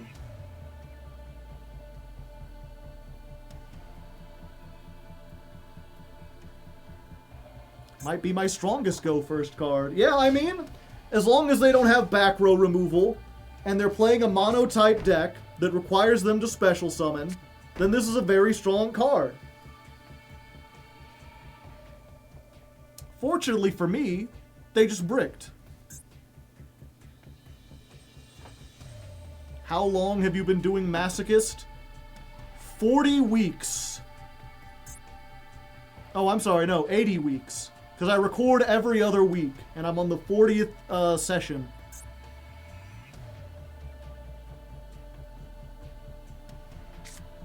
If you want to know exact numbers, this is duel 736. Alright. They set a card. Fallen of Albaz. I'm tempted to summon it because it's an 1800 beater, but I really don't want to give up. Granted, the only target I have for Fallen of Albaz is Brigand the Glory Dragon, and they ain't summoning any big monsters.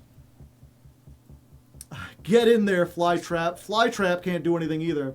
Let's just attack with Clavis and see what happens. Let's just go into nature and mess some stuff up, you know, see what happens. Ah. I'm in danger. This card is normal or special. It's Tempai. During the battle phase, you can quick effect synchro. Okay. So, I don't want them using that. So I will Sinful Spoils of Subversion and move it into the back rooms.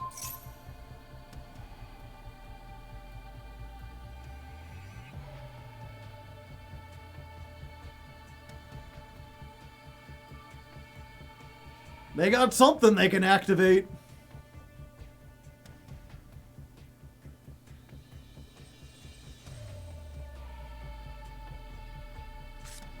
Solemn Judgment. They really don't want to be in the back rooms, chat. Well, if that's the case, let's...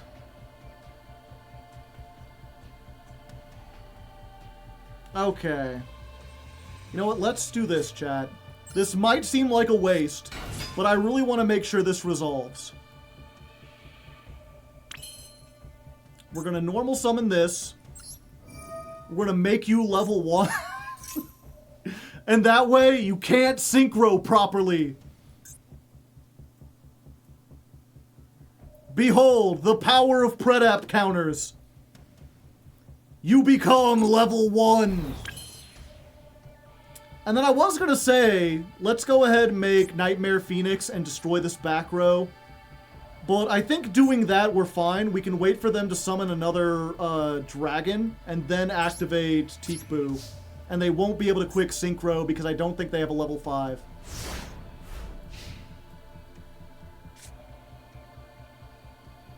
And Teekboo doesn't affect me because I have a plant and a warrior. Also, they have cards on the field, so they can't Lightning Storm. Yay!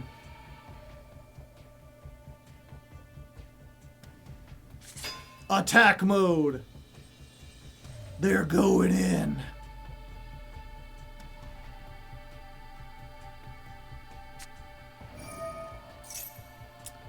I'm sad. My monsters betray me.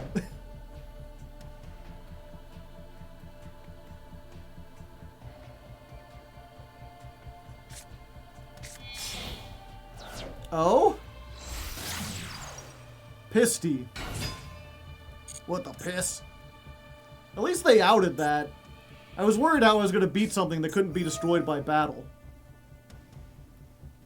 Target a monster? Oh, you want to summon another dragon, do you? What if there could be only one dragon? And it appears you already have a dragon on the field, good sir.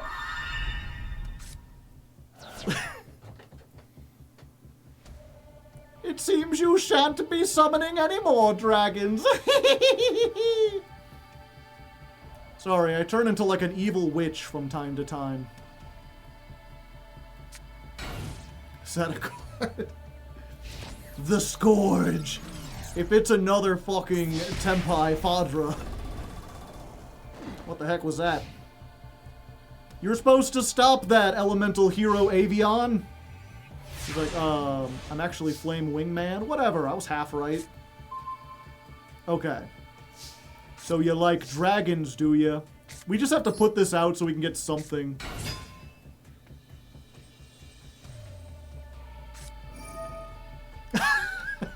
Imperm. I didn't even activate the effect, but that's fine. Battle phase. I mean, I'm glad they did that now. You know, they could have negated this and then maybe done a whole bunch of shit, but now it'll be active again next turn. That was their Teekaboo out and they wasted it.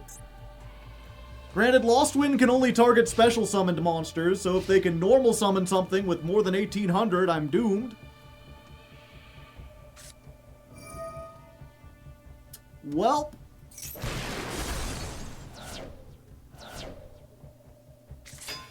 It's another Fadra.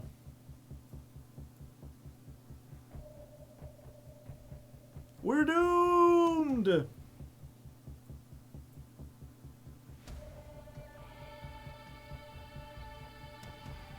This can't do anything though, right?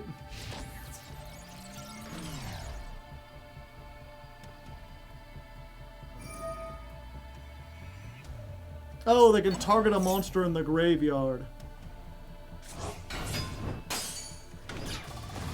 So now they got two of them things. But neither of them is tuners. I guess they could just sit on these like Marshmallow forever. That's not a good draw.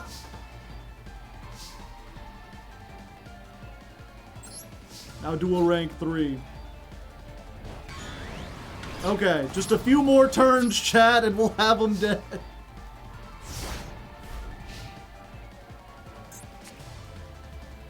The Albaz beatdown continues. All we gotta do is get one of our fusion cards, and I think we're fine.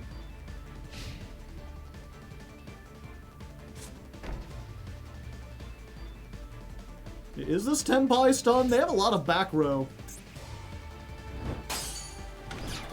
Oh, okay. I'm glad they're helping me along, chat. I appreciate them. Slowly running the clock down. I'm Tenpai player. All I know how to do is attack. That's what I do. Cool, man. Cool. 200. Ice Dragon's Prison. That is bigger than me.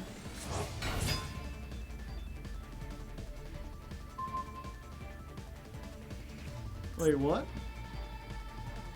Banish one monster from both players. Oh, I see. Gotcha. They already had a dragon, so they didn't need to. Okay. Well, I'm in danger. Just a little bit. They stole my clavicus!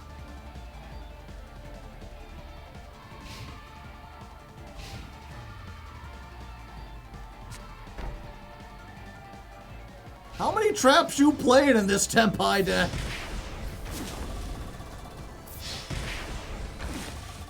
The unfortunate thing, I don't think I can fuse anything with these two.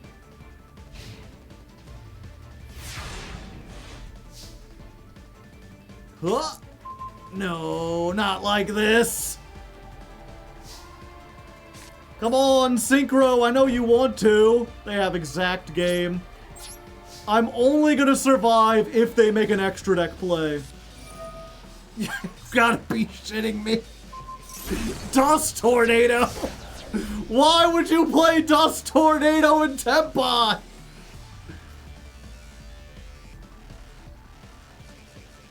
I'm losing to the worst Tempai player in history. I've drawn all my bricks. Please make an extra deck monster. Come on, I believe in you. You can Synchro. Target a dragon you control against 500 attack. Oh, okay. Ah! Son of a bitch! I can't believe we lost to that.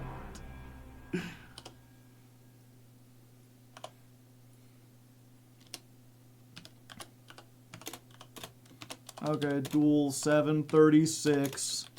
Loss number 447. Is this Masochist Tempai?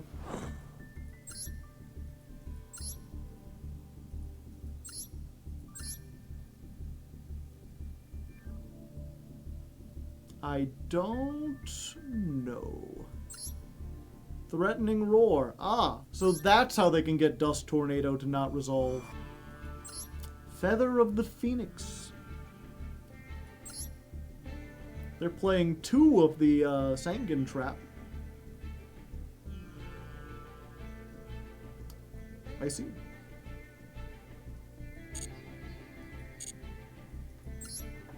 One Solemn, one IDP, yep.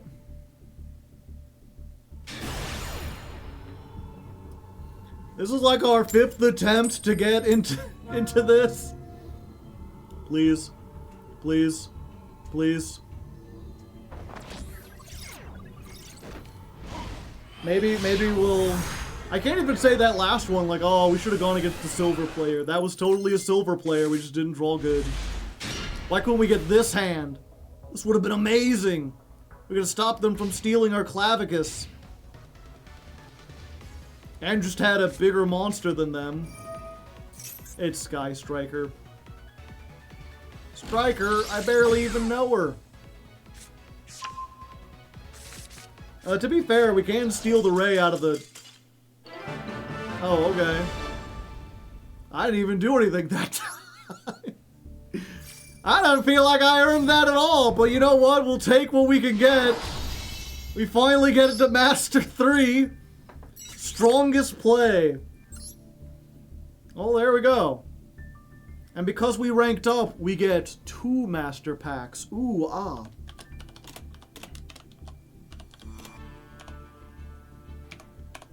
$737, win number 290. And yeah, if you're new, if you're coming from CMOs,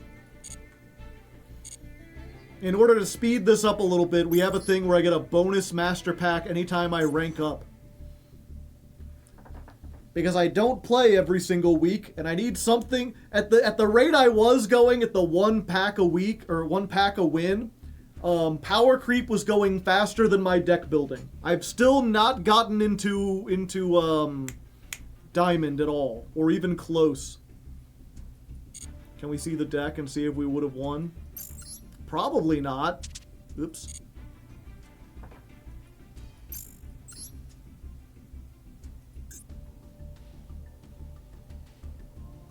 I mean, if it's a Sky Striker deck at all.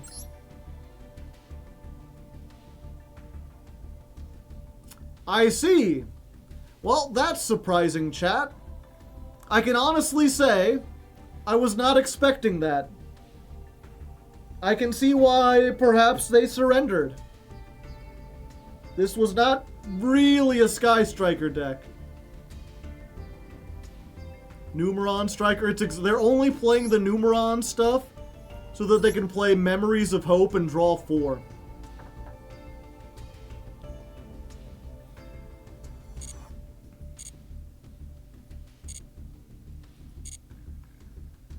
Exodia FTK. Okay. One fine master pack, oh, shooby-doo-wop, a shooby-doo-way. I find that if you sing for the master packs, it makes them more likely to give you stuff. Or maybe I'm just superstitious, hard to say. Altergeist Emulate Elf. Emulate Elf? I don't know. Special summon this as an effect monster. This card is also still a trap.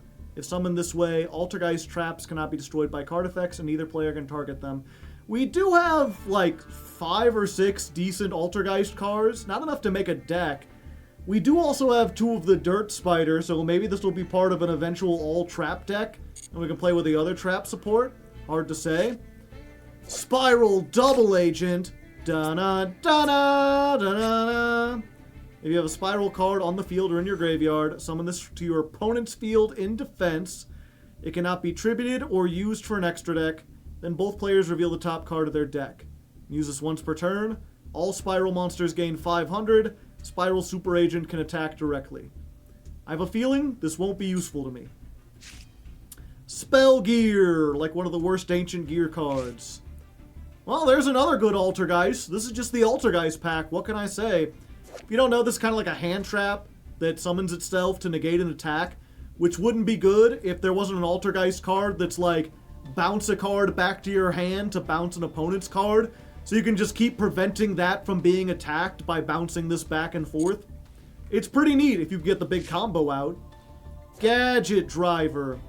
Quick effect. Send this from your hand to the graveyard. Target any number of Morphtronic monsters you control. Change their battle position.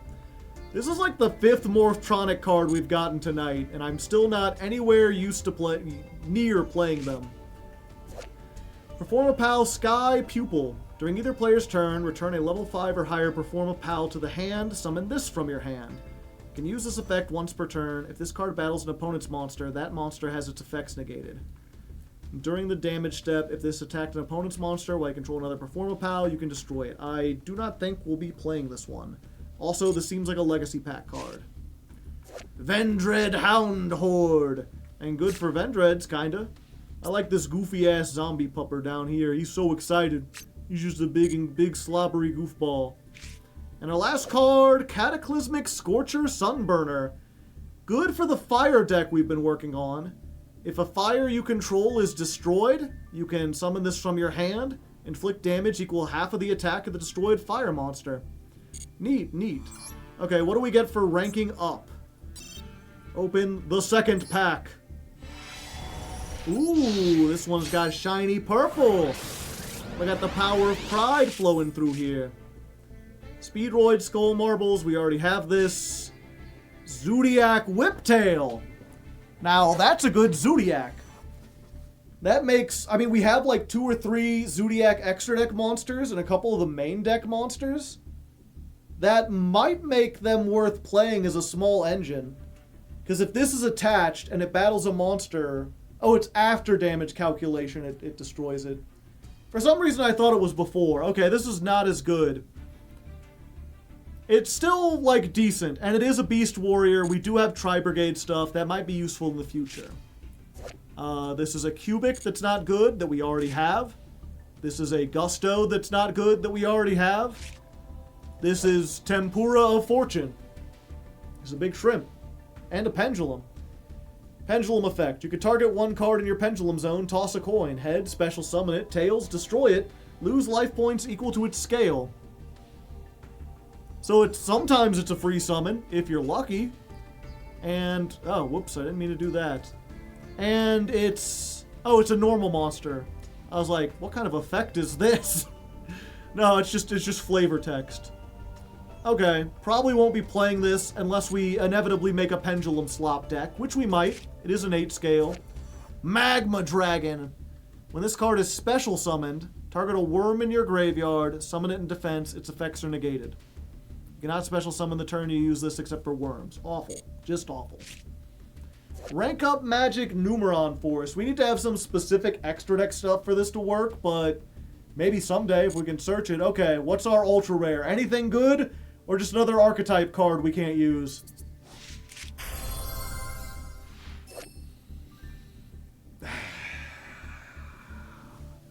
This is not only an archetype card we can't use, it's an archetype card we'll probably never use.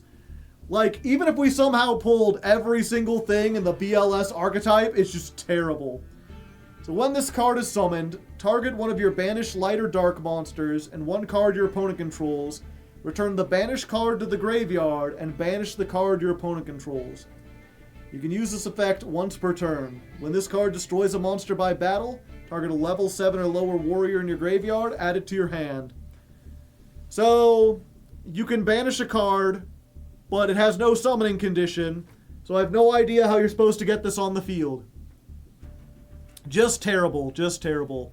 Let's just jump back into it. I don't think we got anything worth doing here.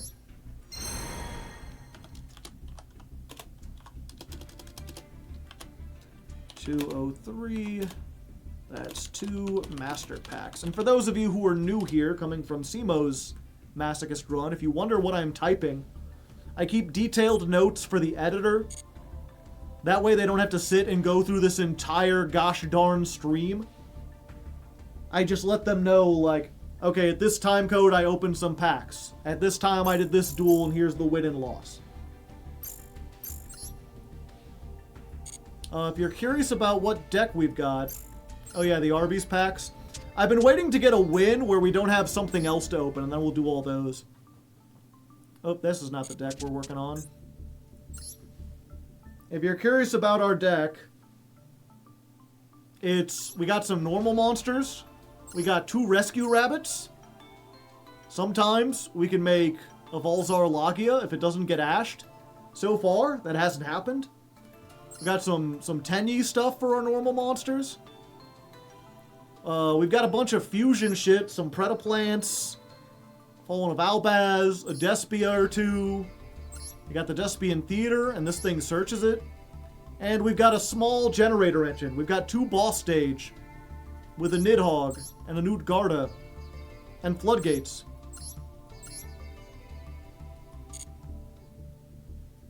Have we even opened the Balling Rabbit? Nope. He's ballin', but he hasn't been ballin' today. Doo-doo-doo-doo-doo-doo.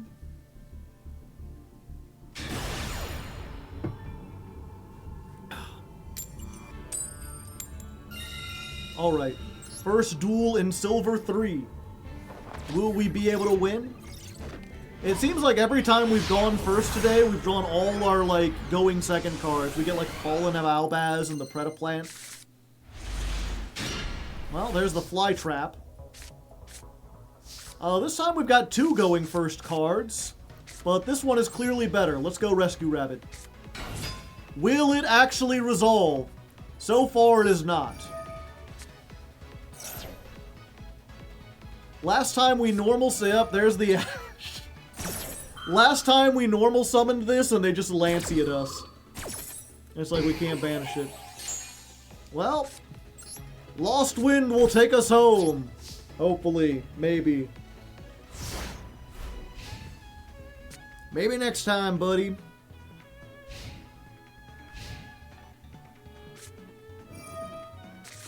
Ah, Pot of Desires. Turn, turn, turn. Draw the cards my opponent yearns for. Okay, so this is almost certainly Sky Striker. That's where they got all the Sky Striker stuff. Probably not an Exodia deck like last time.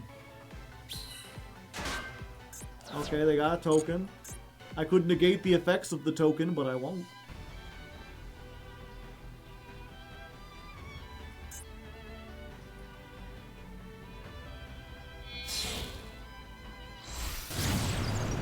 Kagari!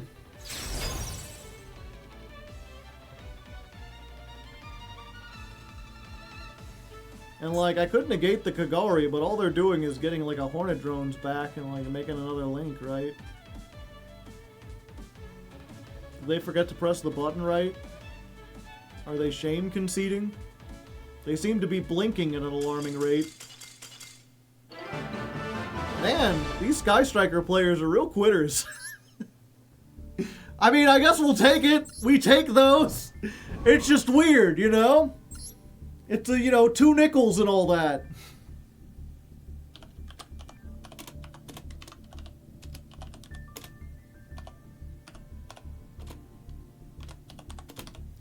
Duel 738, win 291.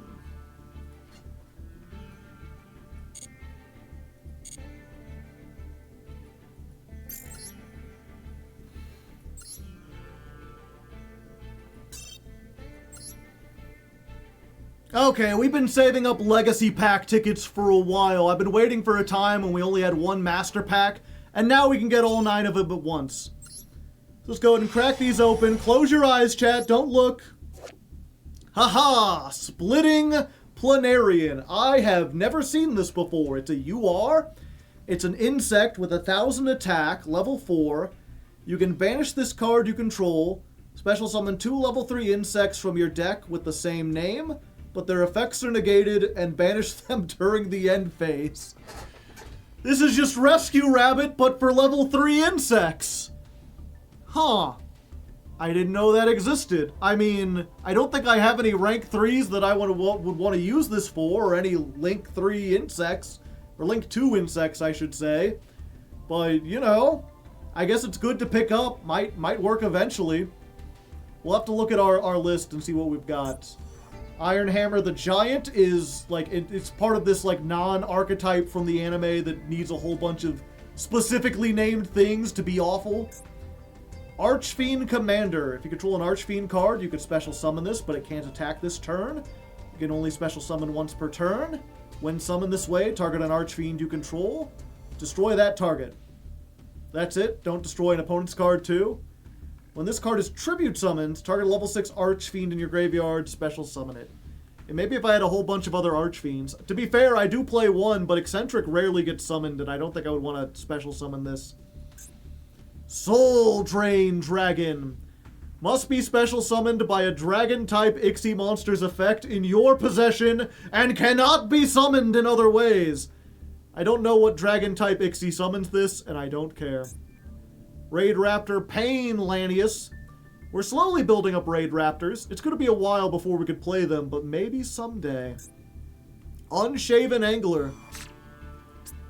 Yeah, you should probably shave. Look at this big old beard. It's getting a little too crazy, even for someone like me.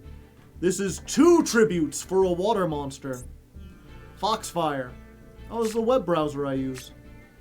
During the end phase, if this card was destroyed by battle and sent to the graveyard and was face up at the start of the damage step, special summon it. It cannot be tributed. Just awful. Doom Donuts.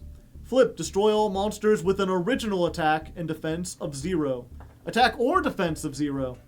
This does break the Watthopper lock, for those of you looking to do that specifically. Otherwise, pretty useless. DD Berfomet. He's got weird, unsymmetrical hands. I don't like it. It's also a DD monster specifically. For a second I thought that said Friend Kraken, but it's Fiend Kraken, and I don't like that. Mystical Sheep number 2. It's got a long tail for hypnotizing enemies. Turtle Oath. Well, now I can ritual summon Crab Turtle like I always wanted. Super Double Summon. Select a Gemini and normal summon it. But during the end phase, return it to the hand. Out of the blue, destroy this card if your opponent activates a card or effect that targets cards in the graveyard. When this card is destroyed, your opponent shuffles all cards in their graveyard into the deck. I'm really confused about these cards that only exist to, like, prevent your opponent from doing a thing. It's like, why would they ever activate that? Why would they ever target something? I don't know. I'm trying to think, like, you know, could this be played in Mitsurugi if you're worried about Bestials? You do this first. But no, their graveyard would be empty. There'd be no point. Lone Wolf. Look at this guy. His aura is menacing. It only works with Chusuke, the Mouse Fighter, Monk Fighter, and Master Monk. Limiter Overload. If this card is sent to the graveyard, special summon Speed Warrior.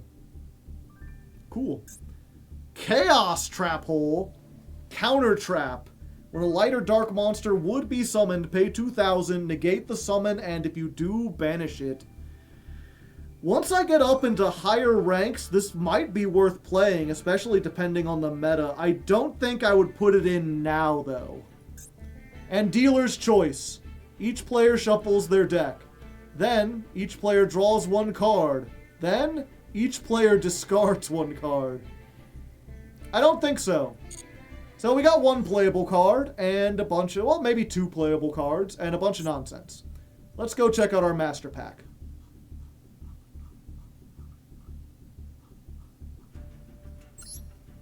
One master pack, please. Hold the onions.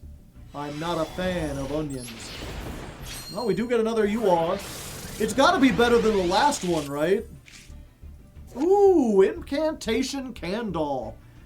We do actually have quite a few Necros cards and quite a few Drytron cards.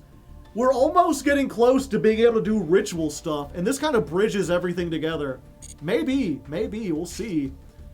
Awakening of the Sacred Beast. This takes Ravioli, the Lord of Phantasmal Italians. We've got Gizmek Arakami, the Howlbringer Hog. If you control a machine whose attack equals its defense, summon this from your hand. You can banish this from your graveyard, target a machine whose attack equals its defense, send a machine from the deck to the graveyard whose attack equals its defense, but with a lower level. And if you do, the targeted monster gains attack and defense equal to the level times 100.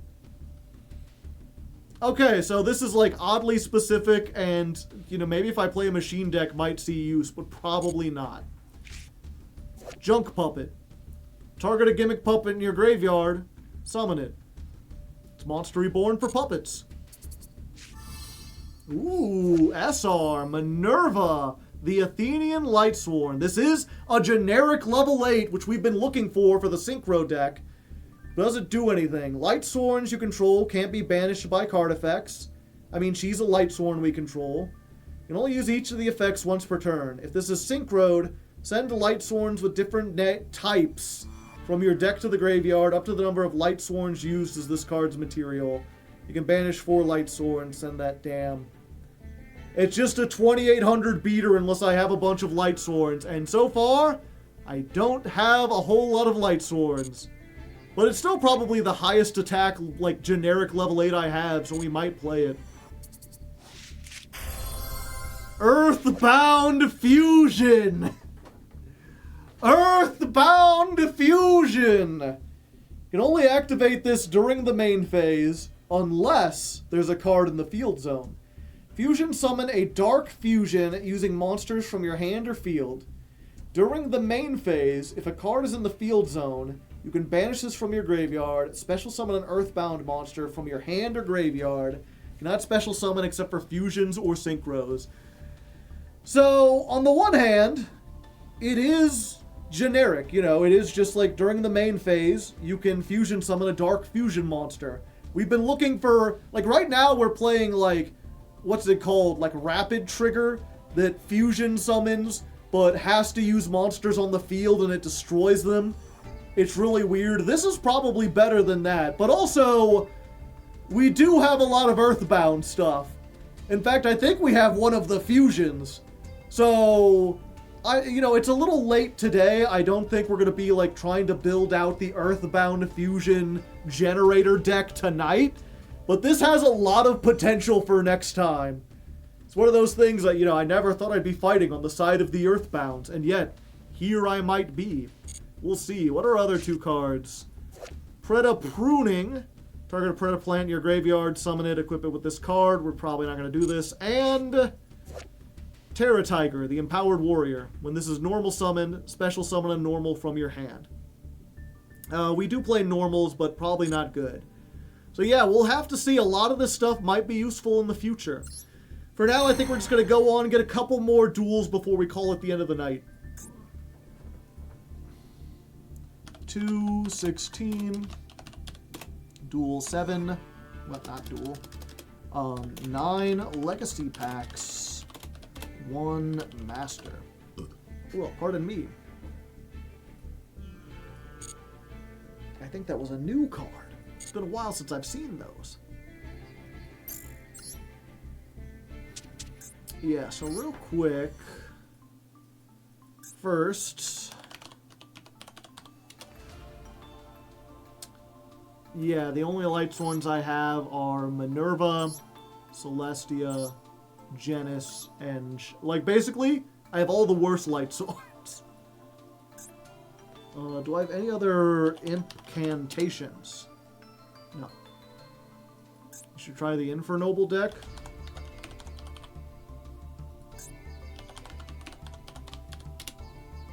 I only have 4 Infernobles.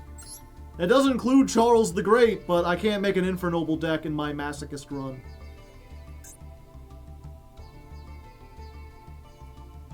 And then Earthbound, that was what I was going to look up.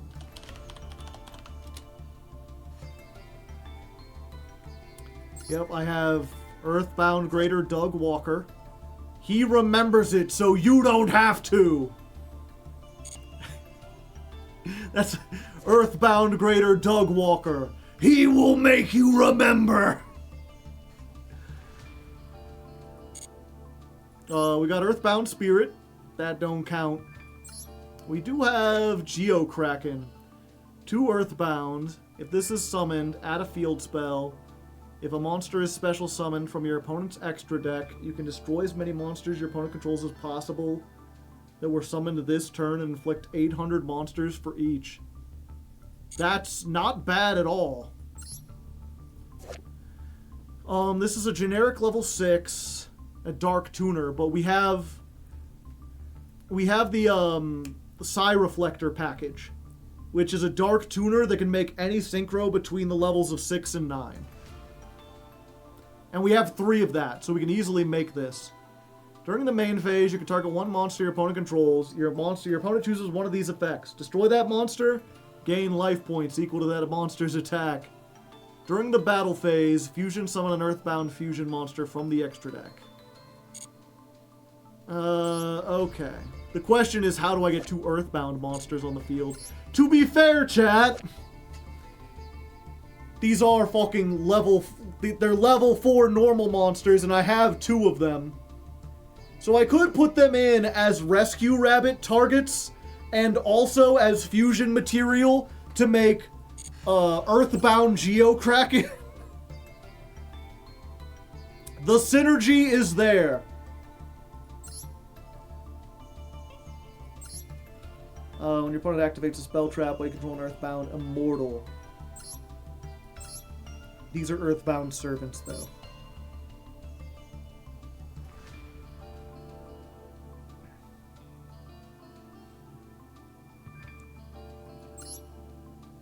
Can we try that in solo? No, not tonight.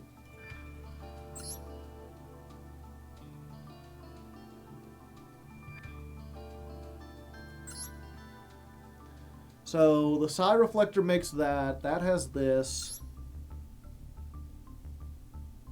Yeah, so let me read Rapid Trigger. Fusion summon by destroying fusion materials. You can only attack monsters summoned out of the extra deck, but is unaffected by monsters summoned out of the extra deck. And it uses on the field. What we've been using this for is to make First of the Dragons. Basically, if we have extra generator boss stage tokens, we can fuse during our opponent's turn and turn them into First of the Dragons. We can also theoretically make any of these if we can get them on the field. But this is hand or field. And, I mean, this is a light monster. This is dark, this is dark, this is dark, this is dark. Like, all our targets are dark monsters. So, yeah, we should just switch out the Rapid Trigger for this.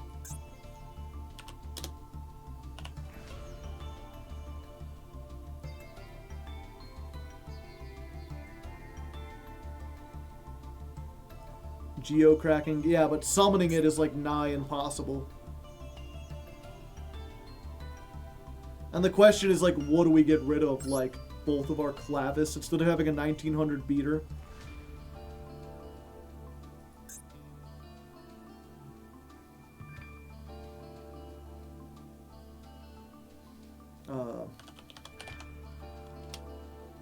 I think we have Cicada King.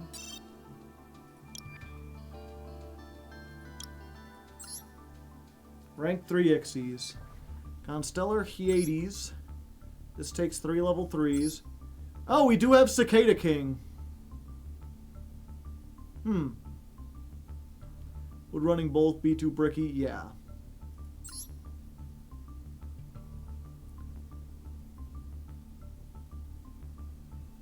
I forgot we had Cicada King. That isn't a gate. Nothing else here is worth.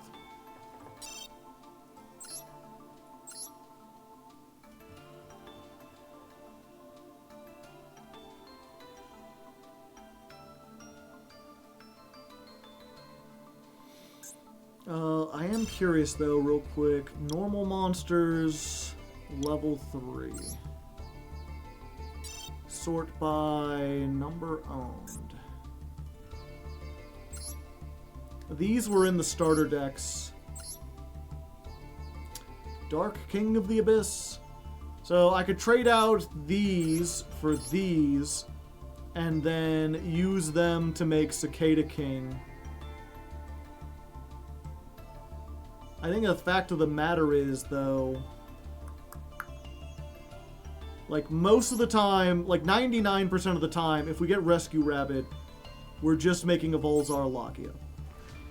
If, for some reason, we get Rescue Rabbit and we've already used Kabu, we have, like, a Kabuzals in our hand, or maybe we've already used one and we need to do another one, then, like, most of these would be better than Cicada King. Because that would be, like, later. I don't think it's worth it, like, you know, put 2 of these in and then lower the attack of the monsters that we normal summon for our normal stuff.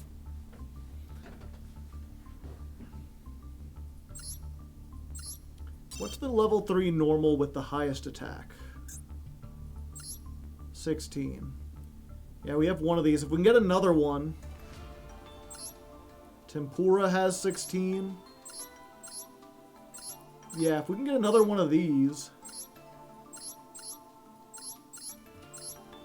Okay.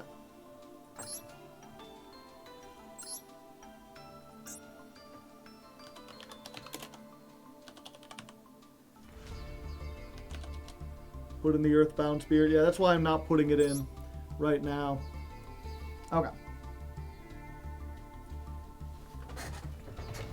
Let's try this.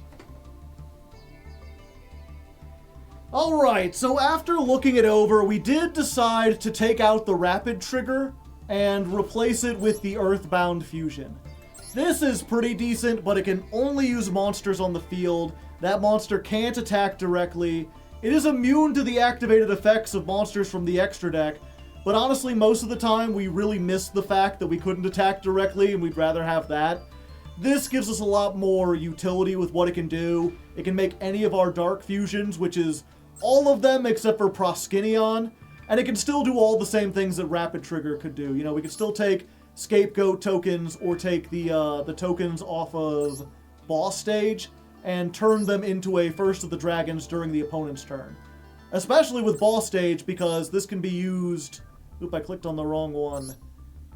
This can be used... You can only activate this during the main phase, unless there's a card in the field spell zone. Yeah. So I'll have Boss Stage in the field spell. Either way, a small upgrade, but we count every one. This is Generator Fusion 12.8.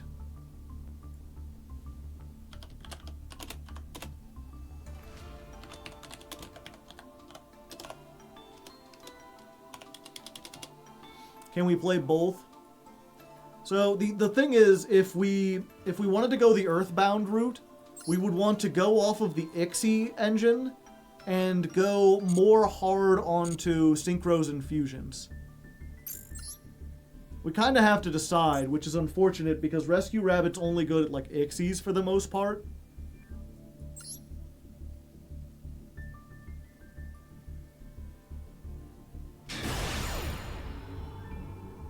Win, and I will gain a rank. I always forget how easily you gain ranks in Silver. Probably because I had like 12 losses in a row or something like that, and it felt like I was trapped here for eternity. But then you win one, and it's like, okay, I'm so close to ranking up. Ah, which way, modern man? Do I put out the Origami Goddess and try to draw a million cards? Or do I put out the Rescue Rabbit and hope? They've got sleeves with Dragoon on them. They're gooning. We're gonna try it. We gotta try it. Go Rescue Rabbit. Will it be able to resolve? Max C. Yep. We have to give it to him. Let's go. Kabuzals. 1. And to who? We finally made it. Come out, Evolzar Logia! Make our opponent lag. And then we'll set this. I can also fusion summon, but I don't think there's anything I can make with Origami Goddess and Clavis. We just have to hope. We've got a Solemn Judgment and a Divine Wrath. The power of God and dinosaurs is on our side. And it's Centurion. Oh no. I'm in danger. Granted, we can negate, like, a summon, which is pretty neat. Open with the Synchro Rumble, okay. Question is, what do I want to discard? I think it's the Bufo. Because as good as a fusion spell is, we don't have targets for it. During your main phase, you can place this face up.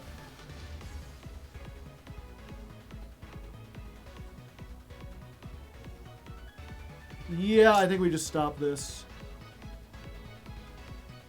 We negate the Auxilla. The problem is, I think they can summon it as an effect with stand-up Centurion. Let's do this.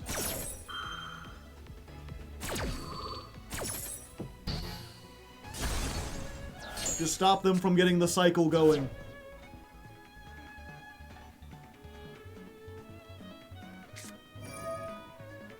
What? Chat, I don't think we can just negate Auxilla and win.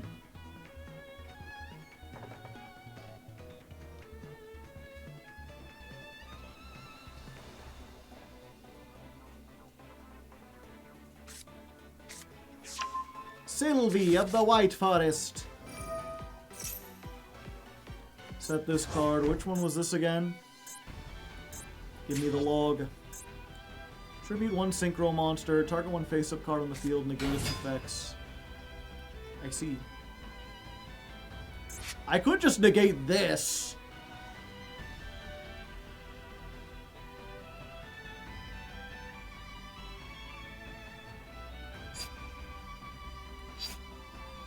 Yeah.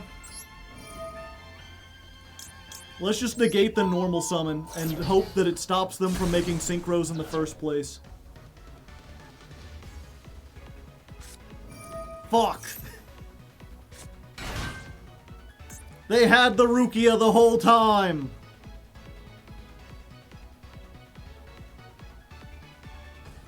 I guess it's fair, you know. How is this deck gonna survive without Max E? My meta deck's just too strong.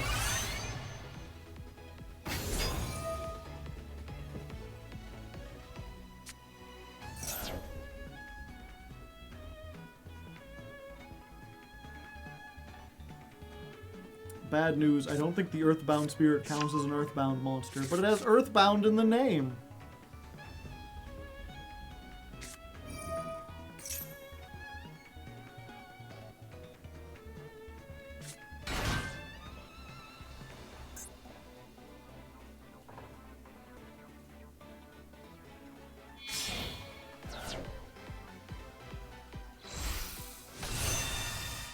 Diabelle. Unfortunately, I think my only chance of survival is, like, if I summon Origami Goddess and they let it go through, and I happen to get, like, 6 heads in a row, and then they don't have anything to stop the attack, then I might just win, but probably not. I think you're probably just going to skip ahead to me surrendering.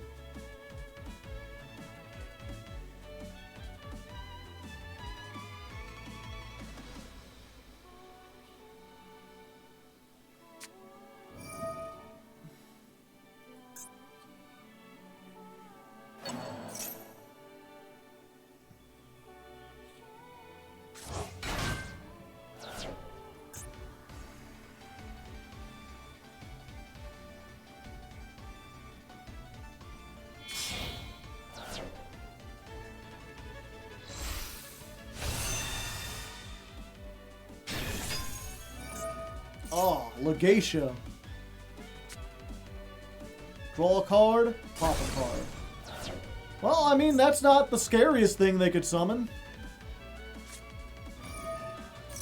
They've already used this. So they're just going to pass on 3,500. Okay. Hold up, chat. I forgot for a second we're in silver.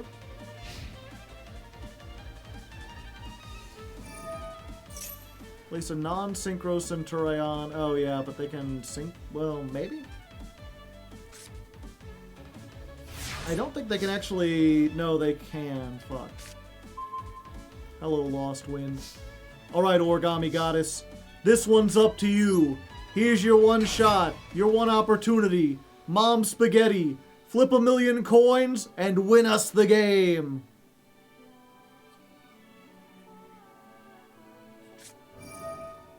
Oh, come on!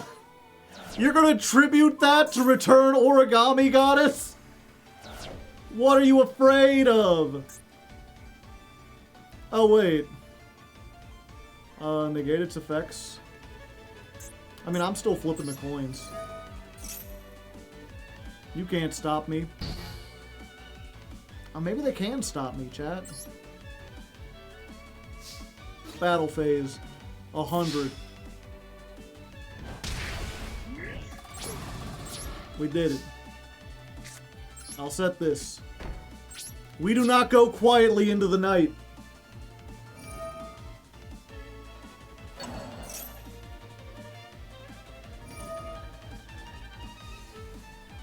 Unfortunately, they just get like everything back and they can make more stuff. Yeah, there's no way I can beat this. Let's just get out of here.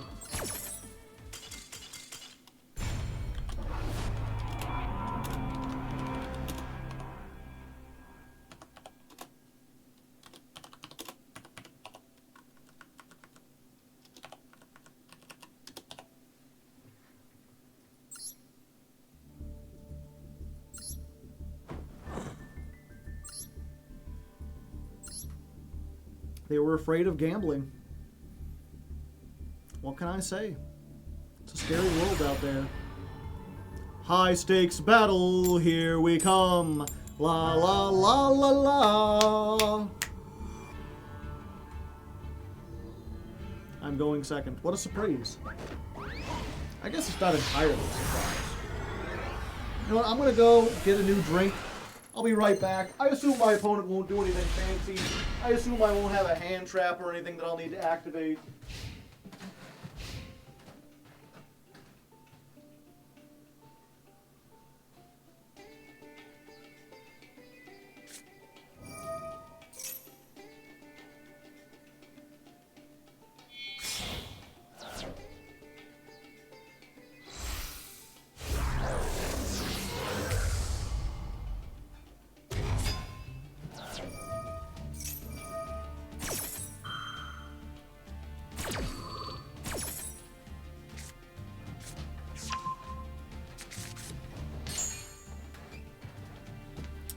Ow. Is that both of my generators in my hand? And Lunalights? I can't out at towers, chat. I have nothing that can out at, you know, I don't have any kaijus. Let's just get out of here.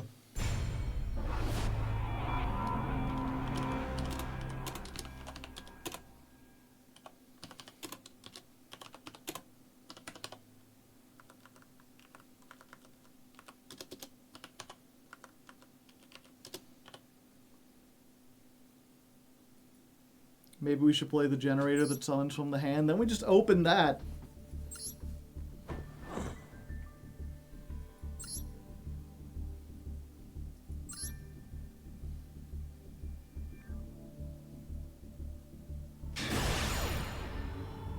Alright, here's another high-stakes battle. I'm not going to sing a song about this one. And good, they liked the fact that I kept it simple. I just went straight in for it. Winning the coin toss, going to battle, doing the things we want to do.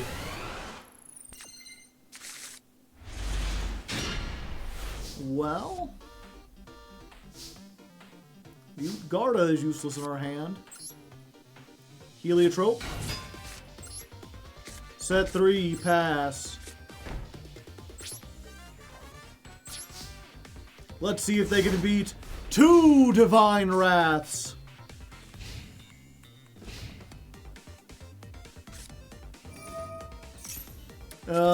This is quickly becoming a U card.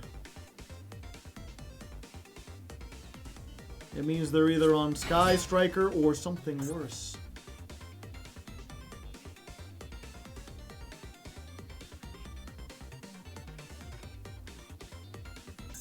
What, are you gonna make Kagari and add back the Upstart Goblin? Hayate.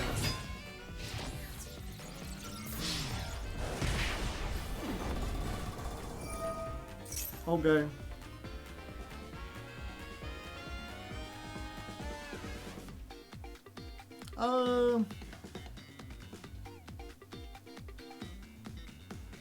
Only summon 1 Hayate per turn. Yeah, we'll do this.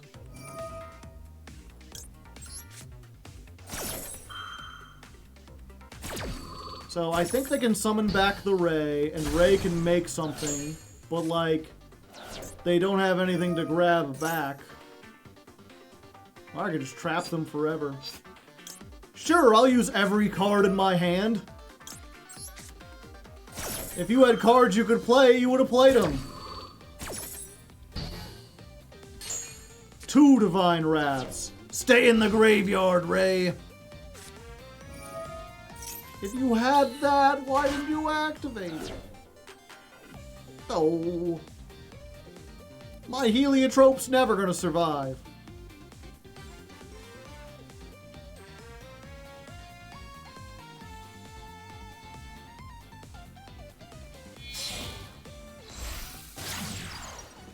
Kind of. No, my Heliotrope! It so badly wanted to attack. What do you mean you had Engage? If you had Engage, why the fuck did you go for Hayate?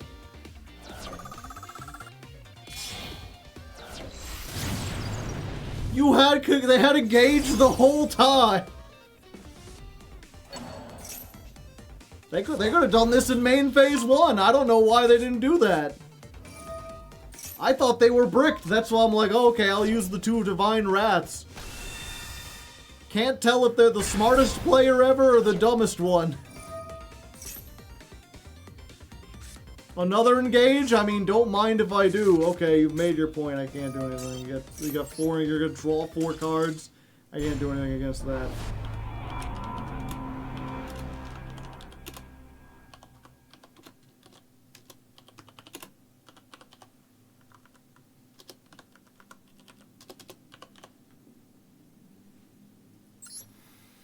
Didn't use linkage in the battle phase either.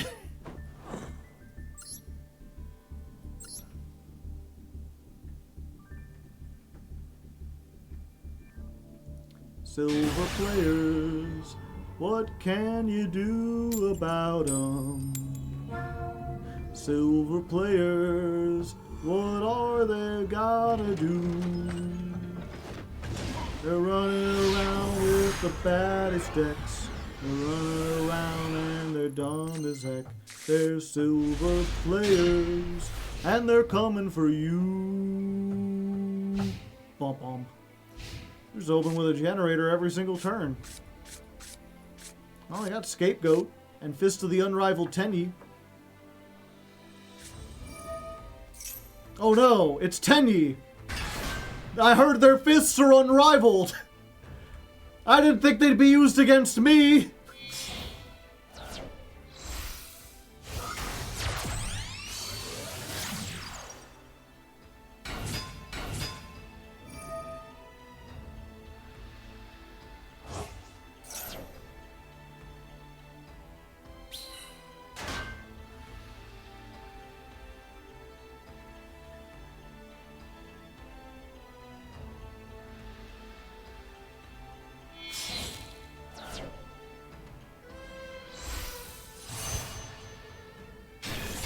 Chow.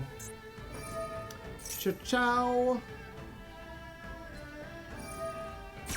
Man, if I had gone first, I would have ruined him.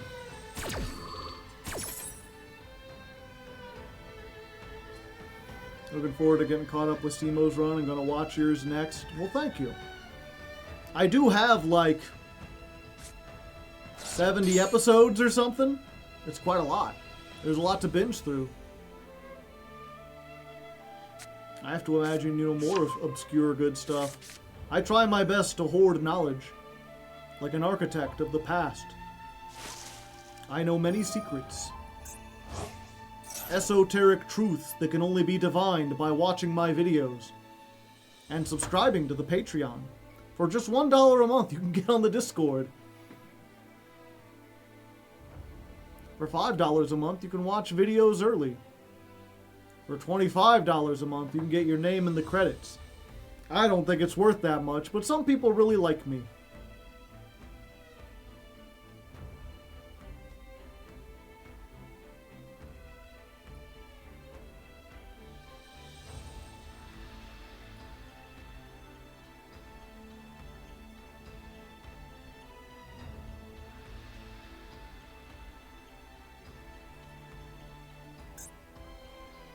I feel like more stuff should be happening, chat.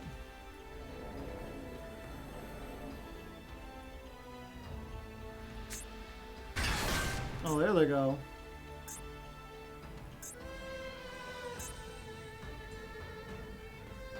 They're locked into worms. Just like the Pale King.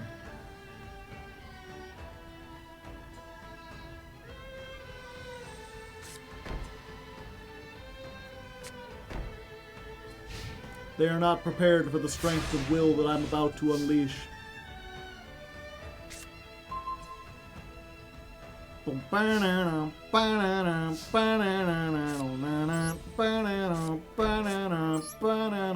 Set 5 pass. Kick in some ass. I'm doing my best Paleozoic impression.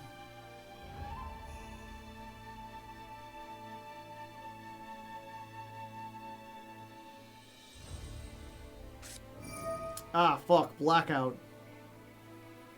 Well, if they hit the Unrivaled Tenyi, then I get a free monster. They did not hit the Unrivaled Tenyi.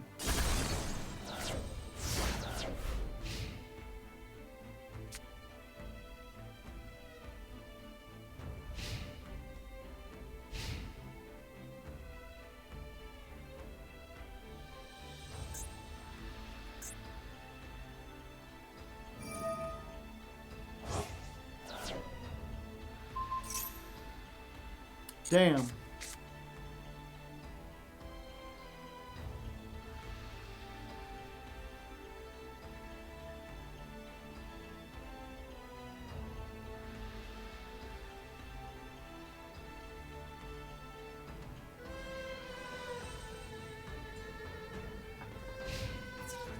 Battle phase. All right, I'll take the attack.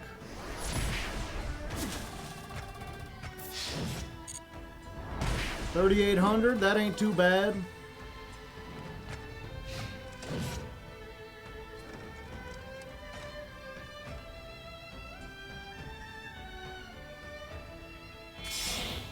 Oh? Shaman.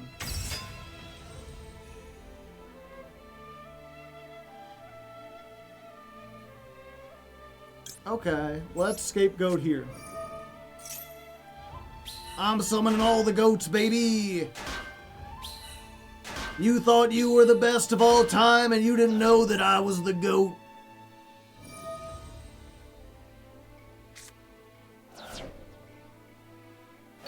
one worm in the graveyard? What if you did not? What if that was something you didn't do? Unfortunately, this negates, but does not destroy. I forget. I don't think I can tribute summon these, right? I see. I cannot. And also, I took out the links that I can make with this. I thought I had something I could do. No, I'm just using it for other stuff. Well, that's what I get for taking links out of my deck. To be fair, we were playing them to only be used with the one-of scapegoat, and a lot of these have much more utility. Peekaboo, though, yeah. So this is a worm, and they want to summon another worm, and I said, what if there were no worms? And they're like, you gotta get rid of your goats, and I'm like, that's fine. All I need is blue goat. He's the strongest.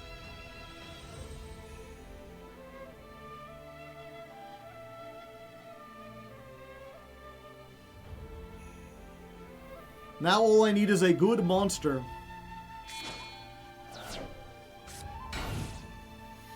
Tribute set. Interesting. You know, I didn't think the blue goat would actually survive this token, but this turn. But it turns out he is the goat.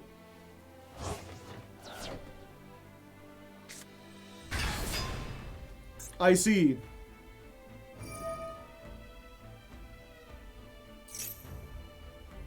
Dark was selected. Okay. Like, I could negate that, but it wouldn't destroy it.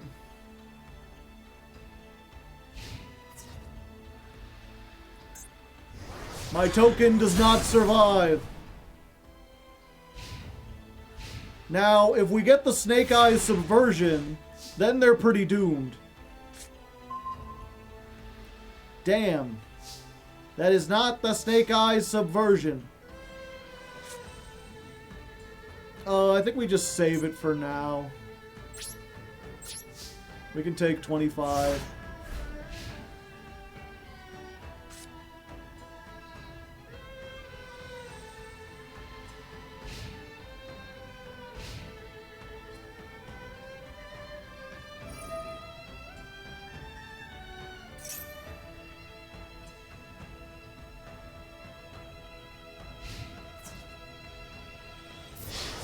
Okay, we take another 25. We can set this to survive a turn, but we really need something. Something good, please.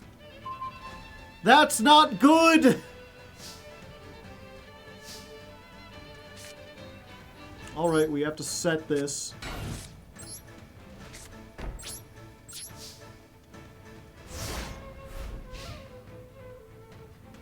Yeah, we could get rid of this if we had a, if we got the generator ball stage, if we got subversion, getting lost wind would help out. I feel like there are other things in our deck, I can't think of them at the moment.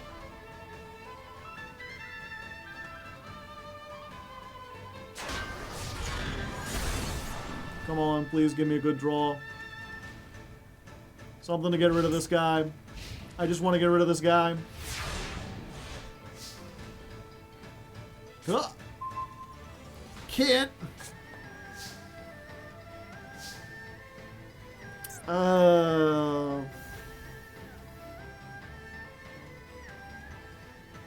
Albaz, yeah. Except I'm locked out of darks. Oh, it's only special summoned.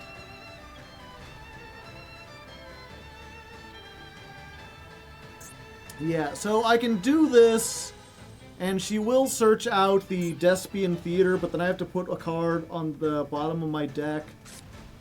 I guess that would put Nidhogg back, but then I'd be in attack and I'd take even more damage. Is it worth it just to shuffle my deck and put Nidhogg back? Yeah, maybe.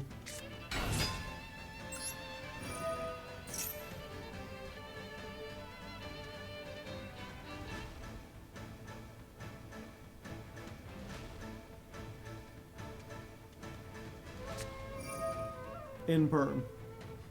Well, at least we baited the imperm out, chat. Oh, and then they can just call Dark and blow this up. Yeah, we just lose. I should have said it.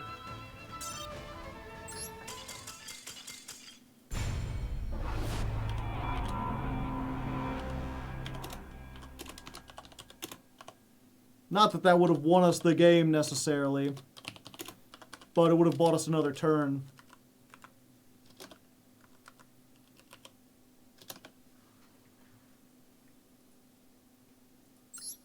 We also have Predaplants. Unfortunately, the Predaplants destroy.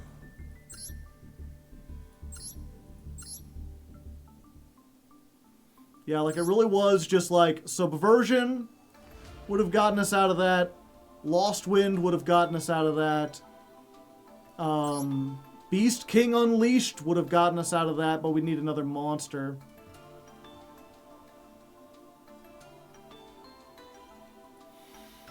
Rescue Rabbit would not have gotten us out of that. We have too much stuff that destroys. Something that can't be destroyed is like a problem. We really just need the Subversion. That's why, you know, there's so many people, every time someone makes a list, like a new list for me, they always try to take out Subversion. I'm like, no, do not. It is one of our best removals.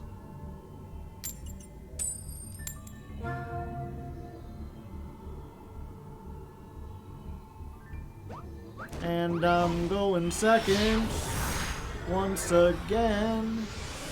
Wish I didn't go second, my friend. Yep, every time I go second, I get these good going first cards, and vice versa. You got someone with the Gradius sleeves, 60 card deck.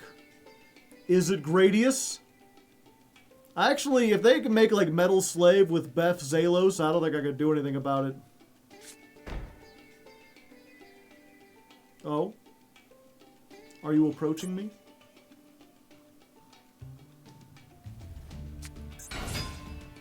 Trap tricks. It's a trap.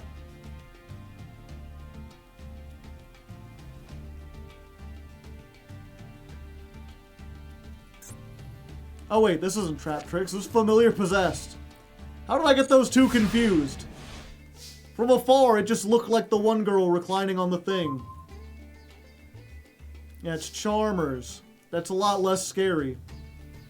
Okay, we're gonna start with Dark End Evaporation Dragon. Any wetness that was around here is gone. It's been evaporated.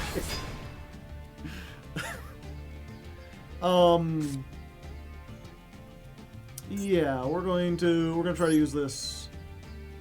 Oh, I can't fusion summon. Make this card lose 500. Yeah, I think that's worth it.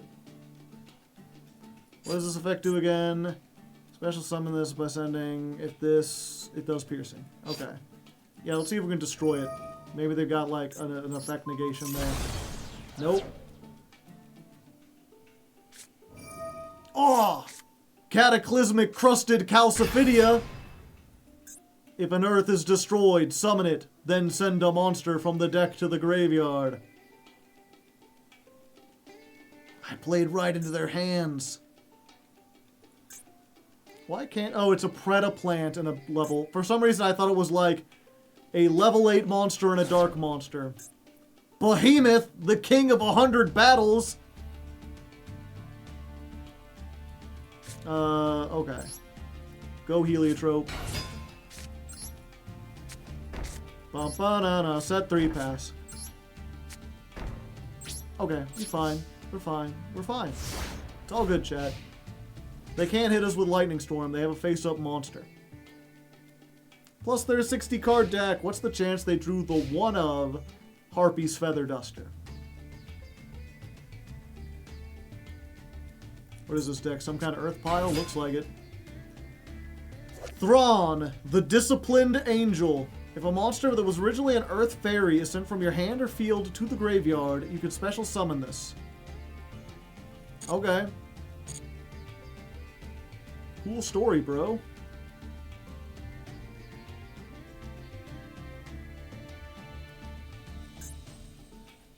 Earth Fairy. This is an Earth Beast. This is an Earth Fairy. Battle phase.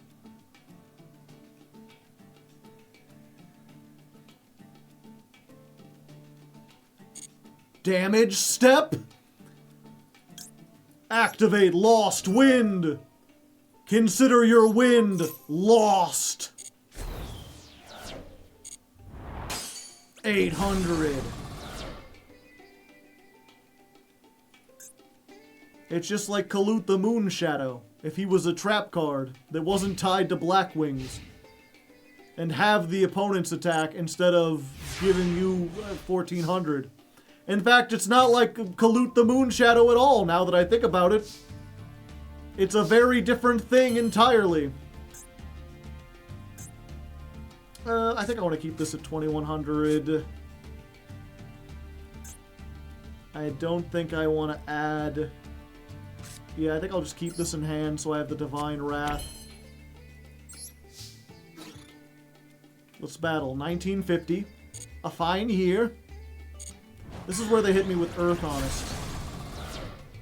Which I don't think exists. I know there's like an Earth Warrior Honest.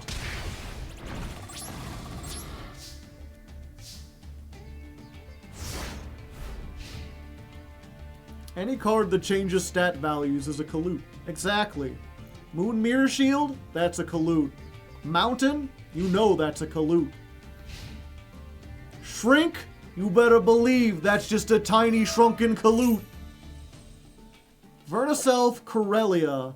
All Earth monsters are treated as Vernaselfs. Once per turn, if you would discard a Vernaself to activate the effect, you can discard only that Vernaself instead. Okay. Vernaself deck?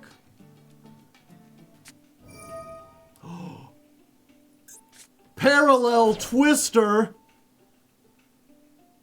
Send a spell trap, target a card on the field, and destroy it. What if I said no? Dun-dun-dun-dun-dun! My fists are unrivaled! Normal monsters unite!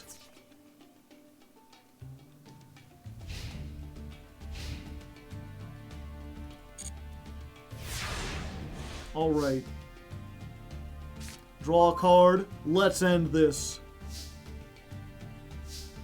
Go, Springen's Kit! Use your effect! Give them the whole kit and caboodle! And put this back in the extra deck. Oh, you didn't wait around. Okay. We did it. We got it. We finally got a win. We finally get a rank up. After 10,000 years, well, I'm not free. I'm still in silver too, but we at least get two packs to round out the evening.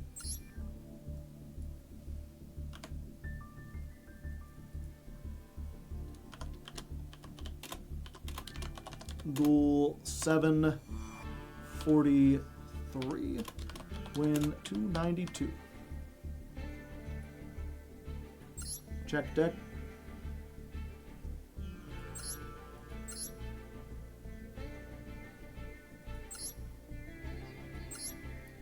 Pebble Dog, Ash, many Vernasilphs, one Ausa, World Soul Carbon. Tribute this normal summoned or set card to add an Earth Fairy from your deck to your hand. The face-up fairy is sent to the graveyard. While this is in your graveyard, place this card on top of your deck.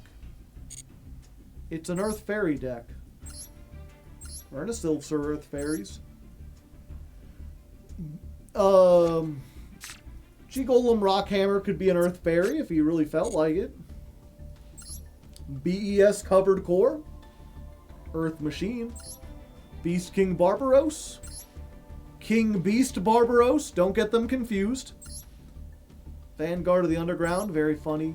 Vera, Behemoth, But why?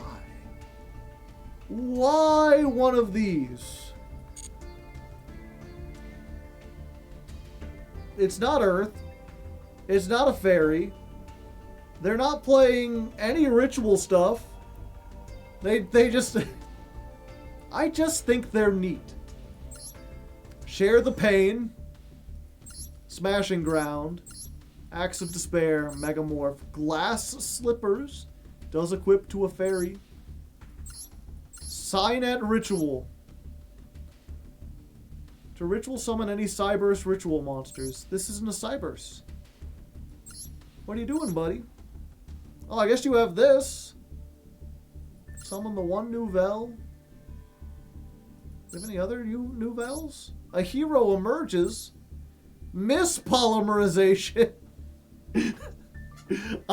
I swear to God, if I had activated the Despian fusion and they activated mispolymerization, I would have fallen out of my fucking chair. You gotta be shitting me. Spiritual light art?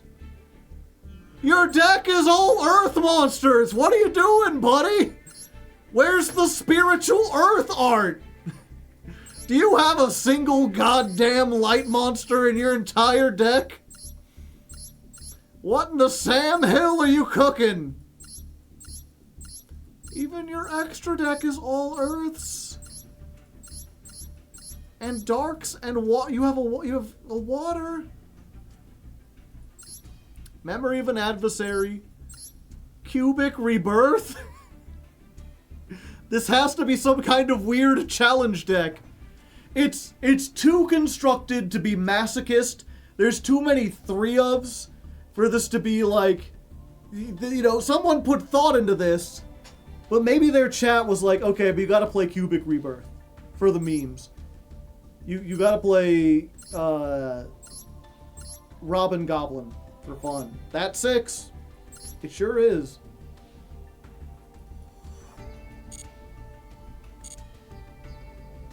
It's just cards they think look neat.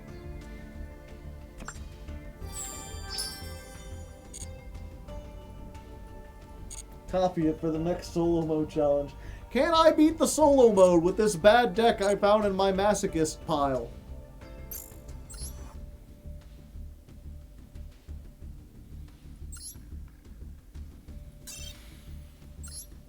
Alright, it's the end of the night. We've just got one legacy pack. Let's go ahead and open it up. We're going to do it the old-fashioned way. One card at a time. You know, just 2 little cards. Probably useless, but we'll see.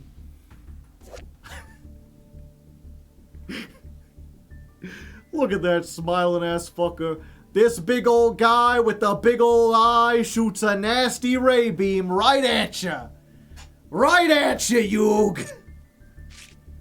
And Royal Command. Flip monsters can't be activated. Their effects are negated. Yep, I remember when Shaddols were first put out, I put this into my spirit deck because I was like, fuck these Shaddols. Okay, well, that's, you know, we had a little chuckle. We had a little time. Let's go ahead and open our 2 master packs. We get one for defeating our opponent. As brave and valiant as they were. We looked at their deck in between here. If you want to see that, subscribe to the VOD channel, Raw Hardleg. There you can watch the streams in their full entirety. New World Formation. Target a spell trap in your graveyard that mentions Visa Starfrost, set it, and if you set a trap or a quick play, it can be activated this turn. You can banish this, target 3 spell traps that mention Visa Starfrost, shuffle them into the deck. Huh. I wonder if we have any good Visa traps. Probably not. Thunder King Ryo, you say? We've been looking for a good light monster. Something that we could just summon that might be good. I mean, we're already kind of stun adjacent. Some decks don't have a really good out to this, chat. That, you know, they are just trying to make us go on stun. We do have a Blackluster Soldier, too. Maybe we play this. We play the one card that shuts down the graveyard. I forget its name. It's also a light. And then we just hope. Possibly. Clara and Ruska, the worst Link monster ever made. The only Link one that is completely useless. Evil Blast, we already have a bunch of those. Springan's Blast, not to be confused with Evil Blast. The Springans are not evil. If you control a Springans, choose a main monster zone. If a monster is in that zone, it can't attack directly and its effects are negated. If no monster is in that zone, can't be used this turn. If you control a fusion monster that lists Fallen of Albaz, you can choose 2 zones. Interesting. Interesting indeed. Not useful, though. Wapaku might be good if we go on a trap deck or something. Switcheroo! I like giving them the old switcheroo. If you control the same number of monsters as your opponent, switch control of those monsters. This is really fun with Scapegoat, because you can easily go up to like 4 monsters and just be like, yeah, get out of here. I'm also curious, like, okay, if I had, maybe someone in the comments can tell me this, because I'm not sure how the rulings would work out. Let's say I have the generator boss stage. I summon Utgarda, I get 4 tokens, my opponent summons 5 monsters. Can I activate Switcheroo, then activate Utgarda, tribute off 2 of the tokens, tribute off to banish itself, and then switch the remaining 2 tokens with all 5 of their monsters? Like, does it just work with whatever you have at resolution? I'm sorry. Do you just have to have the same number of monsters at activation, or do they have to stay until resolution? Because if they don't have to stay, that would be really, really funny. Okay, and what's our last card? Mizuki. This is a good zombie card, you know, if we ever get zombies going. Someone in chat is saying it has to stay until res. We'll see, we might play this either way. Especially, they're giving us a whole bunch of really good, really funny trap cards. Funny stuff, and we get a whole nother pack. Maybe that one will be even better. Let's open it up, see what's inside. Ooh, we get another purple card. I like purple. I like rainbows, you know, I ain't afraid to admit it. They look cool, they look neat. Let's open it up. It's a Cardian. Yo, dog, we heard you like cards, so we put cards on your cards. This is a Gen X ally reliever. No thanks. Fire Ant Ascator. It sure is. We got an Ancient Warrior. We need like 1 million of those. Ooh, Rare Metal Foes Bismugear. I mean, the Metal Foes are normal and rare. This really helps out with Pendulum Slop. We'll get there eventually. I keep saying that, but we will. Hero Blast. You know, I was thinking we would get through a session without pulling a random hero card, but they snuck in at the very last moment. Okay, what's this one? Anything good? Gold Pride Star Leon! It's a generic 6, 2000. During the main phase, you can target a face-up monster your opponent controls. This card gains attack equal to that target's attack. Then, if your life points are lower than your opponent's, you can destroy that monster. Only use this once per turn. During the end phase, if the previous effect was activated, return it to the extra deck and summon a Leon from your deck or graveyard. I don't know if I have a Leon. This is a level 6 synchro that has technically removal.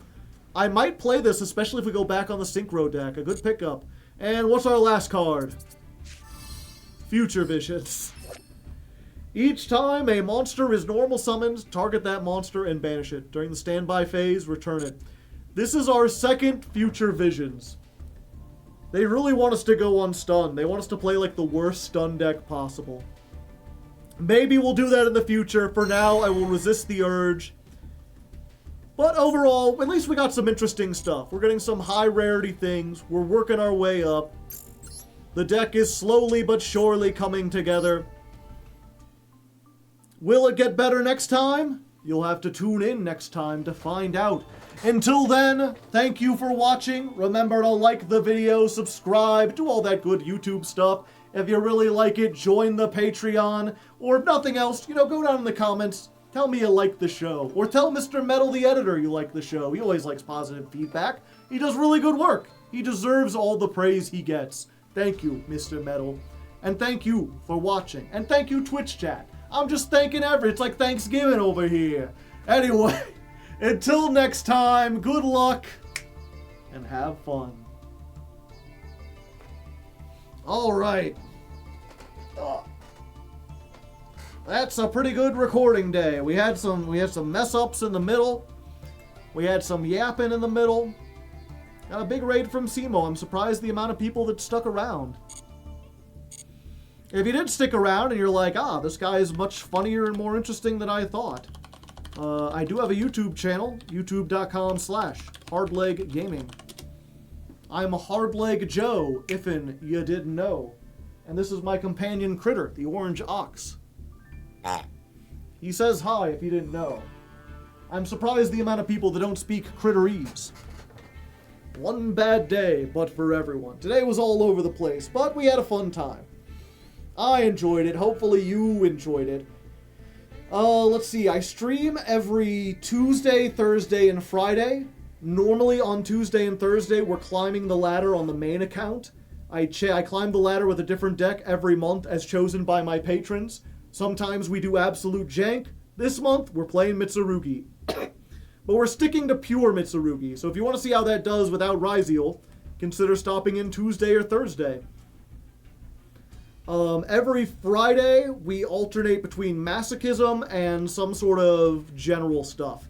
I think next week we'll probably be playing more Hollow Knight Silksong with my friend Brandon. I've been giving him a guided tour of Farloom, showing him off all the cool things that the game has to offer. Because he can't beat it himself. It's a little too difficult for him. But I'm good at platformers. So, lots of reasons to follow if you're interested. And check out the stuff I make in the future. For now, we're going to get going. Thank you all for watching. Let's go see if we can find someone else to raid.